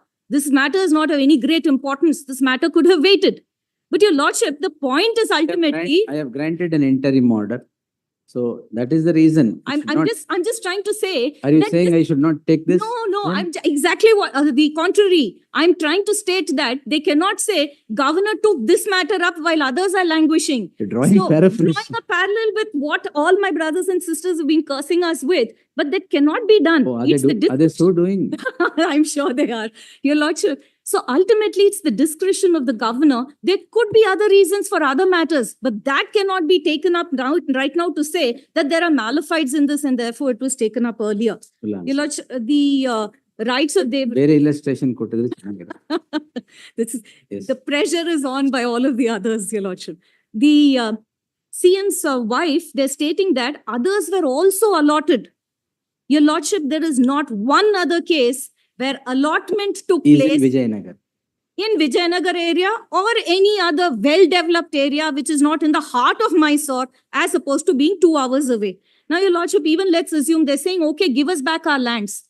3 acres of lands worth 4 lakhs when it was sold. At best, it becomes 40 lakhs. Worst case, best case scenario, 3 crores. It does not go to up to 60 crores. That doesn't even happen in prime Bangalore area. And that could be the root of the ultimate problem. Your lordship, then also going into the aspect of many others, denotification. Your lordship, denotification can happen. There's land mafia everywhere. All of that denotification happens with whatever reasons. Can that be a reason that this, in terms of parity with other frauds, this cannot be excluded? It's ultimately a public servant. Your lordship, also with respect to the 262 and 264, your lordship, stating that 262, both in fact were owned by Ninga only. What happened was 262? 462 and 464. ಇದ್ಯಾವ್ದು ಹೊಸ survey number 462 was also owned by the very same person, but he sold it to someone else. And this was what remaining for the 3 brothers ultimately. And flow of title doesn't happen. That's all. Done? Done, your lordship. Yes. Got the copy of the Plan. Yes. sanction plan. Learned colleague will show. Sanction plan of that scheme, The layout. the layout. This is the scheme So, that was but sanctioned. where is this layout from? How far is this from Mysore? What Senior Counsel Lakshmi Iyengar said is correct? That it is 2 hours away from Mysore. I don't know the details. So, yes. Must be from Then we'll Bangalore, get my to lord. know. Huh? Must be from Bangalore. I shall put it on the Google map right away and show, and then Shashi would have to buy us all sites. Must be from Bangalore. Certified copy. ಈಗ, there are 2 Yes. aspects to be noted from the plan. One is this survey number along with 462, both are marked as denotified lands. In and the they- plan. In the plan. And when the survey numbers are mentioned as to the details of the project, these two survey numbers are not included. ಅದು mark ಮಾಡಿ ತೋರಿಸ್ಬಿಡಿ. ಅಲ್ಲ mark ಮಾಡ್ಕೊಡಿ sir, pencil ಅಲ್ಲಿ mark ಮಾಡ್ಕೊಡಿ. Doesn't find a mention. Both 462 and 464. That is marked. 462 and 464 is denotified. Denotified ಅಂತಲೇ ತೋರಿಸಿದ್ದಾರೆ layout plan ಅಲ್ಲಿ. ಆಯ್ತು ಕೊಡಿ. So this is the layout plan that is executed and developed as. On that case, they want 50-50. Everything is in there. Why? ED madam. ಅಲ್ಲ.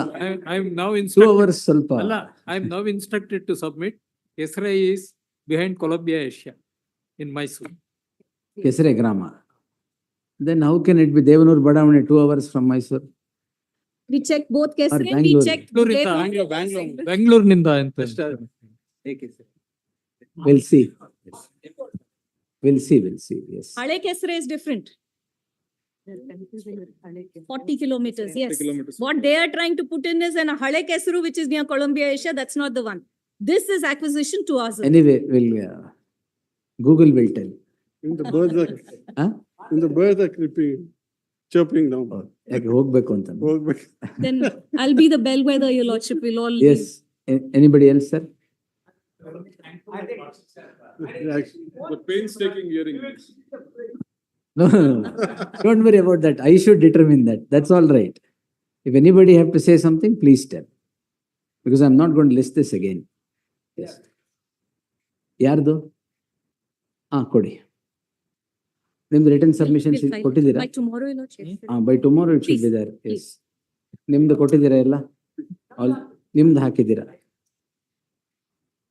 ಅದು ಕೊಟ್ಟಿದ್ದೀರಾ ಅಷ್ಟೇ ಅಲ್ವಾ? ಎಸ್ ಸರ್, ನಿಮ್ದು ಆಯ್ತಲ್ಲ? Everybody done? Please. I am also done. We are deeply obliged. Yes, sir. Such a patient. No, for today. I say DD, done for the day. Survey number. Yes, thank you all. My lords, if I can just make one mention, my lords. 6:00 ಕಾಯ್ತಾ Date ಇದ್ದೀರಾ? was given for. I'm sorry, my lords. Date was given for tomorrow, my lords, but the office is not moving the matter, my lords. So instructions may kindly be given, my lords. ಹೌದು madam. List This is WP number 250. Tomorrow, sir, 10:30 move ಮಾಡಿ, I'll take it at 2:30. List close ಆಗಿರುತ್ತೆ. How will you take it? Move it at 10:30 Please, tomorrow. my lords. Vinod Please, Kumar, it is already listed for today. my lords. number 52, my lord. ಎಲ್ಲ ಇವತ್ತು second list ಅಲ್ಲಿ ಇದ್ದಿದ್ದ case ಎಲ್ಲ ನಾಳೆಗೆ repeat ಆಗಿದೆ. Obliged, my lord.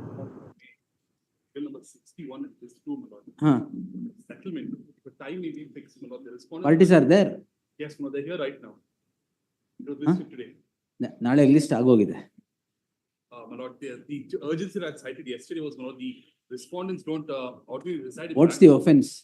Lord, motor vehicle accident case was 338 in 220. Where the parties, get them? Please. Yes, I'll finish that and leave. All of you can leave. Great. Yes, sir. Parties are here, Yes. still waiting.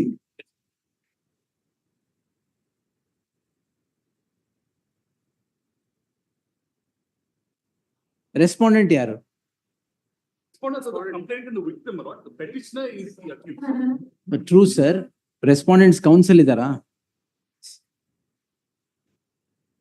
Sorry to. Sir, Interim order continue. at will. That you need not mention, sir. Adralli heard reserved interim order subsisting will continue till the disposal of the petition.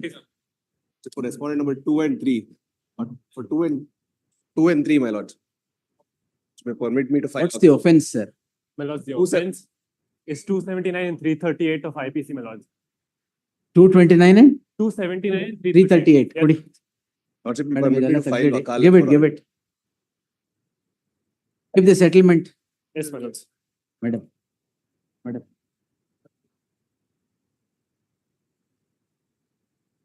Parties sign ಮಾಡಿಸ್ಕೊಂಡಿ, sir. Great. Where are they from? My lord, the accused victim is from West Bengal, my lord.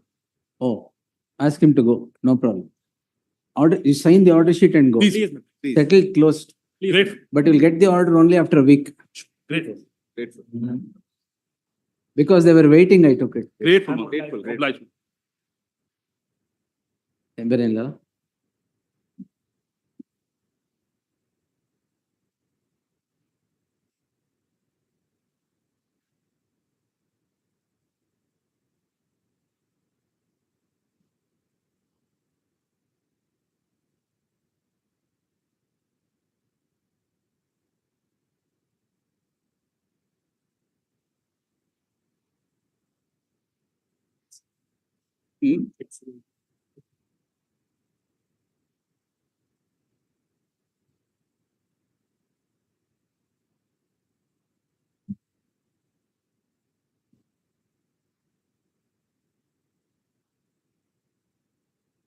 Madam.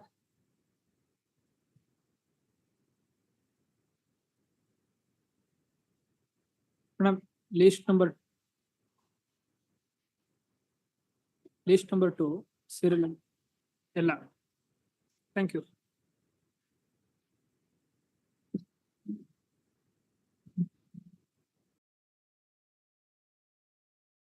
To go to manifest irrationality, Malice? Doesn't need to. Your lordship not to waste your lordship's time to go to manifest irrationality when No, it's not a necessarily. presumptive bias. It was only a Presumptive- clarification that. No, I'm not saying your lordship. I'm answering your lordship's question. The governor doesn't have to waste his time. If he has, well, why should he examine manifest irrationality? So suppose, Balas, and there are two categories. One is, Balas, your lordship has given me the category where which cabinet will go against. Of course, Balas, in politics there are enough cabinets which go against me. It is not, Balas, It is so sanguine and so uniform as your lordship might think, Balas.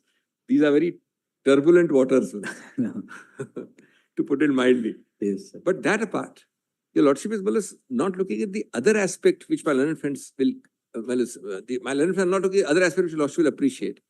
That, Balas, cabinet, if it gives, forget this case for a minute. I'm testing your lordship, Balas, the proposition. If, Balas, the cabinet in a hypothetical case gives perfect reasons, right, Balas? It says this chief minister has done nothing. That's what the cabinet noticed No, in the case. I'm not saying my case. Yes. Forget my case. All right. Hypothetical. Hypothetical case, that this cabinet has said that this chief minister is always sitting at a 10-mile distance from all these decisions over 20 years. But in fact, it's a very unusual case. I mean, I'm going to be developing all this. It's a very, very interesting case, fellas. 23 years. More than 23 years, at least 23 public servants must have been involved in this. The list of dates your lordship has got from my side and this side. Yes. One person is singled out by these complainants, 3 complainants, with somewhat dubious antecedents sketched in my petition. One public servant is culled out after 20 years. And in those 20 years, this man, Malas, has been a minister from his 1984, I think he became a minister in the 80s. Across, Malas, he's held many portfolios. No particular portfolio on this issue, no particular file, no particular decision, no particular recommendation, no particular approval. Your lordship will not easily find a case like that. Your lordship finds. Now I can understand the governor saying, despite this, I find Mr. Singhvi's reasoning wrong by 1, 2, 3. But more importantly, apart from Mr. Singhvi's reasoning being wrong, I find that Mr. Siddaramaiah is complicit or is involved prima facie or needs to be given sanction prima facie because of ABC. He doesn't say it. He doesn't say it. He doesn't address the issue. Which brings me to the next point. And therefore, Manas, very important clarification. I'm very genuinely grateful for your lordship's query. 2 answers to that. 1, your lordship is not carving out a new category of presumptive bias. 2, MP, which is the only case relied upon for only by the other side, forget the other side, by the governor, is a case where they did not take up apparent bias in a cabinet governor case. And 3, it must show, therefore, a perverse 2 plus 2 is equal to 5 error amounting to manifest irrationality, which the governor has not said. He's not even said so. If he had said so, I would have shown he's wrong. But I don't need to show that because he has not said so. Now, Malas, which is why it brings me to my third point. It is because of the previous point that my learned friends do something very extraordinary. That is, Malas, the state government. I'm sorry, the person representing the governor, not the state government, the person representing the governor. Of course, governor acts to the state government, but Malas, he is represented by a separate council. Very extraordinary thing. Keeping in view that there is nothing about manifest irrationality. There is nothing about any reason by the governor and nothing reflecting the process of ratiocination. I'll just put it very nicely in many judgments. These are the materials. That is the conclusion. The chain which links the material with the conclusion is known as the process of ratiocination, the process of reasoning. Now, there is no reasoning about why he is guilty, prima facie, or why the cabinet is wrong. The only reasoning is that the presumptive doctrine my lord put. Per se the cabinet, per se the chief minister, therefore I must act. Why I must act is not there. Which is why a third point is pressed into service after the case starts. What is that third point?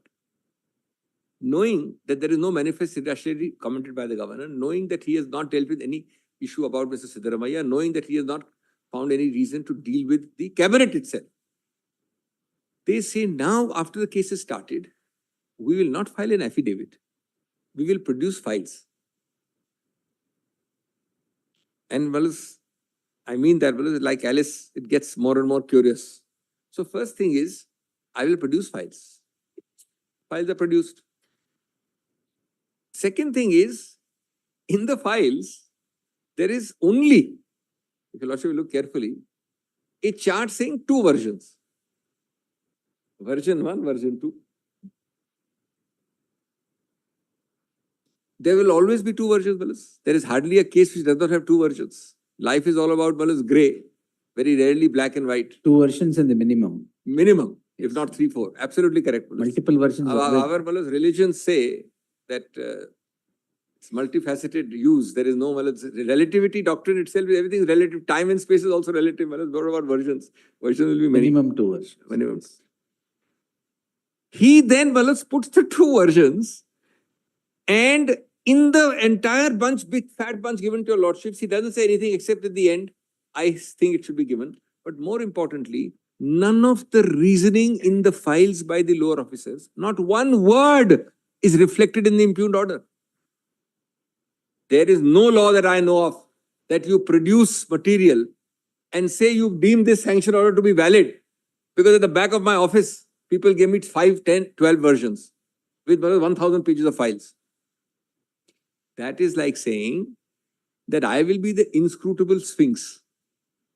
Behind the inscrutable sphinx, the pharaohs put a lot of gold and a lot of saman inside. The silence comes about. So I will remain the sphinx, but the saman behind in my grave can speak for Malas. It all lying in the inscrutable face of the sphinx has something behind it which cannot be projected by that silence. And your lordship as a judge should be deemed to validate the inscrutable face because of the saman behind it. But what is interestingly, that huge treasure house of saman is not finding a word of reflection in the order. Well, I can understand. Nobody is saying that the governor is a judge who's writing a 50-page judgment. Nobody is suggesting that. The governor could have given some reasoning culled out from those two versions and 1,000 pages. It is not for your lordships to rewrite the order of the governor. That I am the judge, you have thrown at me 1,000 pages, the order says nothing. I as the judge will ex post facto validate it by giving these reasons. Which ultimately comes back to the same point, Malas. The point remains the same. That your lordships is entitled to quash this order on the short ground that it is not dealing with these issues. Neither manifest irrationality nor why. You are saying, of course, that there are reasons inside. But Malas, and two versions is not a sufficient ground at all. Much more so, Malas, when you are disagreeing. You are disagreeing. Yes. You are not upholding. Your lordship knows, Malas. There's a difference. Your lordship judicial review is much more heightened when the primary matter is coming on a disagreement. Your judicial review is a little different when it's coming on an affirmation. So that was the third and fourth point, Malas, which I'll be developing. The other point is, Malas, about 17A. Now, Malas, there are two facets there I wanted to just touch on, then I'll be developing them later.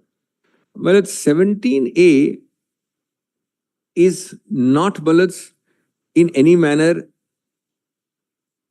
2 or 3 points. First, in 17A, the interpretation canvas for your lordship is to an extent bullets faulty and erroneous, is my submission by the other side. Why is that?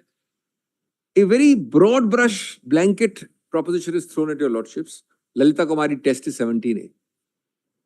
I strongly object to that.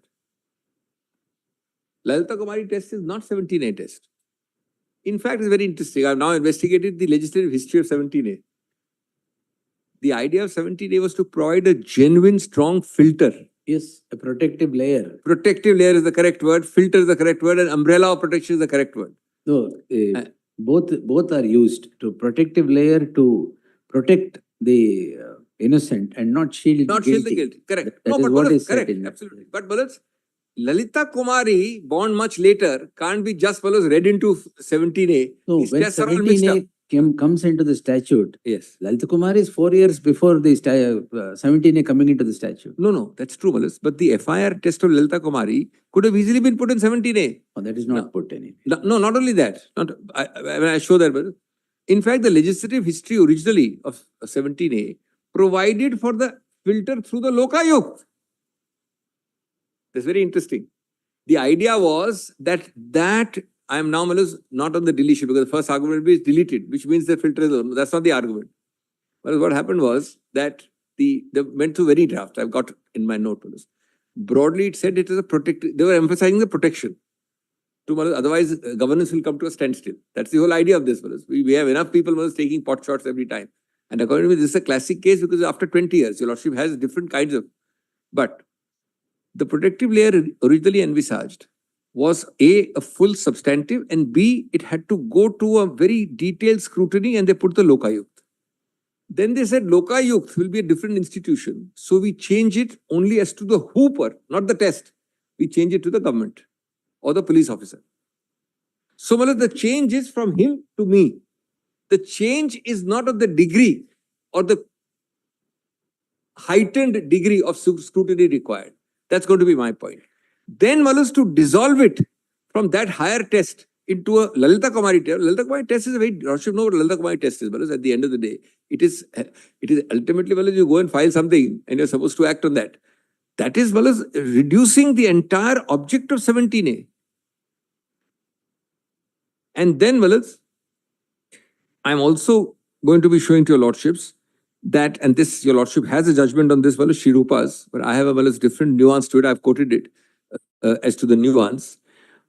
I believe, and this is going to be one of the arguments, that it is for the investigating officer to first form an opinion that inquiry or investigation is warranted. I'm choosing my words carefully. The investigating officer must first form an opinion that inquiry or investigation is warranted. I am the investigating officer, I form the opinion about him, and then I seek approval for that opinion, having that first form the opinion. According to me, to allow a outsider, a third, not out, let me go to third party. Who is the third party here? Third party, the complainant? Complainant. All right.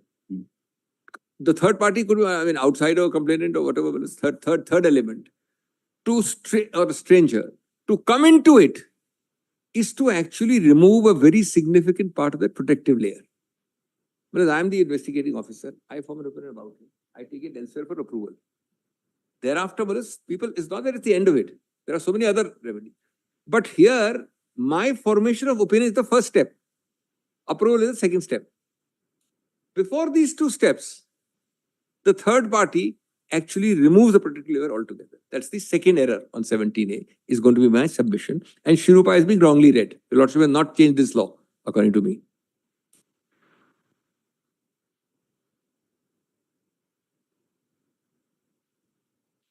And of course, other issues will be there, which I will be coming to later. So let me, and of course, on the facts, I'm saying. On the facts, that's a separate argument. On the facts, if your lordships, and this is wholly without prejudice, applies even Lalita Kumari. You don't even satisfy Lalita Kumari. You don't satisfy Lalita Kumari. Because same question. On Lalita Kumari, you have to show some complicity, some involvement, some what, where, how, when. That's para 120.1. It comes to that, but ultimately, I am always trying to assist both on the legal principle and then, of course, the facts. Now, let us just, this is a fairly long preface. Let me start with the note. Give the copies to the other side. So this was a preface. No, it's a summary, not a preface, a summary. Just tell us.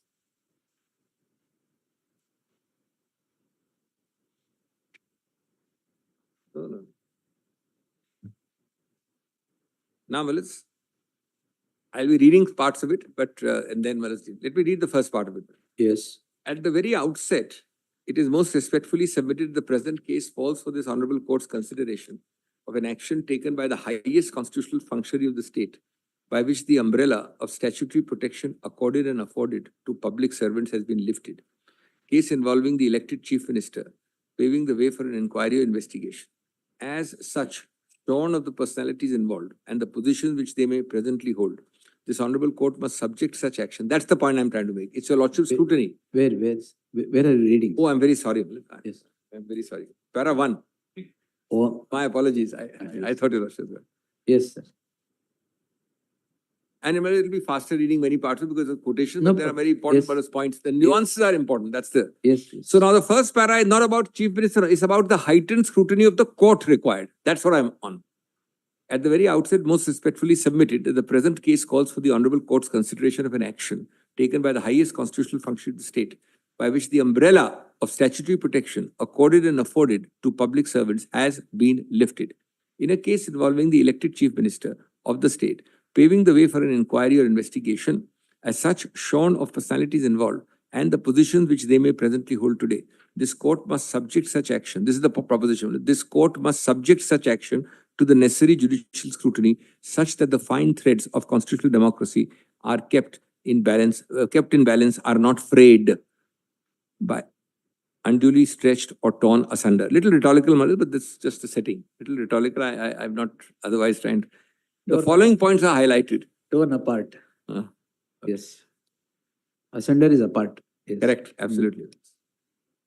The order of granting approval must fully disclose a reasoned application of mind by the authority concerned.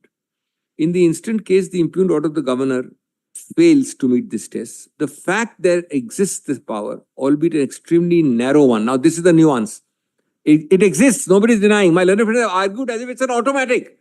You just call out two names: cabinet, governor, chief minister. New discretionary power. No. Narrow one. To differ with the aid and advice in certain situations, I'll be demonstrating this, does not exempt or relieve the governor from the obligation of passing a reasoned order disclosing application of mind. Because they are doing a double whammy. Just note this. Actually, in the normal course, the governor is a no-go area. You are allowing a special area to the governor in a matter where also additionally having taken that power, he's not disclosing his mind. I will call it, Malos, in loose colloquialism, double whammy. The governor anyway can't enter this house. In the case of a chief minister, a nuanced, limited case, he may enter the house. But having entered the house in an exceptional area, he also gives no reasons. It's a double whammy. It's a double constitutional whammy.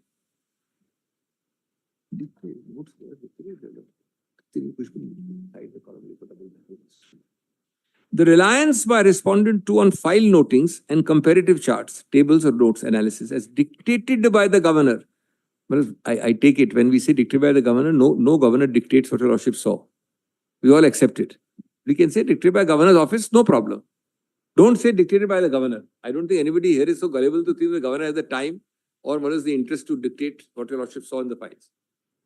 So let's call it governor's office. Is wholly impermissible. We live in the real world. We have to smell the coffee. We can't be in some other land. Is wholly impermissible in the absence of these documents being placed on record under cover of an affidavit. That also I let go. The affidavit is not put. Let's leave that. It's a point to be noted nevertheless. Moreover, in any event, the impugned order itself refers only to allegations in the petitions and the supporting documents and makes no reference to these charts, tables, notes, analysis in the order. No reference, Malus. Not one word. Not a word. I've checked it, Malus.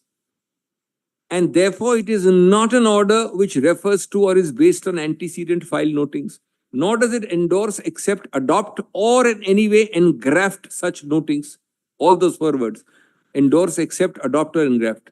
Well, if this principle is accepted, which judicial review can your lordship squash? I am putting the same kind of question in different way. Which lordship will never have a case. The file speaks for itself. I have written an order, matter dismissed. Please check up the file and find the reasons.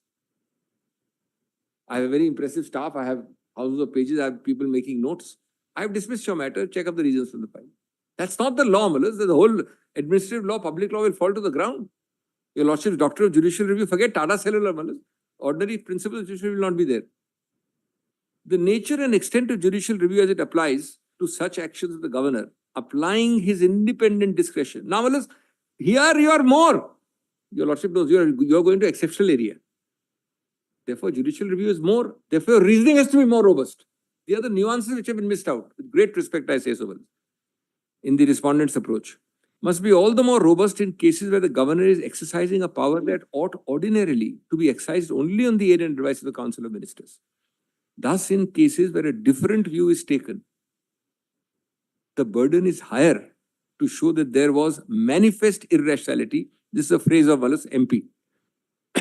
In the advice of the Council of Ministers, thus requiring the matter to be considered decided independently. So whenever the cabinet he is disagreeing with the cabinet, the reason should be on a higher pedestal. A, starting point is that. B, your lordship's scrutiny also is correspondingly more heightened on those reasons. Yes. we will do. It's not, nobody is final, only your lordship's final, that too on subject to Supreme Court. Yes. In fact, the Supreme Court joke is the Supreme Court is right because it is final. It is That not is- final because it is right. Nobody is final except God, Yes. But in our hierarchy, the governor is not final. No, we are reviewing it now. Yes. So, Malas, these two double heightened is important. Malas, you are going to an exceptional area. The Malas, very nice, those debates are worth going every time back when I read those debates. Malas, Mr. Ambedkar, there's a huge long debate about governors, Malas. He says, why should you not have elected governors? Very strong, genuine proposal, bona fide. Then there's another debate about, how will you find good people? So he says, Mr. Ambedkar replies, he says, there cannot be 2 swords in one scabbard. Ek myan mein do talwar nahi. That's why Article 143 of the debates was reduced to 163. 163, no, and then he in says the in the debate, he Constitution. says there can't be 2 swords in one scabbard. Then he says that we are in fact thinking, it's a very interesting passage, we are thinking of nominating governors and the post is so kind of non-active that we are very doubtful that we'll get any applicants for the job. That's not true today, Manas. But Ambedkar certainly thought that, Manas. Anyway, the idea of a governor was a no-go area in 95%. No, if Now, you see if the you- Constituent Assembly debates, Yes, where yes. it was, the draft Yes. was drawn first. Article 143 dealt with this. where Yes. Governor has to be elected, nominated or otherwise. Exactly. Then 163 is the final form that has come. In between What is this discussion, he said, no, elected means he's also elected chief minister, I am also elected governor, 2 spots in one scabbard. That's why it was Want to not. neutralize him and put him only below the nominated. Then he says nominated also with very little powers, nobody may want the job at all. Then what is the next point?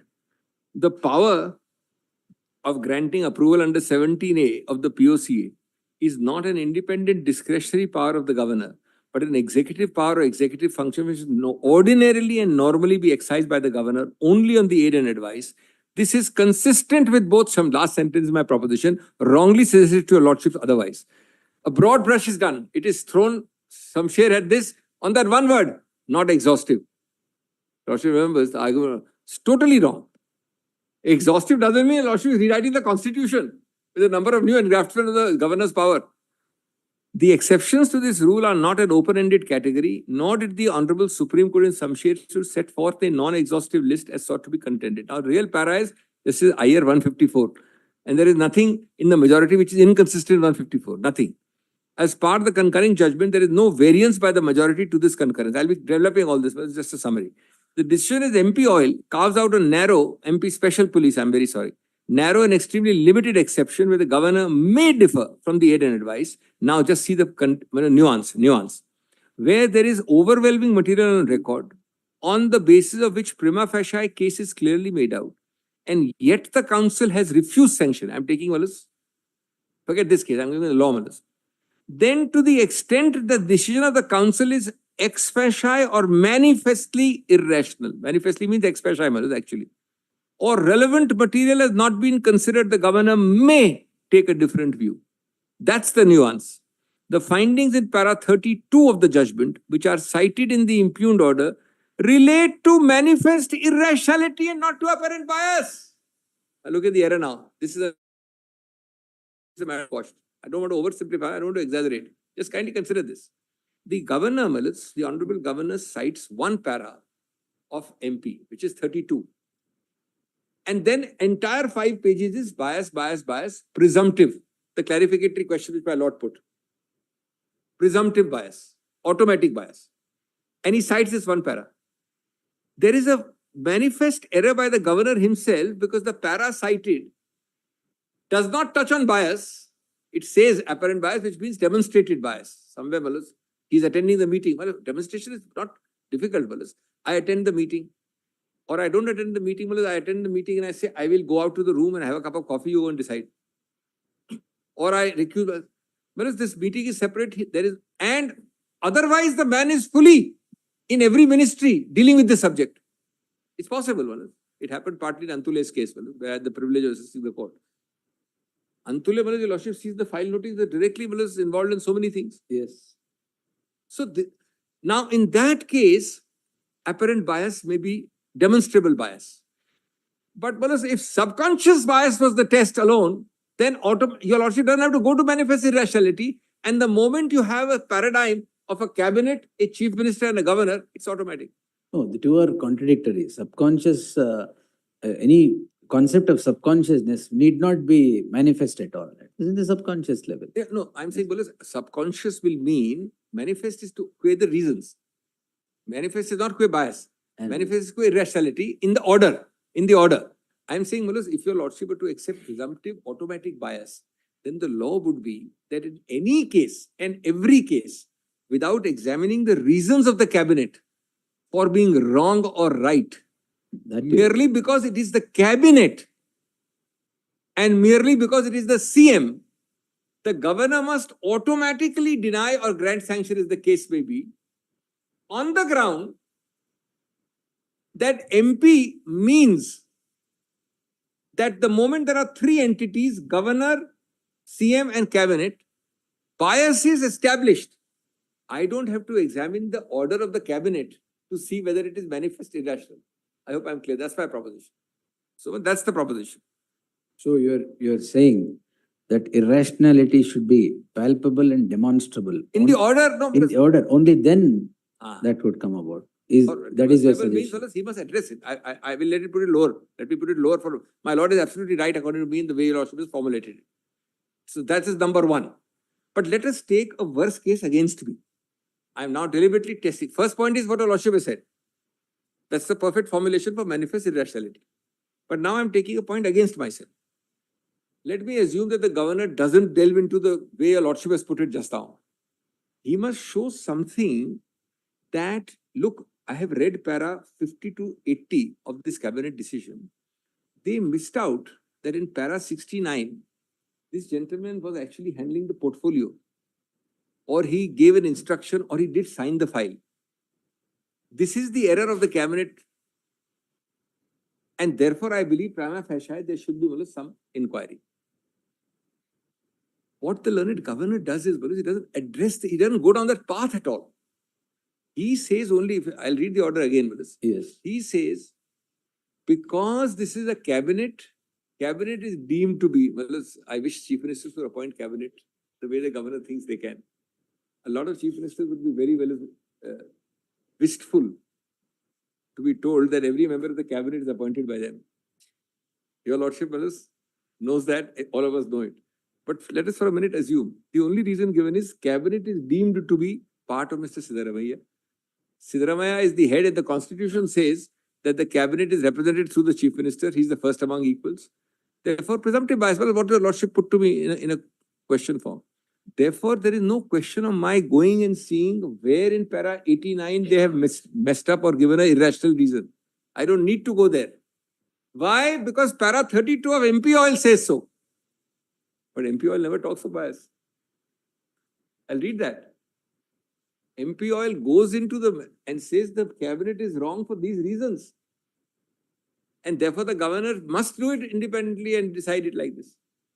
This is the error of the approach. Para 2.3.4. No, are you saying that the governor should not have disagreed with the cabinet? Not at all. I will So never say his that. disagreement should have been found in the order, In his reasons order, in the in order. the governor's order. Governor's order. That Absolutely. is your submission. That is right. Well, I can never say that he can never disagree. That is an extreme proposition and that will never be said. So the disagreement should be found And by reasons recorded in writing in the first order. part is just your lordship, full stop on the first sentence. Disagreement must be found in the order. That is enough, full stop. All right. Yes. Second part of my lord's formulation. If it is found in the order must demonstrate manifest irrationality in the cabinet with which he is disagreeing. Why should it be found in the order only if the files contain reasons? He has to know. Files will contain. He has to, not by, he has to give some process of reasoning by which he comes to that conclusion. Yes. The third part, if the second part is not correct, then malice, the order will say, I grant sanction. Go and find the reasons in the file. Then what is your lordship going to do? Judicial review. What is the heightened judicial review? What is the meaning of malice? Manifest irrationality of MP. Your lordship will have then the sphinx. Then the sphinx comes in. Your lordship has to dig behind the sphinx and find out something. Yes. Last one. MP police is not an authority for the proposition that there is any presumptive rule of apparent bias. I'm addressing the issue. The lordship's clarificatory question is more pointed, but in a sense I've addressed it here, partly. Without your No, I am just getting clarification what is running in my mind. So you should No, not. Malice, I am very grateful. I am genuinely grateful. I'm not disturbing your flow. But but I am yes. genuinely, I would not say it otherwise. Malice. Yes. I am genuine because it helps us to clarify as we go along. Any query, Malice, it's most welcome, but it genuinely helps me to Malice clarify because this is a matter where Malice, we are in the frontiers to some extent. Lordship should get the law right, apply to the facts secondly. Because the submissions are so much, the horizons are so wide now. I need to take some clarification No, somewhere. great respect, Yes. it's most welcome and I'm Yes. absolutely grateful. The proposition that there is any presumptive rule of apparent bias on the basis of which the governor must always independently consider the matter when an allegation relates. I am denying that is so. The first sentence. Paragraph 2.3.4, page 5. Yes, I am there. The question of apparent bias did not arise in that case. Rather, that case concerned a question of likelihood of bias, also expressly rejected by the Supreme Court at So, subconscious bias is out. Your Worship, no, subconscious is not likelihood. Likelihood means I must show that there is some facts which will show bias against him. So, that was the case. Even that was rejected. But still the matter went the other way. Why? Because of irrationality. That's what is developing now. The reliance on para 17 in the written submissions is misplaced and misleading. The MP Special Police Establishment case is not and should not be read as general authority for the proposition that in every case where there is an allegation against the Chief Minister, the governor can exercise discretion independently, even absent any irrationality in aid and advice given by the cabinet. The mere fact that the governor may, in certain very limited situations, differ from the aid and advice of the Council of Ministers does not imply that every such different view of the governor is to be automatically preferred. Just like every view of the cabinet need not be preferred. My lord is absolutely right in that query, but I'm not suggesting that. In fact, the ability of the governor to decide to differ, this is very important, with that boldface. The ability of the governor to differ is itself necessarily linked to a showing of manifest irrationality of the advice received. And that makes sense, fellows. Your lordship has a proper governance up to the judicial system then. Somebody gives an advice, don't prosecute him. That is not final, fellows. It can be rotten, can be horrible. Somebody here gives an advice that I agree with their advice. He can be equally horrible, he can be good. And your lordship is the ultimate master, ultimate meaning in the judicial hierarchy. How does your lordship do your job, Malas, if these two people don't give anything and they say, we just decide? And the test your lordship applies will always be of irrationality. Has to be, Malas. There is no basis to suggest in the present case, either reflected in the governor's input or otherwise, that the decision was in any way irrational. Forget your lordship reviewing, there is no such reason given by the governor. Even the written submissions on behalf of R2 do not canvass irrationality at all. They get stuck, fellows, by misreading 32, the other side, in the submission, and they just quote MP because the governor quoted it, not realizing that the governor never went on bias, fellows, in that case. Rather, the submission is entirely based on apparent bias, assuming it to be a presumptive rule that where there is an allegation against the chief minister or member of council, the council is automatically disentitled or disabled. This is exactly the query I think now, Malaz, it fits in, which your lordship put to me. It's exactly that issue. The council is automatically disentitled. The word automatically is important for me, my lordship, underline automatically. Disentitled or disabled from divested from exercising its powers. These powers are instead vested as discretionary powers. The decision of the Supreme Court and MP does not mandate any such presumptive rule, nor ought such a blanket rule to apply where executive powers vested in the state by statute are transposed as discretionary powers of the governor merely because the allegations relate to a chief minister or member of council of ministers.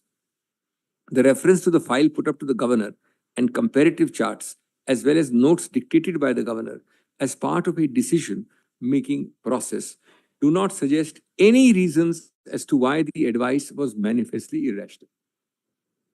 An optical juxtaposition of two versions in a comparative table cannot be equated with an application of mind. As your lordship said, well, I could have made 3 columns. Also, I could have made 4 columns. Why does the lordship prefer that column to this column, to this column, to this column? Let there be 5 paragraphs, 3 paragraphs, 2 paragraphs. Why that is preferred and this is not preferred, this is preferred, this is not preferred. I can't make a table and give a lordship. These are the various versions. The process of ratiocination required a link, a chain, or a clear nexus between these materials, the reasoning, if any, of the impugned order, and the conclusion there is. All this is conspicuous by its absence. The impugned order of the governor was passed in undue haste, with a predetermined mind, and exhibits a cherry picking. This word cherry picking is very important. I'll just show in a minute. But this is a case which demonstrates without doubt there is cherry picking. Without doubt. And very interesting. It shows cherry picking in the wrong and it shows cherry picking in the right. I'll just show that in a minute. Very interesting case. Where the present case was unduly and hastily fast-tracked, while several other applications for prior approval remained pending for long duration. My lord knows those 6 examples I gave. One year, Manus. One example is 2 years. 2 years. 2 years. Interestingly, while your lordship is hearing that matter. Still pending? No. While your lordship is hearing the matter, perhaps somebody's arguments have had some effect. One of those 2-year applications has been decided on 8th of August. And that is the cherry picking I'm going to show in a minute. After your lordships have heard most things just now. And it's very interesting. It's very instructive as what the governor could do, should not do, and did do. That is one of the complaint of which month in 21? 2021, which month? It's in 21. Decided in 24. Mine is taken up the same day and show cause is issued. Well, nobody's going to come and say this is Article 14 arbitrary written on the file. Your lordship, read between the lines. That was sanction or approval? That was approval. 17A. Your lordship would not even find a 17A pending for 17 months. Here we are 3 years. Give me the date of that application. But in other cases, sanction was sought. No, is it sanction or 17? I don't want to be wrong. I'm told it is 19th. Give me the date.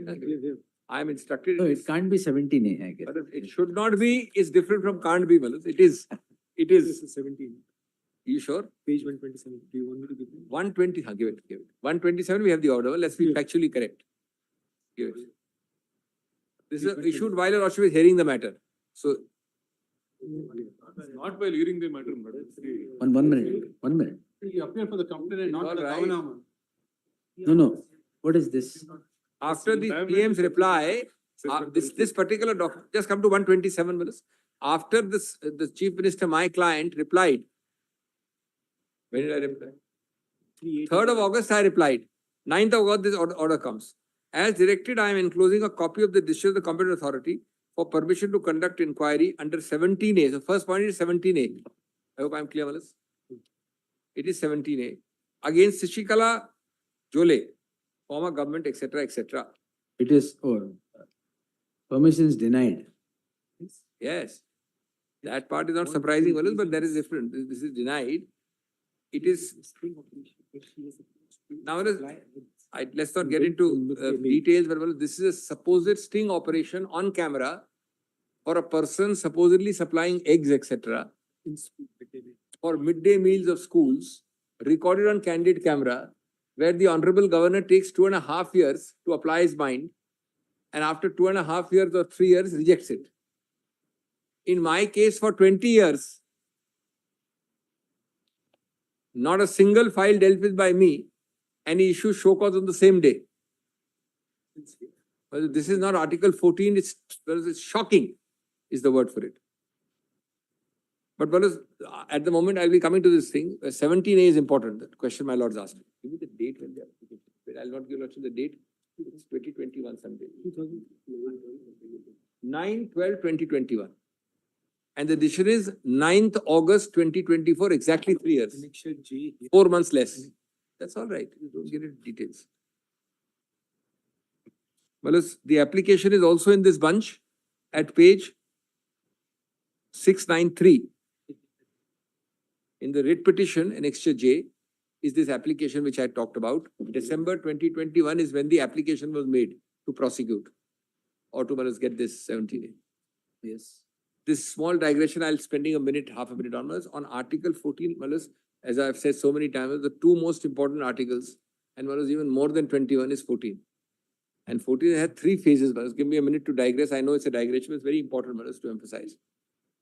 Till when it came in, your lordship knows those so many decisions, Charanjit and R.K. Dalmia. We had basically the discrimination facet of 14. Classification, doctrine, and discrimination, but classification mainly. In Royappa, which came 30 years after 74, 30 years after independence, Justice Bhagwati, for the first time, brought in the seeds of arbitrariness. Then those 70s and 80s, the same Justice Bhagwati developed it beyond compare in all the Ramanna Shettis and all the cases. I hope I'm clear, Yes, yes. So you had a second facet of 14.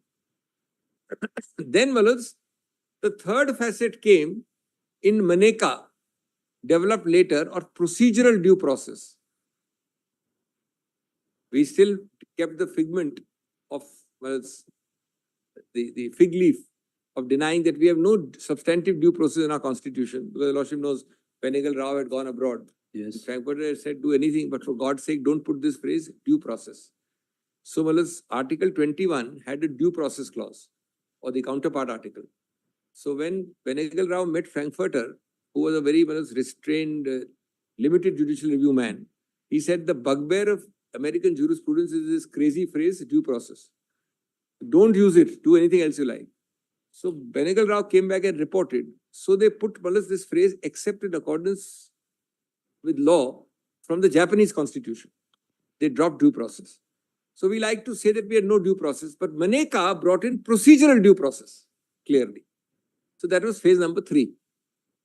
Then finally now, in a trinity of judgments authored by Justice Nariman, there is full substantive, full-blooded substantive due process. Both Venegal Rao and Frankfurter must turn over in their grave. Because triple talaq, this adultery, then that Swiss ribbons, all of them recognized IBC under different. That substantive due process is a part. So your lordship can see the degree of unjustness to strike down. Now I am saying that if your lordship were to apply even the old test of 14, now we have 4 facets of 14. This kind of conduct that you take 3 years minus 4 months for a 17A and then reject it for a candid camera. The complaint is there, it's a recording of what is done about midday meals.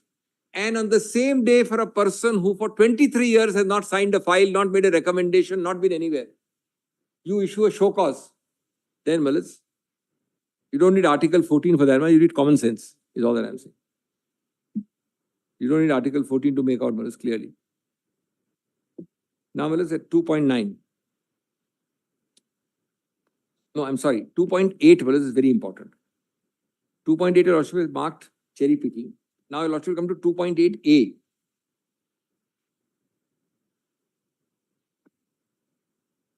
Two facets are interesting and ironical in this regard. None of the diverse complainants seek any sanction, prior approval in respect of any of the multifarious public servants alleged to be involved in the present case stretching from 98 to 21 over a period of 23 years. I'm sorry. My lord has got it. I'm very sorry. 2.8a. The last sentence, please read. Petitioner CM is singled out for the affection of the complainants. 23 years, hundreds of officers, not a single one. Secondly, in stark contrast to the impugned order, which does not contain a word as to how, what, when, and in which manner. This is very interesting for us. The governor finds the petitioner even remotely culpable for the purpose of granting sanction or prior approval. The very same governor gives specific reasons in the order of 8th of August regarding lack of culpability while rejecting the proposal of prior approval in the case of Sashikala Jole. A case specifically stated in the pleadings pending before the governor for several months. Well, the sentence is not correctly drafted. It should be comma, maybe continues.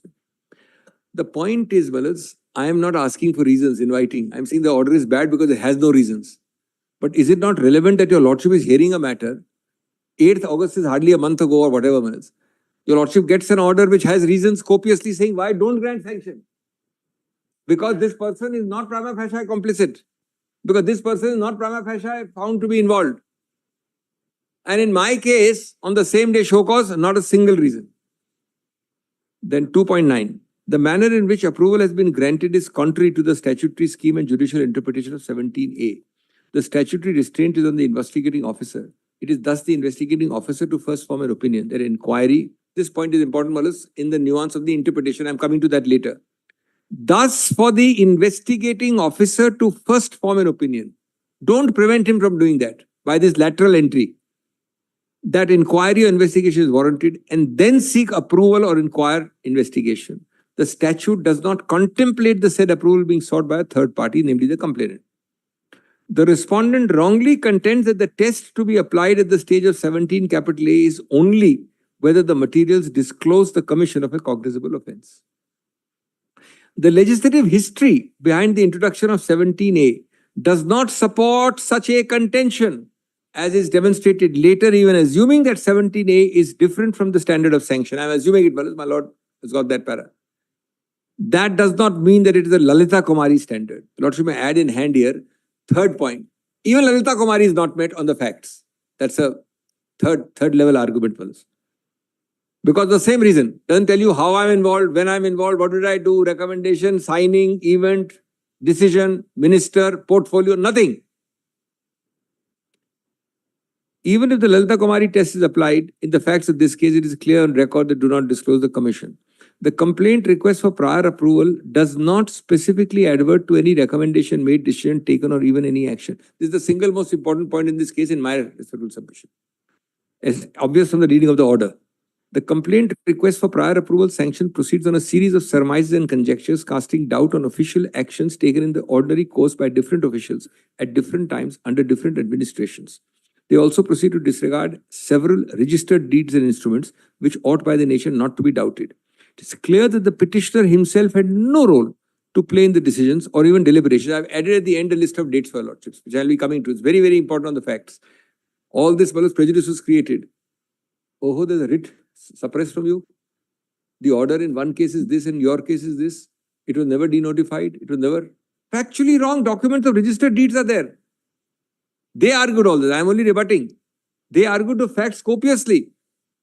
The poor cabinet has gone into it. My writ petitioner has got the documents. Still they argued those facts. So I put a list of dates at the end, Malice.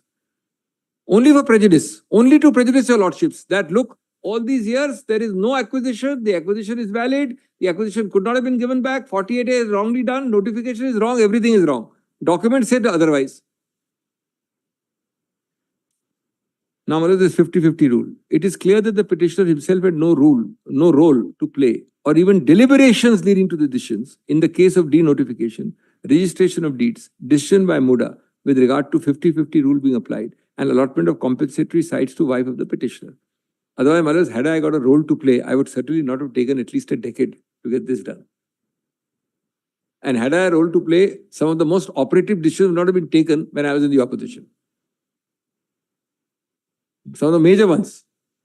In fact, the MUDA decision was taken in 2020 and implemented in 21-22 at a time when the petitioner was in opposition and not even a part of the government, and this is given to 19 or 20 or whatever number of other people also. It's a general policy decision, nothing to do with me. But your son was a part of the board there in I'll be showing that board. That's part of my list. by being an MLA. MLA. He's ex officio. Ex officio member of the decision-making body on that particular day. Your son was a part of it. Which is a ex officio requirement A, I did not make him. B, the decision is across the board for so many people. No, true, it's across the board, but And I'll be dealing with that. 2 meetings. That's not the point. Both those, And he is fortunately not named as two an meetings, accused. one in 2020 and one in 2021. Yes. And they have not made him an accused. They have not short sanctioned. They are not. No, it's Facts, sir. I'm just saying these 2 or 3 facts, but they're in the list of dates. Now, let us come to the next point. Shamsher Singh is important. Don't brush it aside as the respondents have done. They've completely brushed aside. This remains the bedrock for the last 60 years. 7 judges. Bedrock on constitutional law. President, governor, both. There's a typo there. 1974, not IG 74. Typo there. Yes, sir. The president as well as the governor is the constitutional or formal head.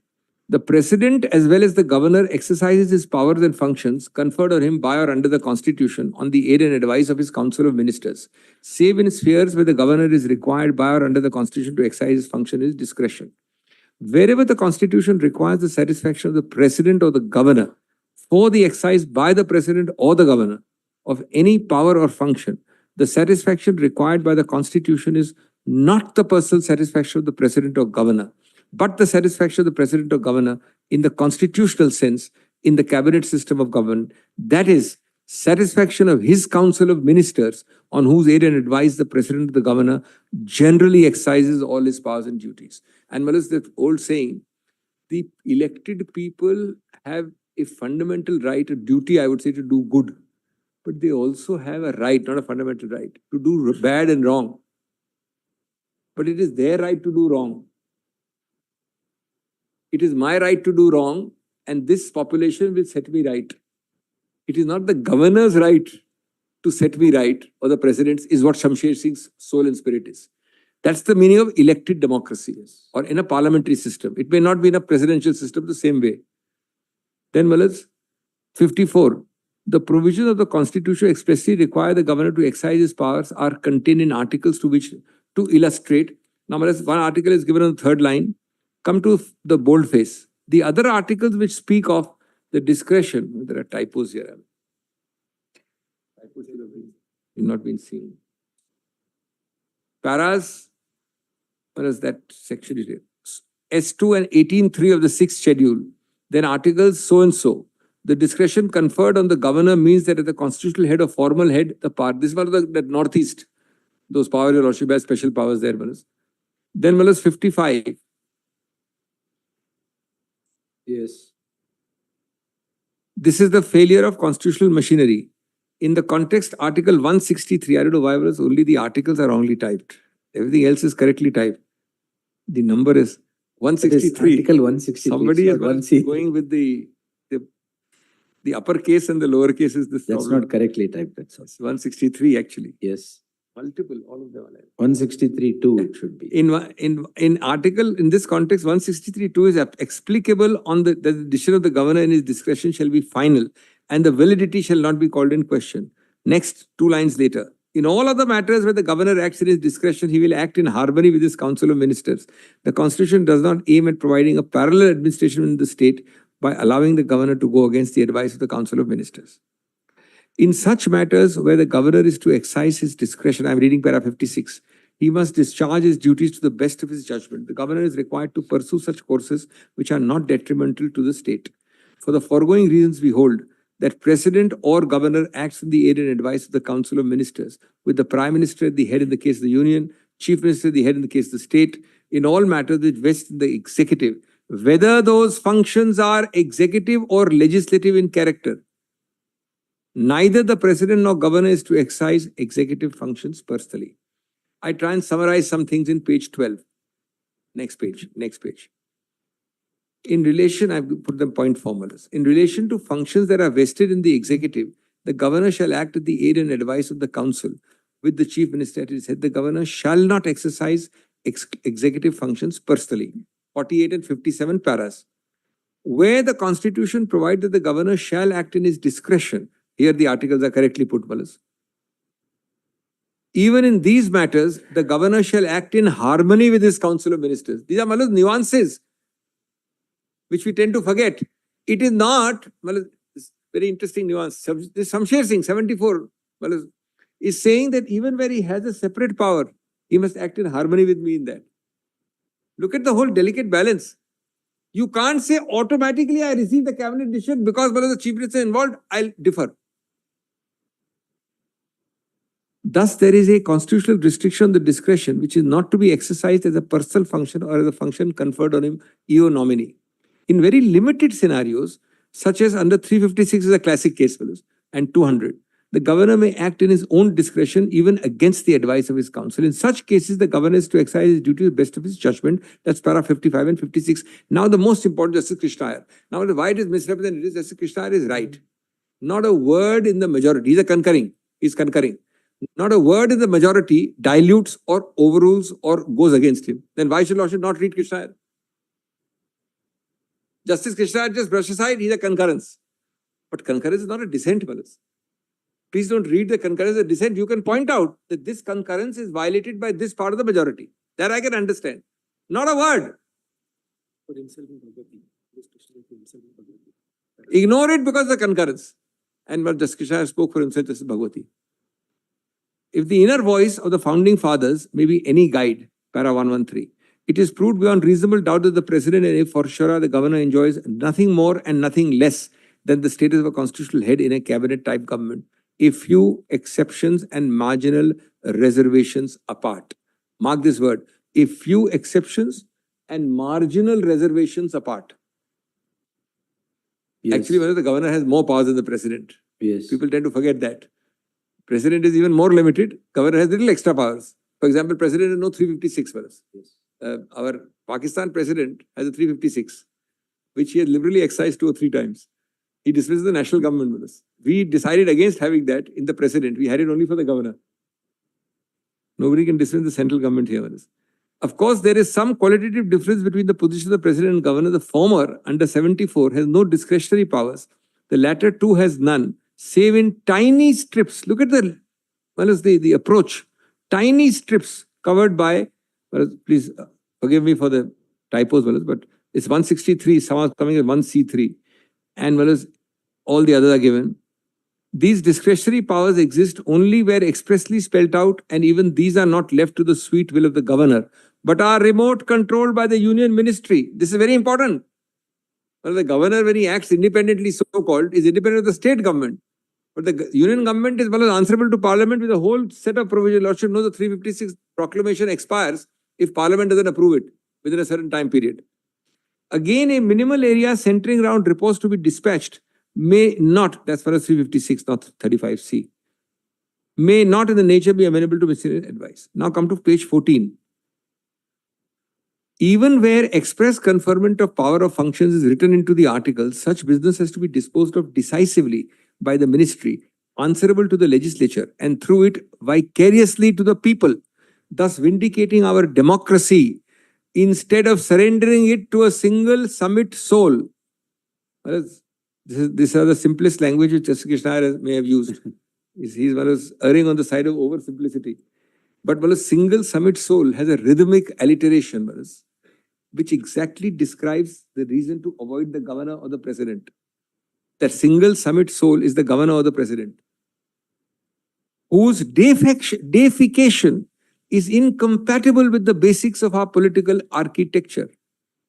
Lest national elections become but Dead Sea fruits, legislative organs become labels full of sound and fury, signifying nothing, and the Council of Ministers put in a quandary responsibility to the House of the People and submission to the personal decision of the head of state.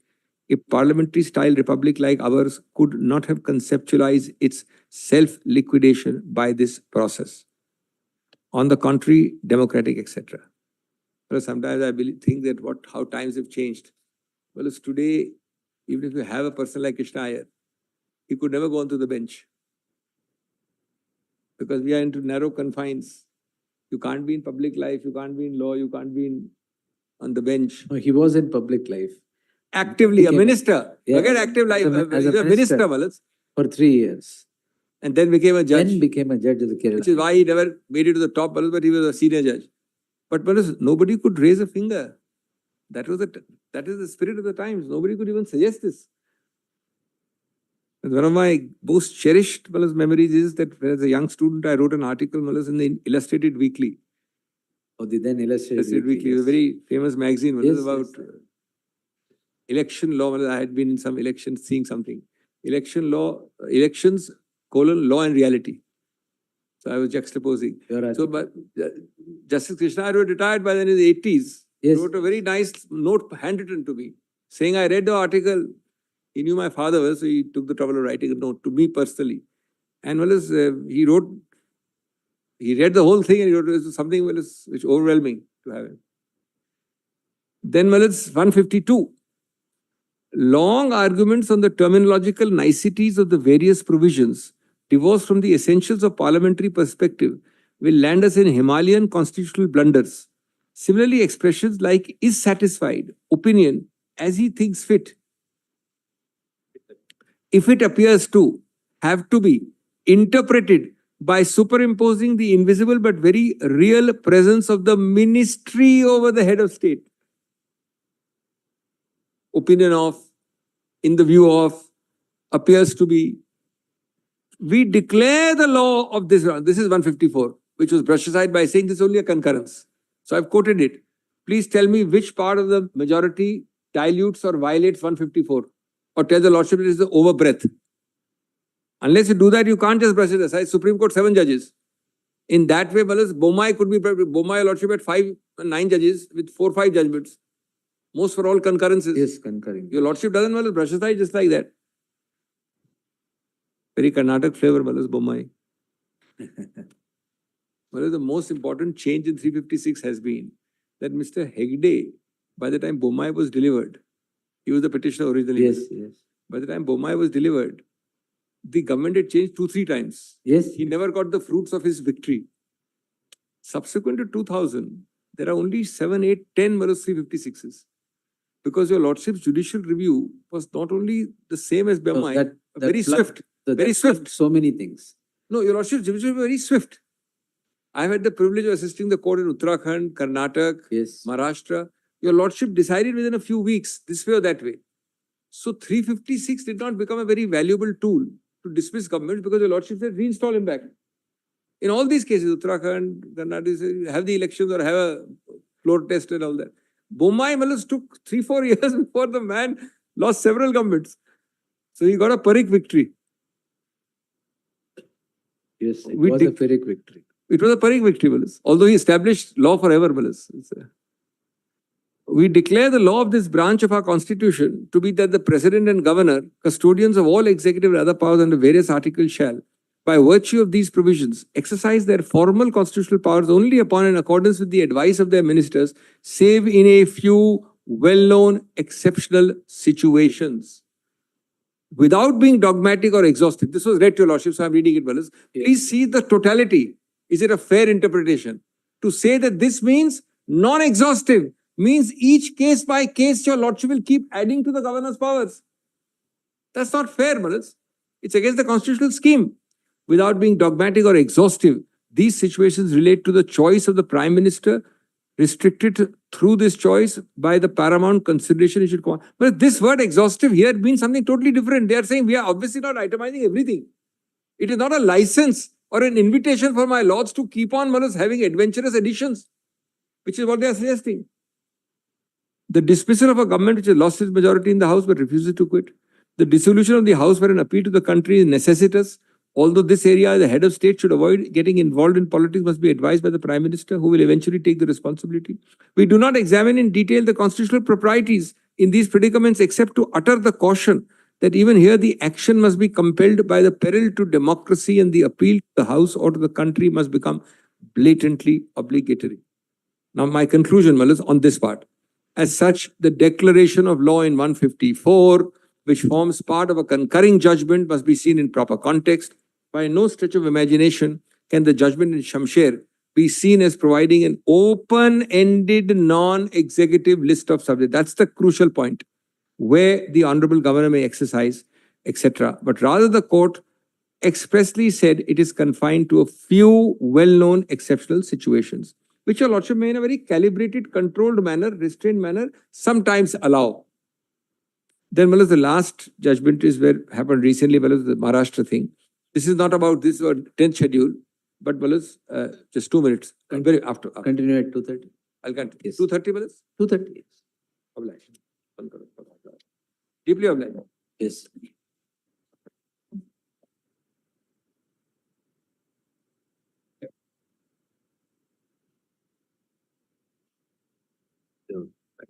And challenge. ಇದು ಮೂರುನು